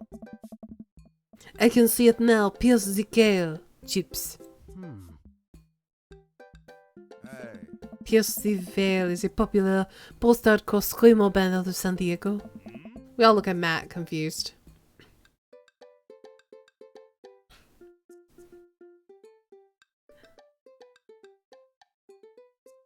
I believe you, Sock. I just have no... Like, it's so foreign to me. I don't really even know what to say. I have, like, no personal context that relates. It's maybe not in any of your wheelhouses. Hey. Yo, so how's the shop nowadays? Is busy as ever? I'm toying with the idea of hiring another person to work the counter, but I haven't found a good candidate. Oh. If a man is looking for summer gig, let me know. That's really nice of you, but I think she's been burned too badly by coffee shops before. Literally, not figuratively. Matt cocks his head to the side. I'll ask her, though.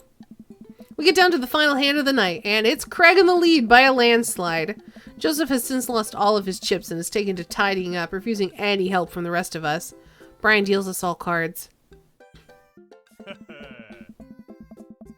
So what's it gonna take for Robert to give a damn on this round? Robert looks up from his half-empty glass of whiskey. Do you really want to unleash the beast? Well, like, now I'm curious, dude. I got a long history of being a gambling man, but I'll only do it if you make it interesting. None of this penny chip nonsense. Dude, I got Lily's 18-year single blend sitting in my closet right now. I save it for when River turns 21, but I'm willing to put it up as, like, collateral. Oh, I had no idea about that, Kelsa. That's really cool. Still think this system needs a massive overhaul. Sounds like it. You should work on your firebrand hack? You should!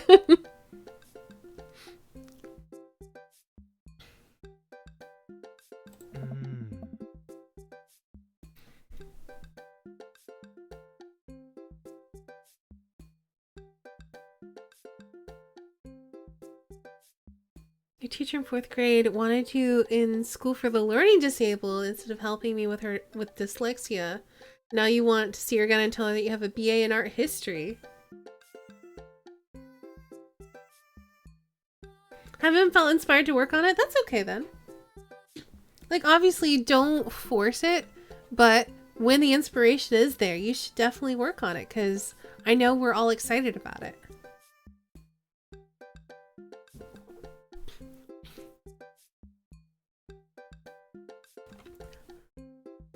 Now you're talking my language. He throws the keys to his truck on the table. She's seen better days, but she can still pull a tree trunk out of the ground. Nope. Hey. Myself and everyone else at this table immediately folds. Deal the cards, Bry Guy. Listen, you guys sure you wanna... You heard the man. Deal?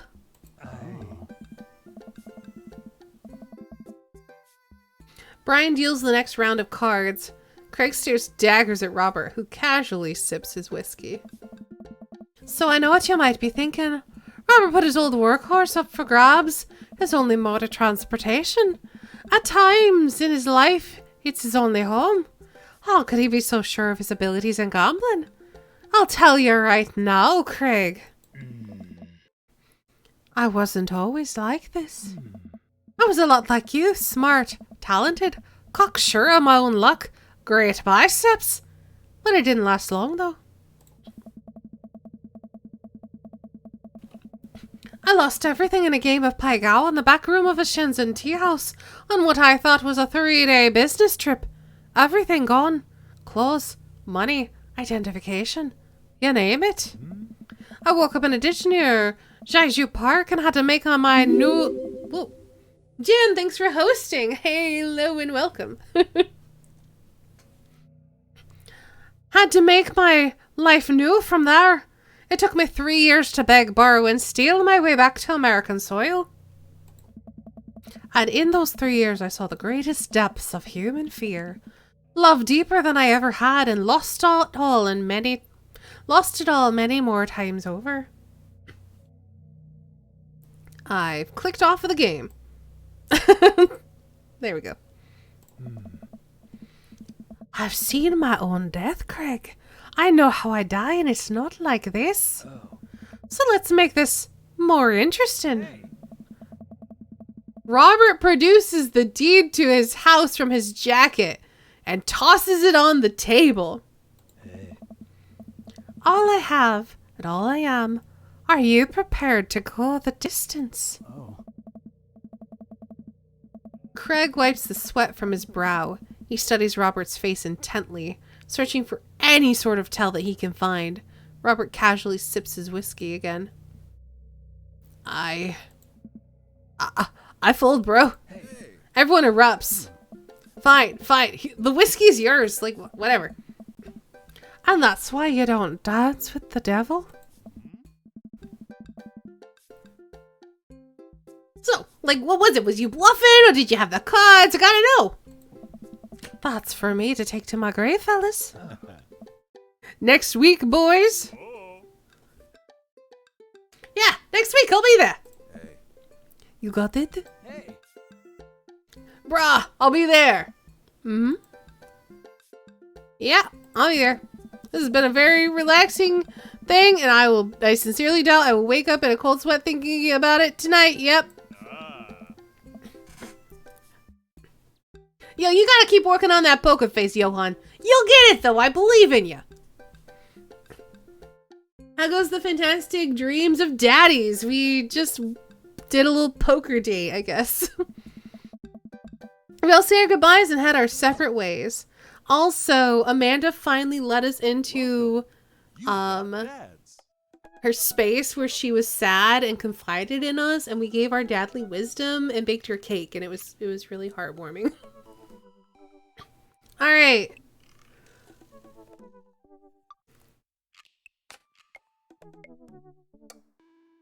You know what they say about third dates? They get pretty serious. You might not have time to browse dad book for a while. Are you ready?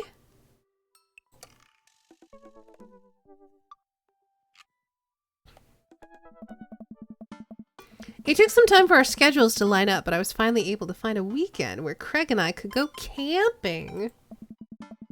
He always stays so busy with work and the kids, but it's good to know that we'll just be able to spend some time relaxing together in nature. Since our first run, I've managed to go on regular runs with Craig. I mostly do them because it seems like the only time we get to hang out, but the added benefit is that I've seen a lot of improvement in my health.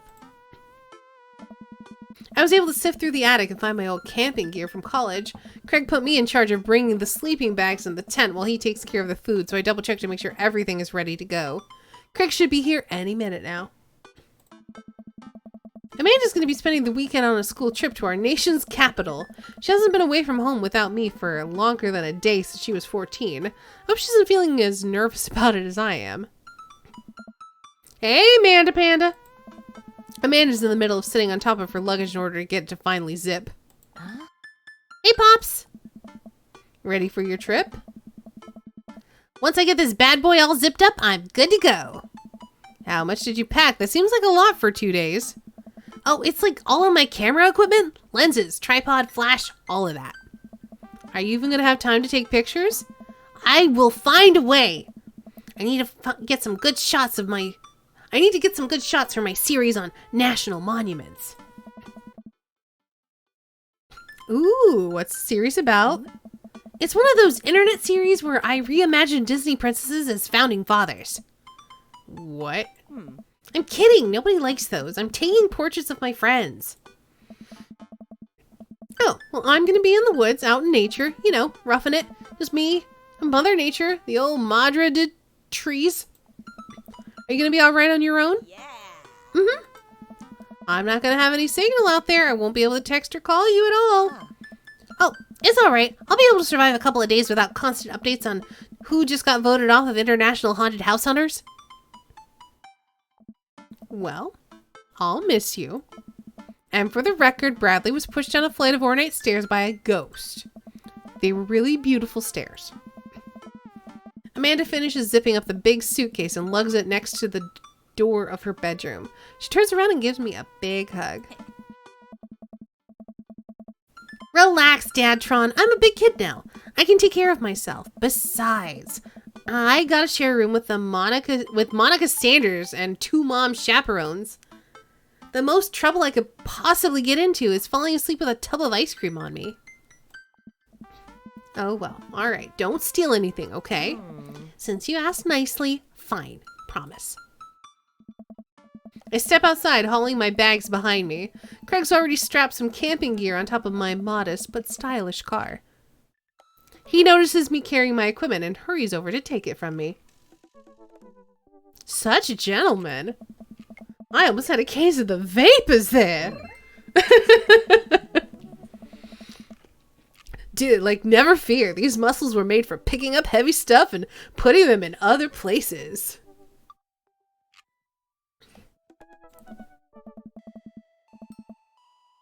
Remember, it's your weekend to relax. Take it easy. I guess I can't argue with that. Oh. Everything good with Manda? Yep, on her way to a school trip to Washington, D.C. What about your offspring? Oh. I already have Smashleys for the weekend. I'm ready to get my camp on.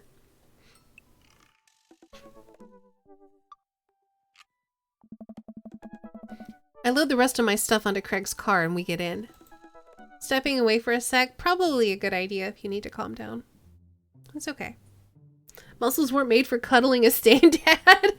I mean, we're working on getting to that point, Saintguard.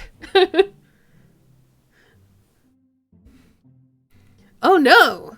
What's wrong? I think I left my juicer plugged in. We gotta go back! Are you worried that someone's gonna break into your house and cold press some carrots? No, it's just, You just gotta try to relax, man. Let the juicer float away. Take all your worries and blend them into pulpy good vibes. Craig takes a deep breath. Do we have anything to listen to? All I had at my place was like a series of CDs that guide you through a thorough and intense calisthenics workout. You wanna like listen to those? I'm just kidding, man.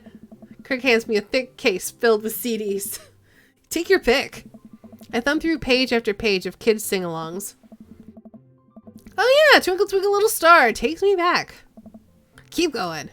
I get to the end of the case to find, in the very last slot, a blank CD with Craig's handwriting on it. DJ Kegstan's Mega Mix Volume 1. I made it just for the trip. I think he'll like it. He made us a mixtape. Aw. I pop the CD into the car stereo, and it's like I'm immediately transported to our old dorm room. Hit after hit plays, and soon enough we're both happily singing the lyrics to each song as we fly down the highway.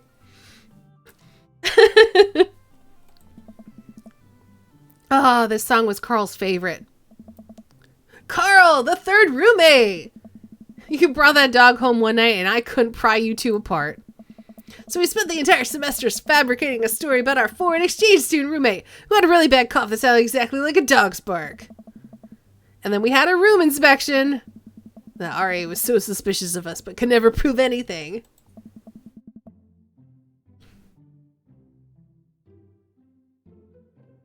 And Carl was just under a blanket. Bless that pup's courage under fire. Man, we did some dumb things back in college. The hours fly by as we belt out tunes in whatever non-existent key our voices register in. Soon enough, we're surrounded by lush trees and spectacular vistas of everything amazing that nature has to offer. It feels good to be back out here. Oh, that's Craig.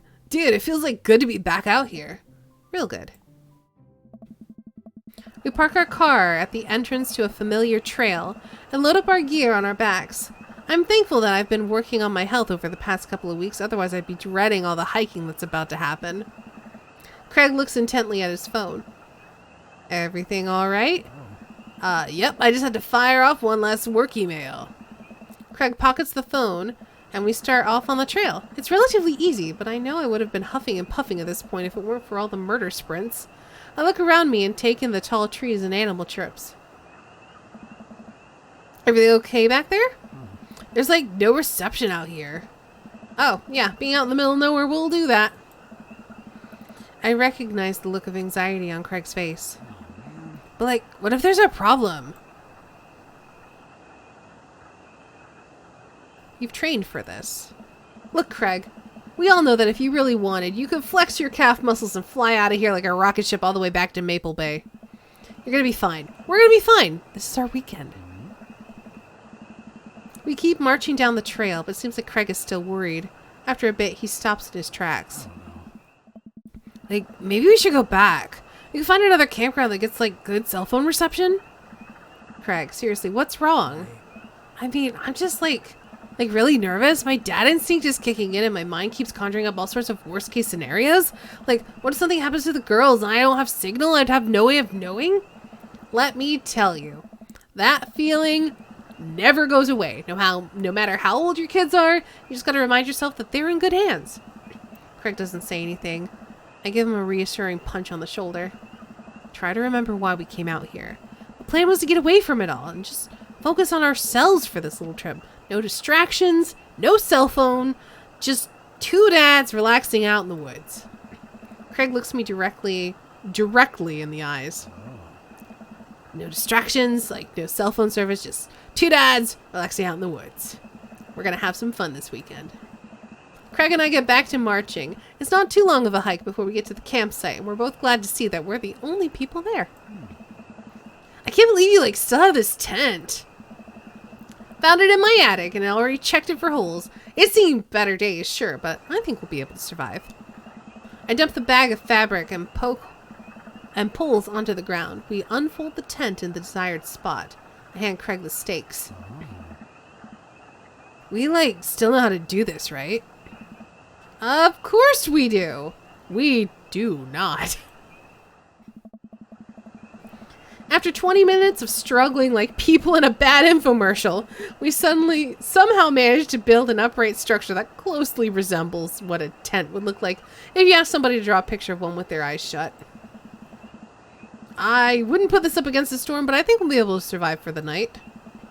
We set out a couple of chairs and cooking equipment, admiring our handiwork. Bro, look at us go! Look upon the kingdom we have built. Upon this rock we shall grill our meats and drink our brews, for we hold dominion over this land. Verily, and look at our camping chairs, which we are gonna sit on. So, what's next on the camp stravaganza docket? Well, now we have the shelter settled, I think it's time for us to do some exploring. It's a waterfall a little bit up of the way that I'm sure we could hike to. Let's get hiking. Craig and I venture into the woods. We amble along, taking our time to chat and admire the wildlife. Craig reaches out an arm and stops me. Dude, does that look like what I think it looks like? I look over to where he's pointing. Oh my god, it does. That tree looks like a butt! I can't get over how detailed it is. I examine the butt tree further. The contour is perfect. It even has back dimples. I thought we were gonna have a great time camping, but this makes it even better. Craig holds back a snicker. I aspire to have every hike be as good as this one. I'm snickering now too. Yeah, like that, but with back dimples. Yeah, let us analyze this tree further. Craig and I share a huge belly laugh at our awful jokes. The best thing about this is that there are no daughters here to tell us our jokes are bad. We high five. Craig and I hit the trail again. It's been a long time since we've been out here, but everything seems more or less familiar. We point out old landmarks that we remember back from our college days. I think we're getting close now. Check it out! There's a clearing up ahead. As we get closer, I can hear water running. Pretty! Cresting over a hill, Craig and I are greeted by a wide clearing surrounded by trees. In front of us is a beautiful waterfall, spilling into a large body of water that runs into a river. Mouths agape with the genuine beauty of this place, we go to investigate.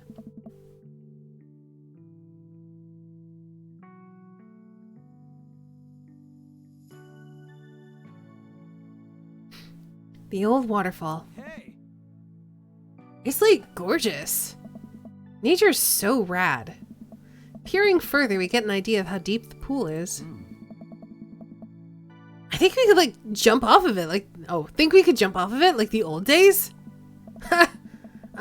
This old dad is happy here on dry land. But like, it looks like you could climb right up over there. I didn't even bring swimming trunks. What are you talking about? Craig immediately begins taking his clothes off.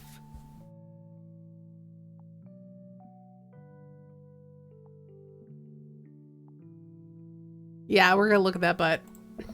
I can't help but sneak a peek. That's a good butt.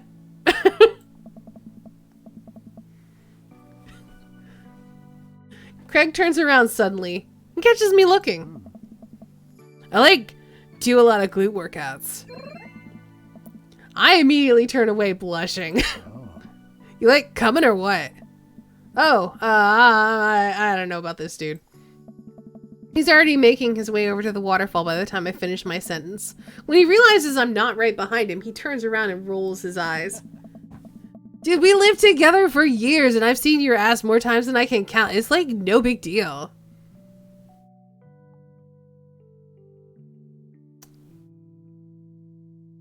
Alright, let's put on a show. If the clothes are coming off, then it's someone's birthday. Craig gives me the wolf whistle. I turn and give my booty a good spank. That one's for you, big boy. I take my shirt off and drop it in a pile with Craig's clothes. I put the rest of my clothes on the ground, feeling exposed. Craig and I climb up to the top of the waterfall. Hi, Lav. We're gonna jump off the top of the waterfall. But we're also flirting.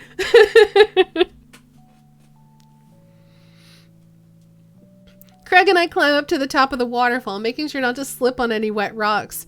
He reaches the peak before I do and offers me a hand getting up. At the top, we look over the cliff and into the tiny lake. It seems so much higher up from this perspective. Got treated to some dad booty. Craig has always been a daredevil. He pulled some stunts in college that I'm honestly still shocked he survived. I was always the one standing on the sidelines watching and hoping I wouldn't be bringing him home in a gurney. Man, this could be dangerous. Craig looks me in the eyes. Don't think, bro. Just jump. Craig cannonballs off the waterfall and into the lake, creating a huge splash. I'm worried for a moment before he finally resurfaces from under the water. Woo! He treads water and looks up at me. You coming or what, bro? Don't think. Just jump. How are you supposed not to think? I'm pretty sure that's not physically possible. My toes grip the edge of the rock. The water looks so far away. Don't think. Just... Literally the second to last unreeling we did? Yeah, basically. I run off the edge, trying to do my best cannonball. Somewhere in the middle, it turns into a really graceful belly flop. I hit the water with a loud slap. I resurface to find Craig giggling. I rate that belly flop a solid 8 out of 10. Your form was lacking, but your heart was in the right place. I playfully splash water at Craig. Are you sure about that? I splash him again. You've given me no choice. Craig splashes me in the face with a huge wave of water. You've awakened the beast. He launches another wave of water at me. Don't you put me in a corner here. Don't put a wild animal in the corner.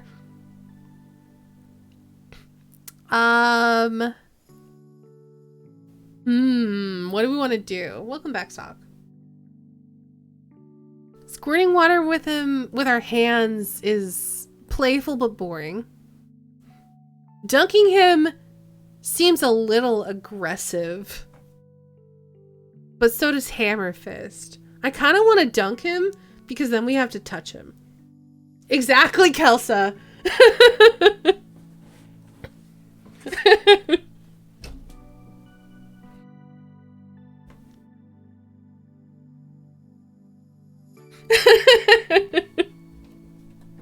Alright, let's dunk him.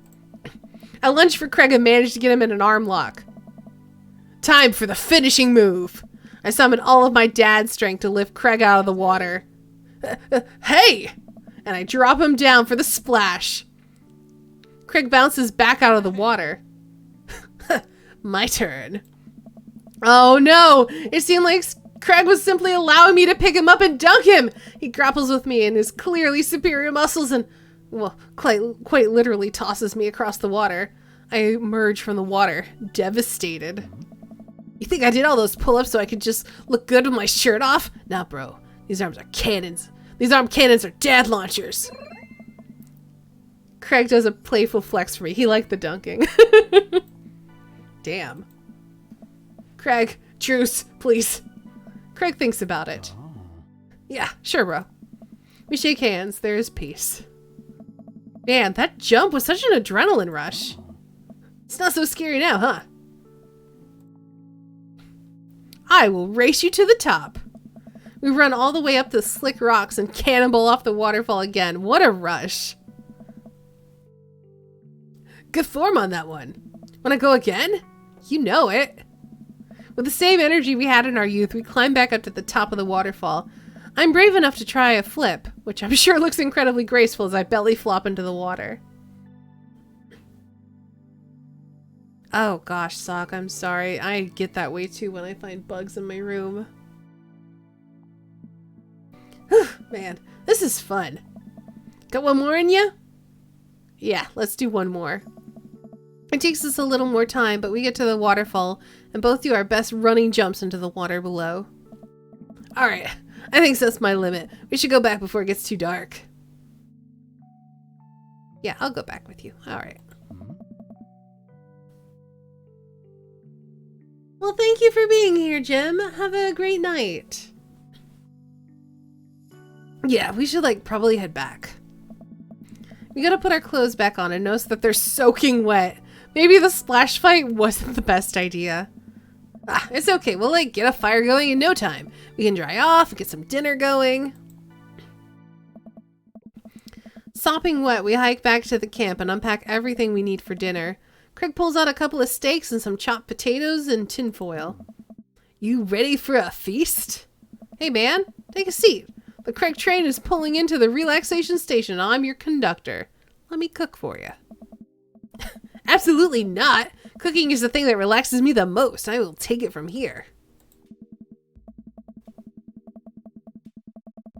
Craig cooks now? I remember how his entire sophomore year diet consisted of microwavable mac and cheese, but not microwaved, and I have trouble believing the thing he just said. At least let me start the fire. Sure, let me just grab my matches. Craig reaches into his backpack. He rummages around in his bag, pulling things out and checking every pocket. Uh-oh. Dude, I know I packed it. We might not be having a fire, Kelsa, at this rate. Craig checks another bag and still can't find it. My stomach grumbles and now I'm more acutely aware of how cold and wet I am. We really need to get a fire started. Okay, well, it's not the end of the world. Gosh, I'm so stupid.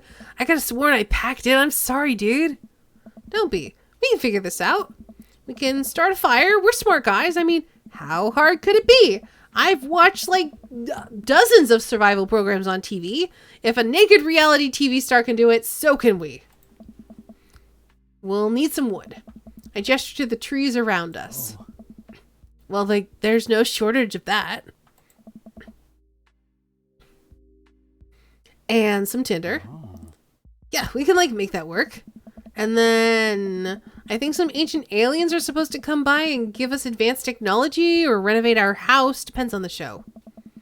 Craig and I gather a variety of wood, bark, and moss until we have all the materials that could conceptually make a passable looking campfire.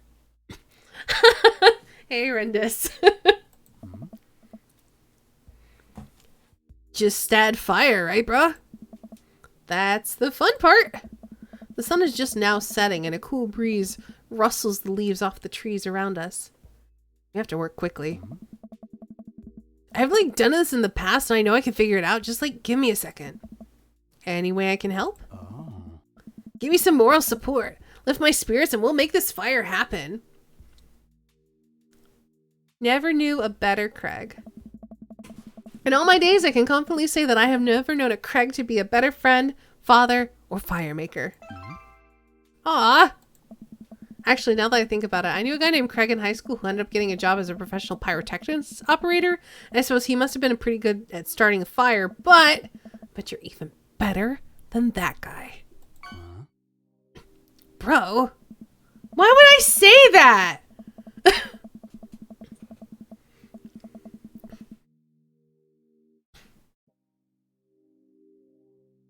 Sounds like they should cuddle together for warmth. It looks like we got a fire going.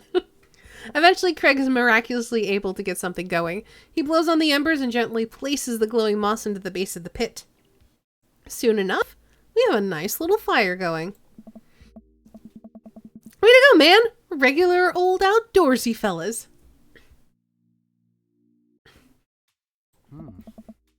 Hooray for, like, not dying! I take a seat in one of the lawn chairs Craig brought and cozy up to the fire, warming my hands. Relax, man. Take it easy. Let me handle the dinner with a capital D. I watch as Craig strokes the fire and sets up a makeshift grill for the steaks. Stokes the fire. I said strokes. That's not what he did. I was like, why is he stroking the fire? That makes no sense.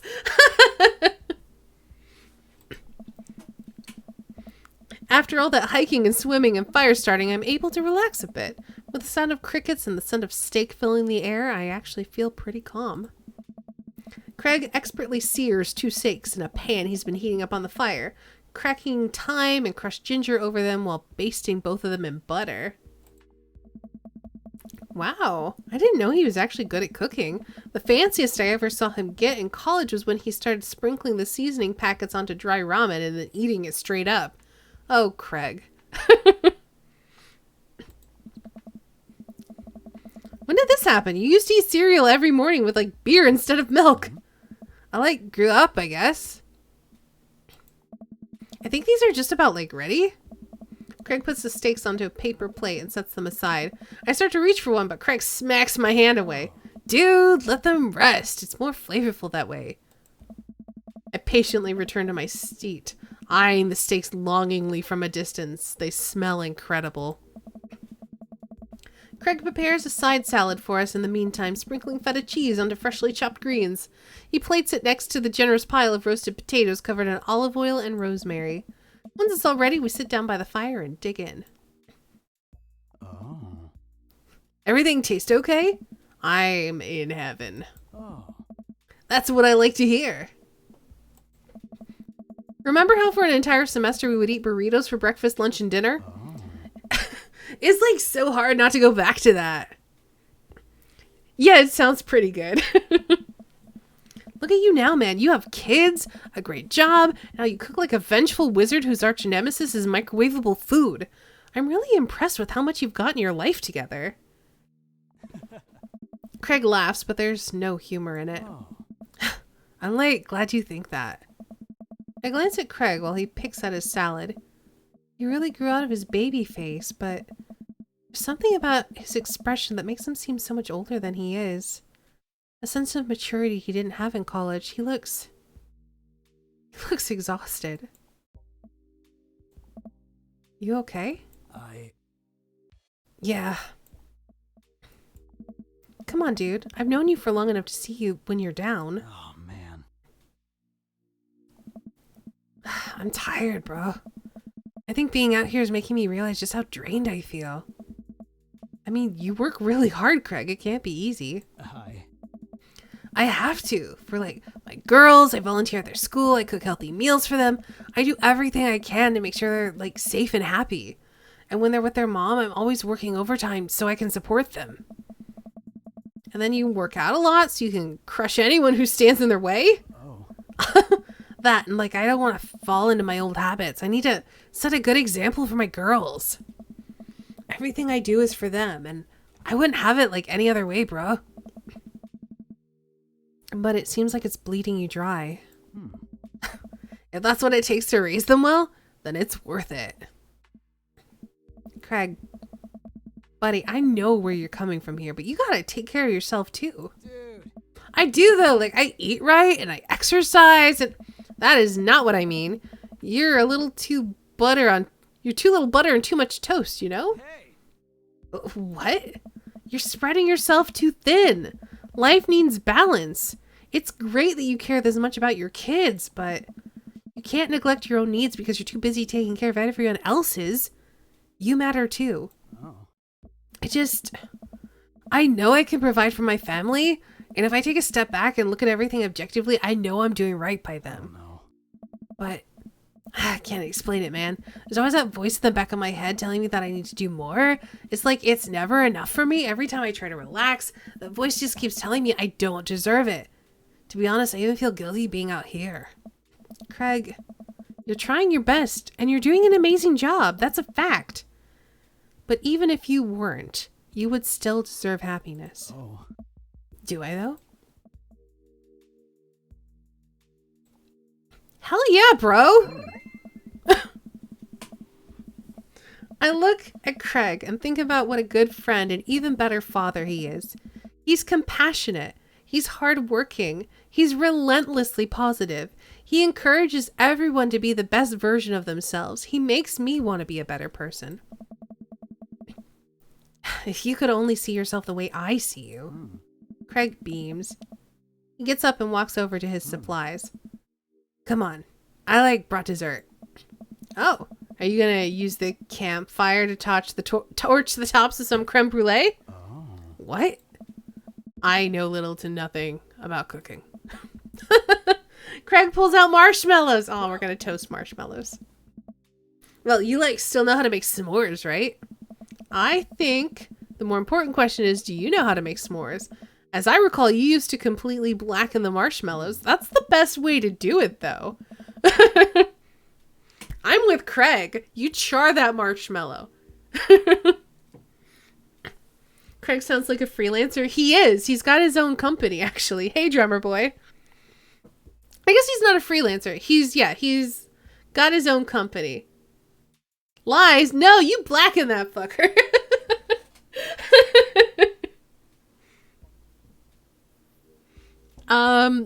Yeah, we went swimming. It's fine, Critwitch. Don't worry about it. We went swimming. We're camping. We went swimming, and now we're drying our clothes by the fire because they got all splashed.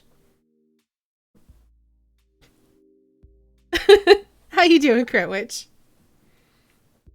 Oh, I stand by that. It's charred on the outside, but the gooey center is preserved. Brutish. Craig throws a marshmallow at me, and I catch it in my mouth. Oh. Pro move! We used to be able to do that at a great distance against wind disadvantage. Give me a week of practice and I'll be competitive again. It's important to the story, don't question it. This definitely isn't us trying to get with Craig, don't worry about it. Yeah, I know it's not healthy to eat, but man, does it taste good.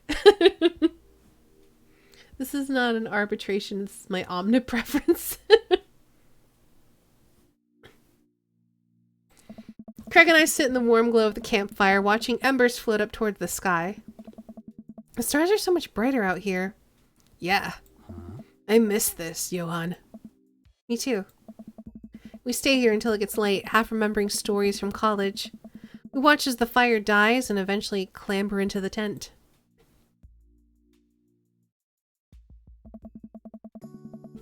We crawl into the tent and I unfurl my sleeping bag. Wait, where's the other sleeping bag?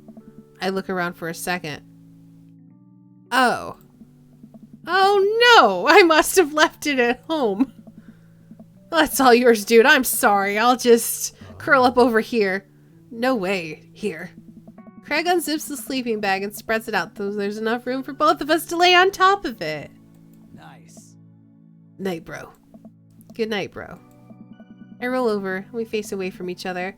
Without a blanket, it's really cold.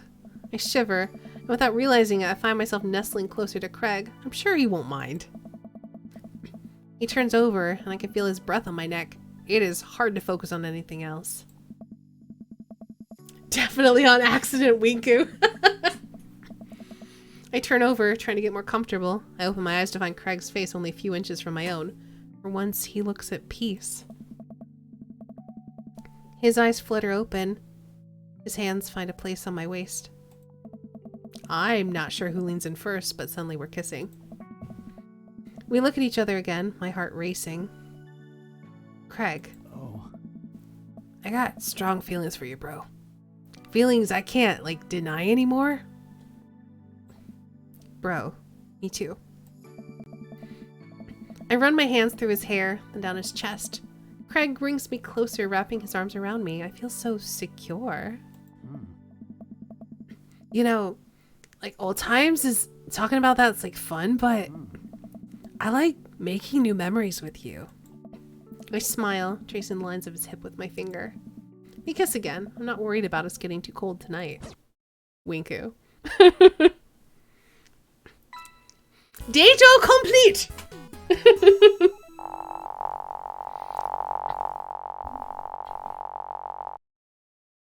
Oh yeah, S rank that. Back in college. I missed you, dude. I'm still salty that we didn't get his kid's capybara toy back, but you know what? 2 S ranks. I'll take it.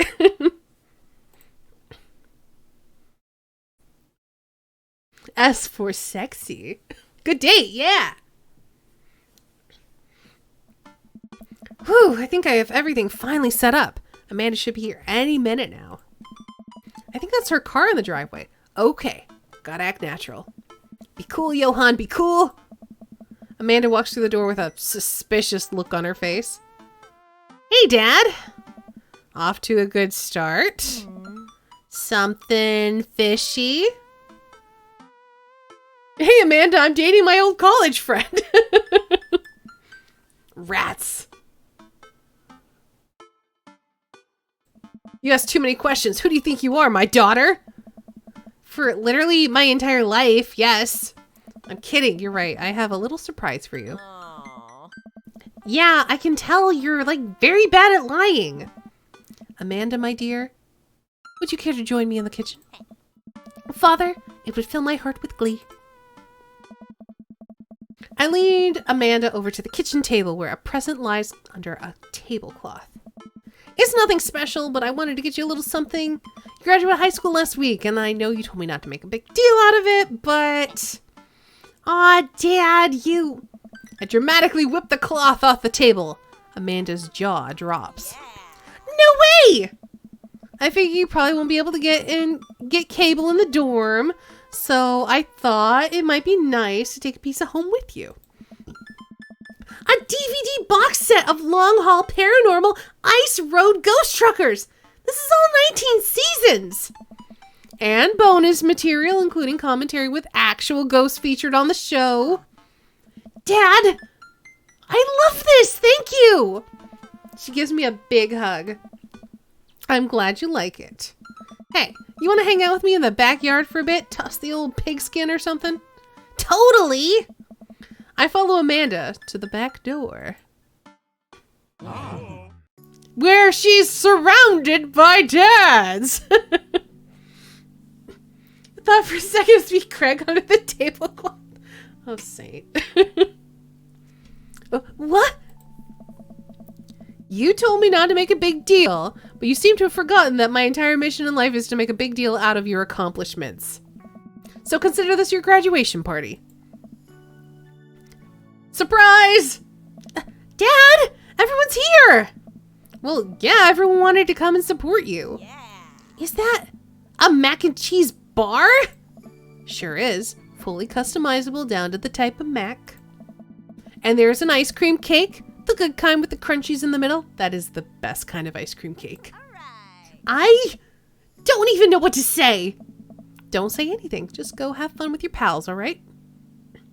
Nah, she's got her friends there. They just don't have character art.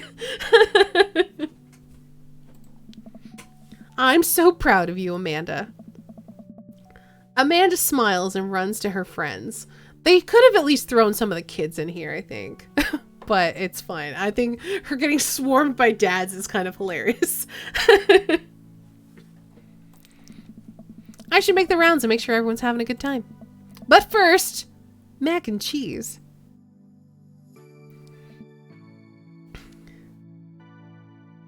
Oh gosh, I always have to think.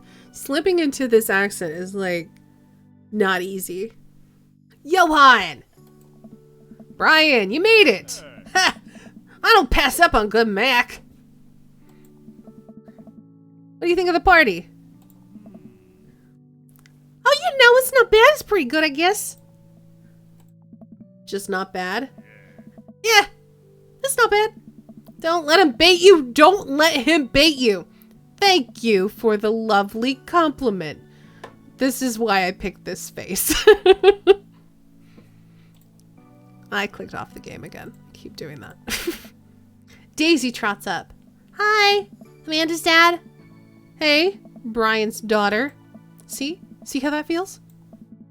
This is a really great party. Thank you so much for inviting us. You're very welcome, tiny child who knows how to pay a compliment. Brian and I lock eyes. This isn't over. Looks like you've settled into this neighborhood quite nicely. Yep, could ask for a better cul-de-sac. Well, I'm glad. Hopefully we'll see you at more church events. We've got a big schedule planned for the rest of the year. Sure thing, Joseph. And maybe if you aren't doing anything later, we could hang out sometime. Sure thing, Joseph. That would be great. Well, I'll see you later. Hugo comes up to me with a plate of mac and cheese. The perfect cheddar to mac ratio. Beautiful work, Johan. Thanks, Hugo. You know, I'm really pleased to see Amanda going to a dream school. I'm glad she turned it around for finals. Me too. That scholarship money will really help.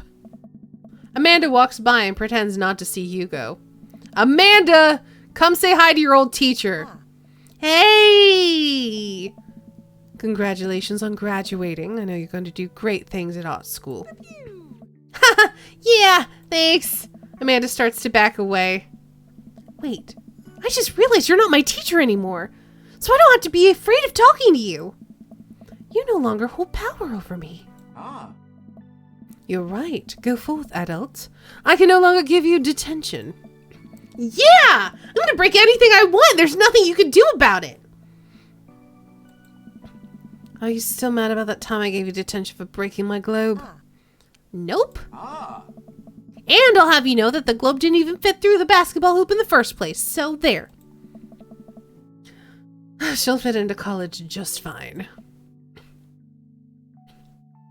Oh, you're just a hot Latin dad. Hey. Hey. Robert gestures vaguely to the snack table. It's good stuff. Yep. See you later. Hey, dude. Hey, man. Matt!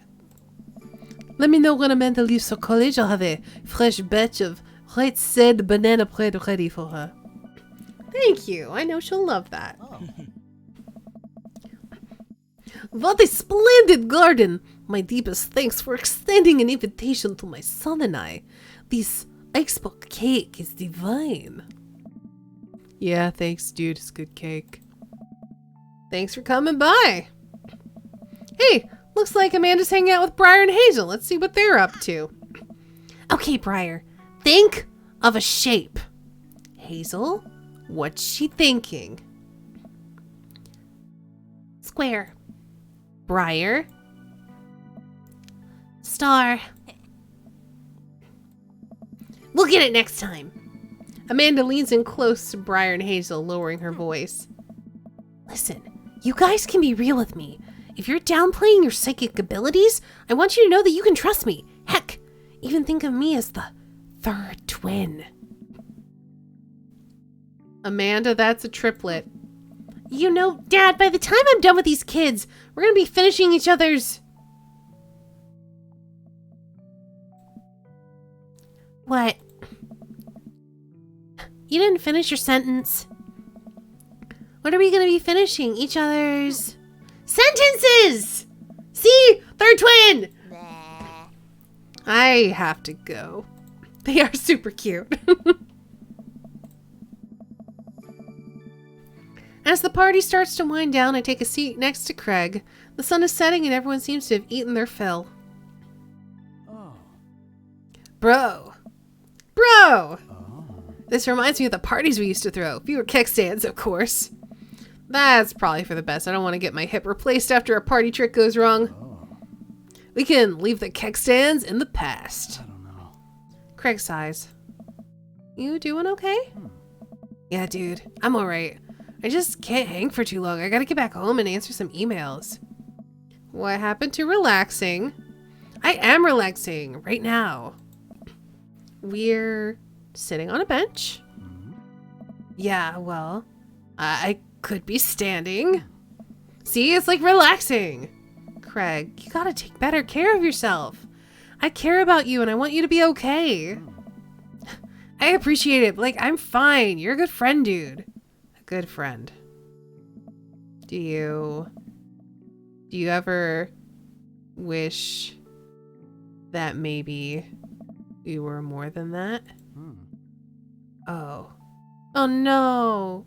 Craig, no. I think he's turning us down. But we kissed in the tent.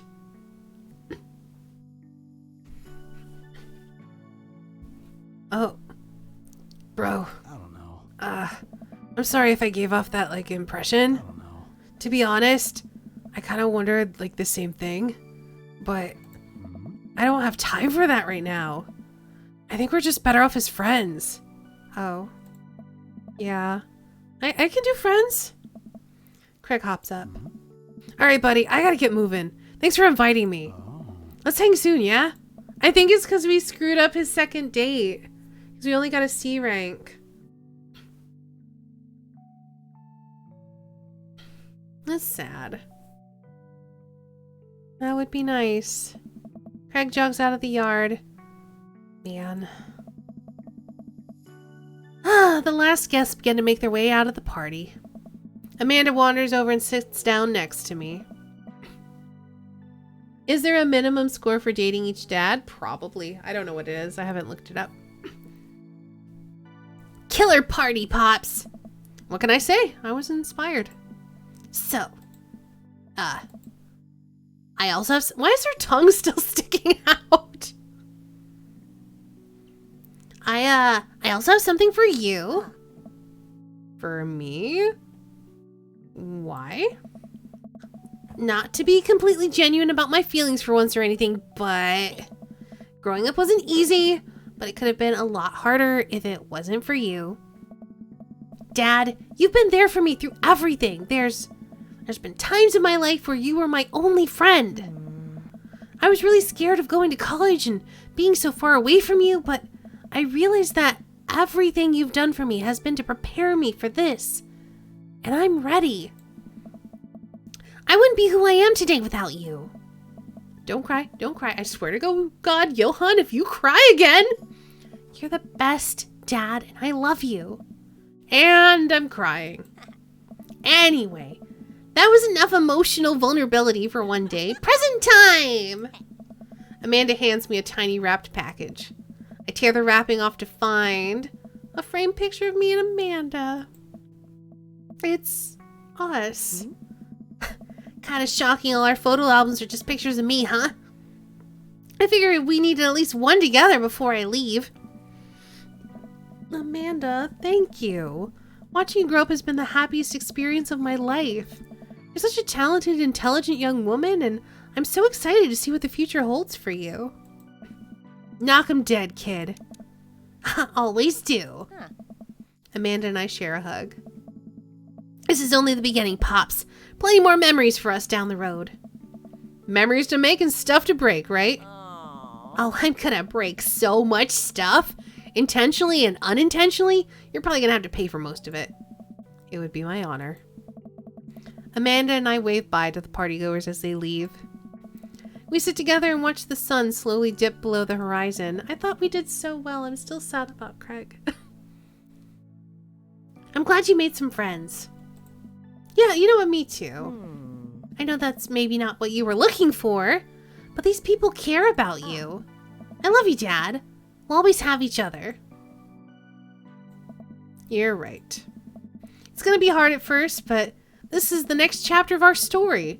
And I would be so nervous about it, but I know that you're always gonna be looking out for me the same way I'll always be looking out for you.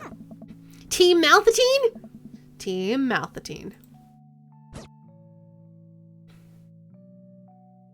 It's still really cute. And that's it!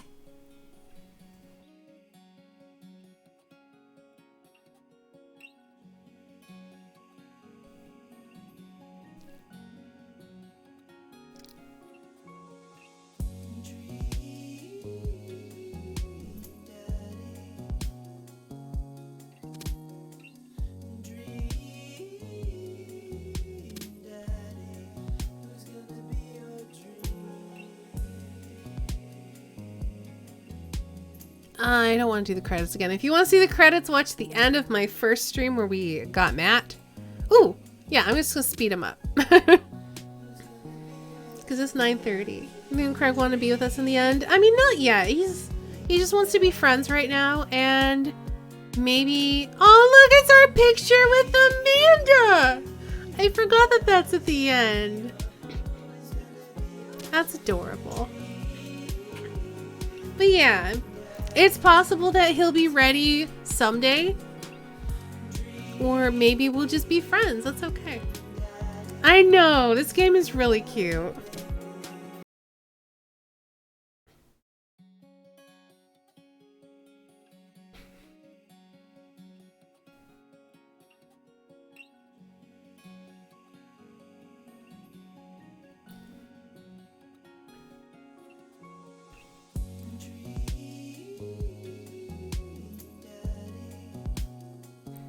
Alright, that's gonna be it for our stream today.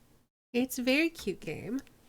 If you like cute dads and fun writing, check it out.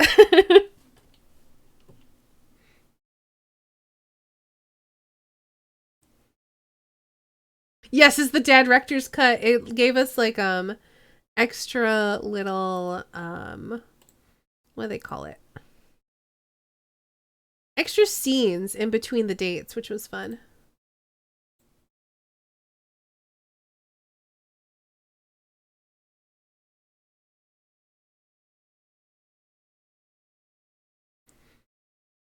Yeah, it was cool. Okay, let's get some music going. Thank you all for being here. I hope you all had a nice Valentine's Day as we tried to date a dad. It didn't go how we wanted, but, you know, we made a good friend and we still had a good time. And we got some smooches and butt touching, so it's not a total loss.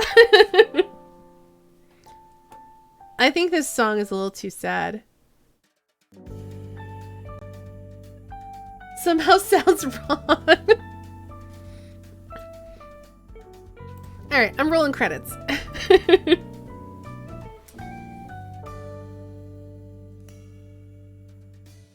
So thank you all so much for hanging out and watching. Thank you so much to my mods, Drummer Boy and Kelsa. Thank you so much for being on the mod team and hanging out today. Starrybot, thanks for being my bot. Also, Kelsa, big 28 months. Thank you so much for that.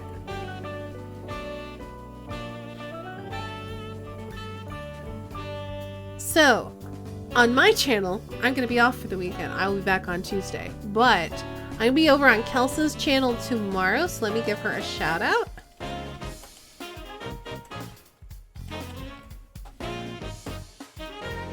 Where we are going to be continuing our game of Republic City by Night. It is a Fortune of the Dark game written by Saint Guard. Or I say, yeah, created by Saint Guard. Saint Guard's game. It's a Fortune of the Dark game where we play detectives in the Legend of Korra universe, and it's great, and I love it, and I can't wait to play it. If you want more flirting, that's probably going to happen tomorrow if I don't roll ones or twos or threes. I'm going to try. I'm going to try to flirt my way out of this.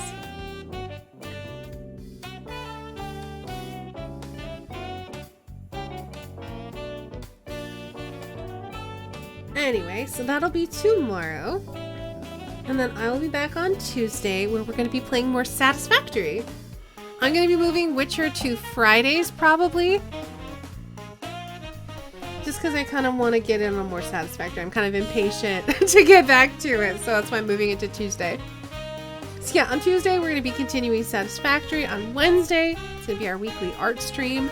Thursday, we'll have Baldur's Gate 2 will be coming back. And then on Friday, it's either going to be The Witcher or more Blackout Club. We'll see. Play that a little bit by ear. Anyway, that is my upcoming schedule for the week. I'm gonna drop my links now. So, if you're new here and would like to join the Discord, there's a link in chat for that. Discord is the best place to keep posted on stream news and a great place to hang out with all these people when I'm not live. So that's the thing. If you want to check out my art, check out my Patreon. You can follow me or you can become a patron to get special rewards like wallpapers, which I need to check on this weekend and see what y'all voted for, art videos, commission discounts, exclusive posts, all that kind of stuff. If you're interested in buying merch or art prints, you can check out my Redbubble store. And then last but not least, I'm a Humble partner. So if you're looking for another way to support the stream, use our affiliate link whenever you're shopping in the Humble store. Alright, so yeah, that is going to be it for me. I'm going to leave you all with some music and probably an ad, let's be real. But I had a lot of fun. I had a lot of fun with this. I can't do visual novels all the time because they're very vocally demanding, but it was a good time and I'm glad I got to share that with you guys. I really like Dream Daddy. It's like really sweet and wholesome. And you just want everything to go well for your dad because it's just really well written. I like it a lot. Alright. Have a great night, everybody. Thank you all so much for hanging out and watching. I'll see you guys next time.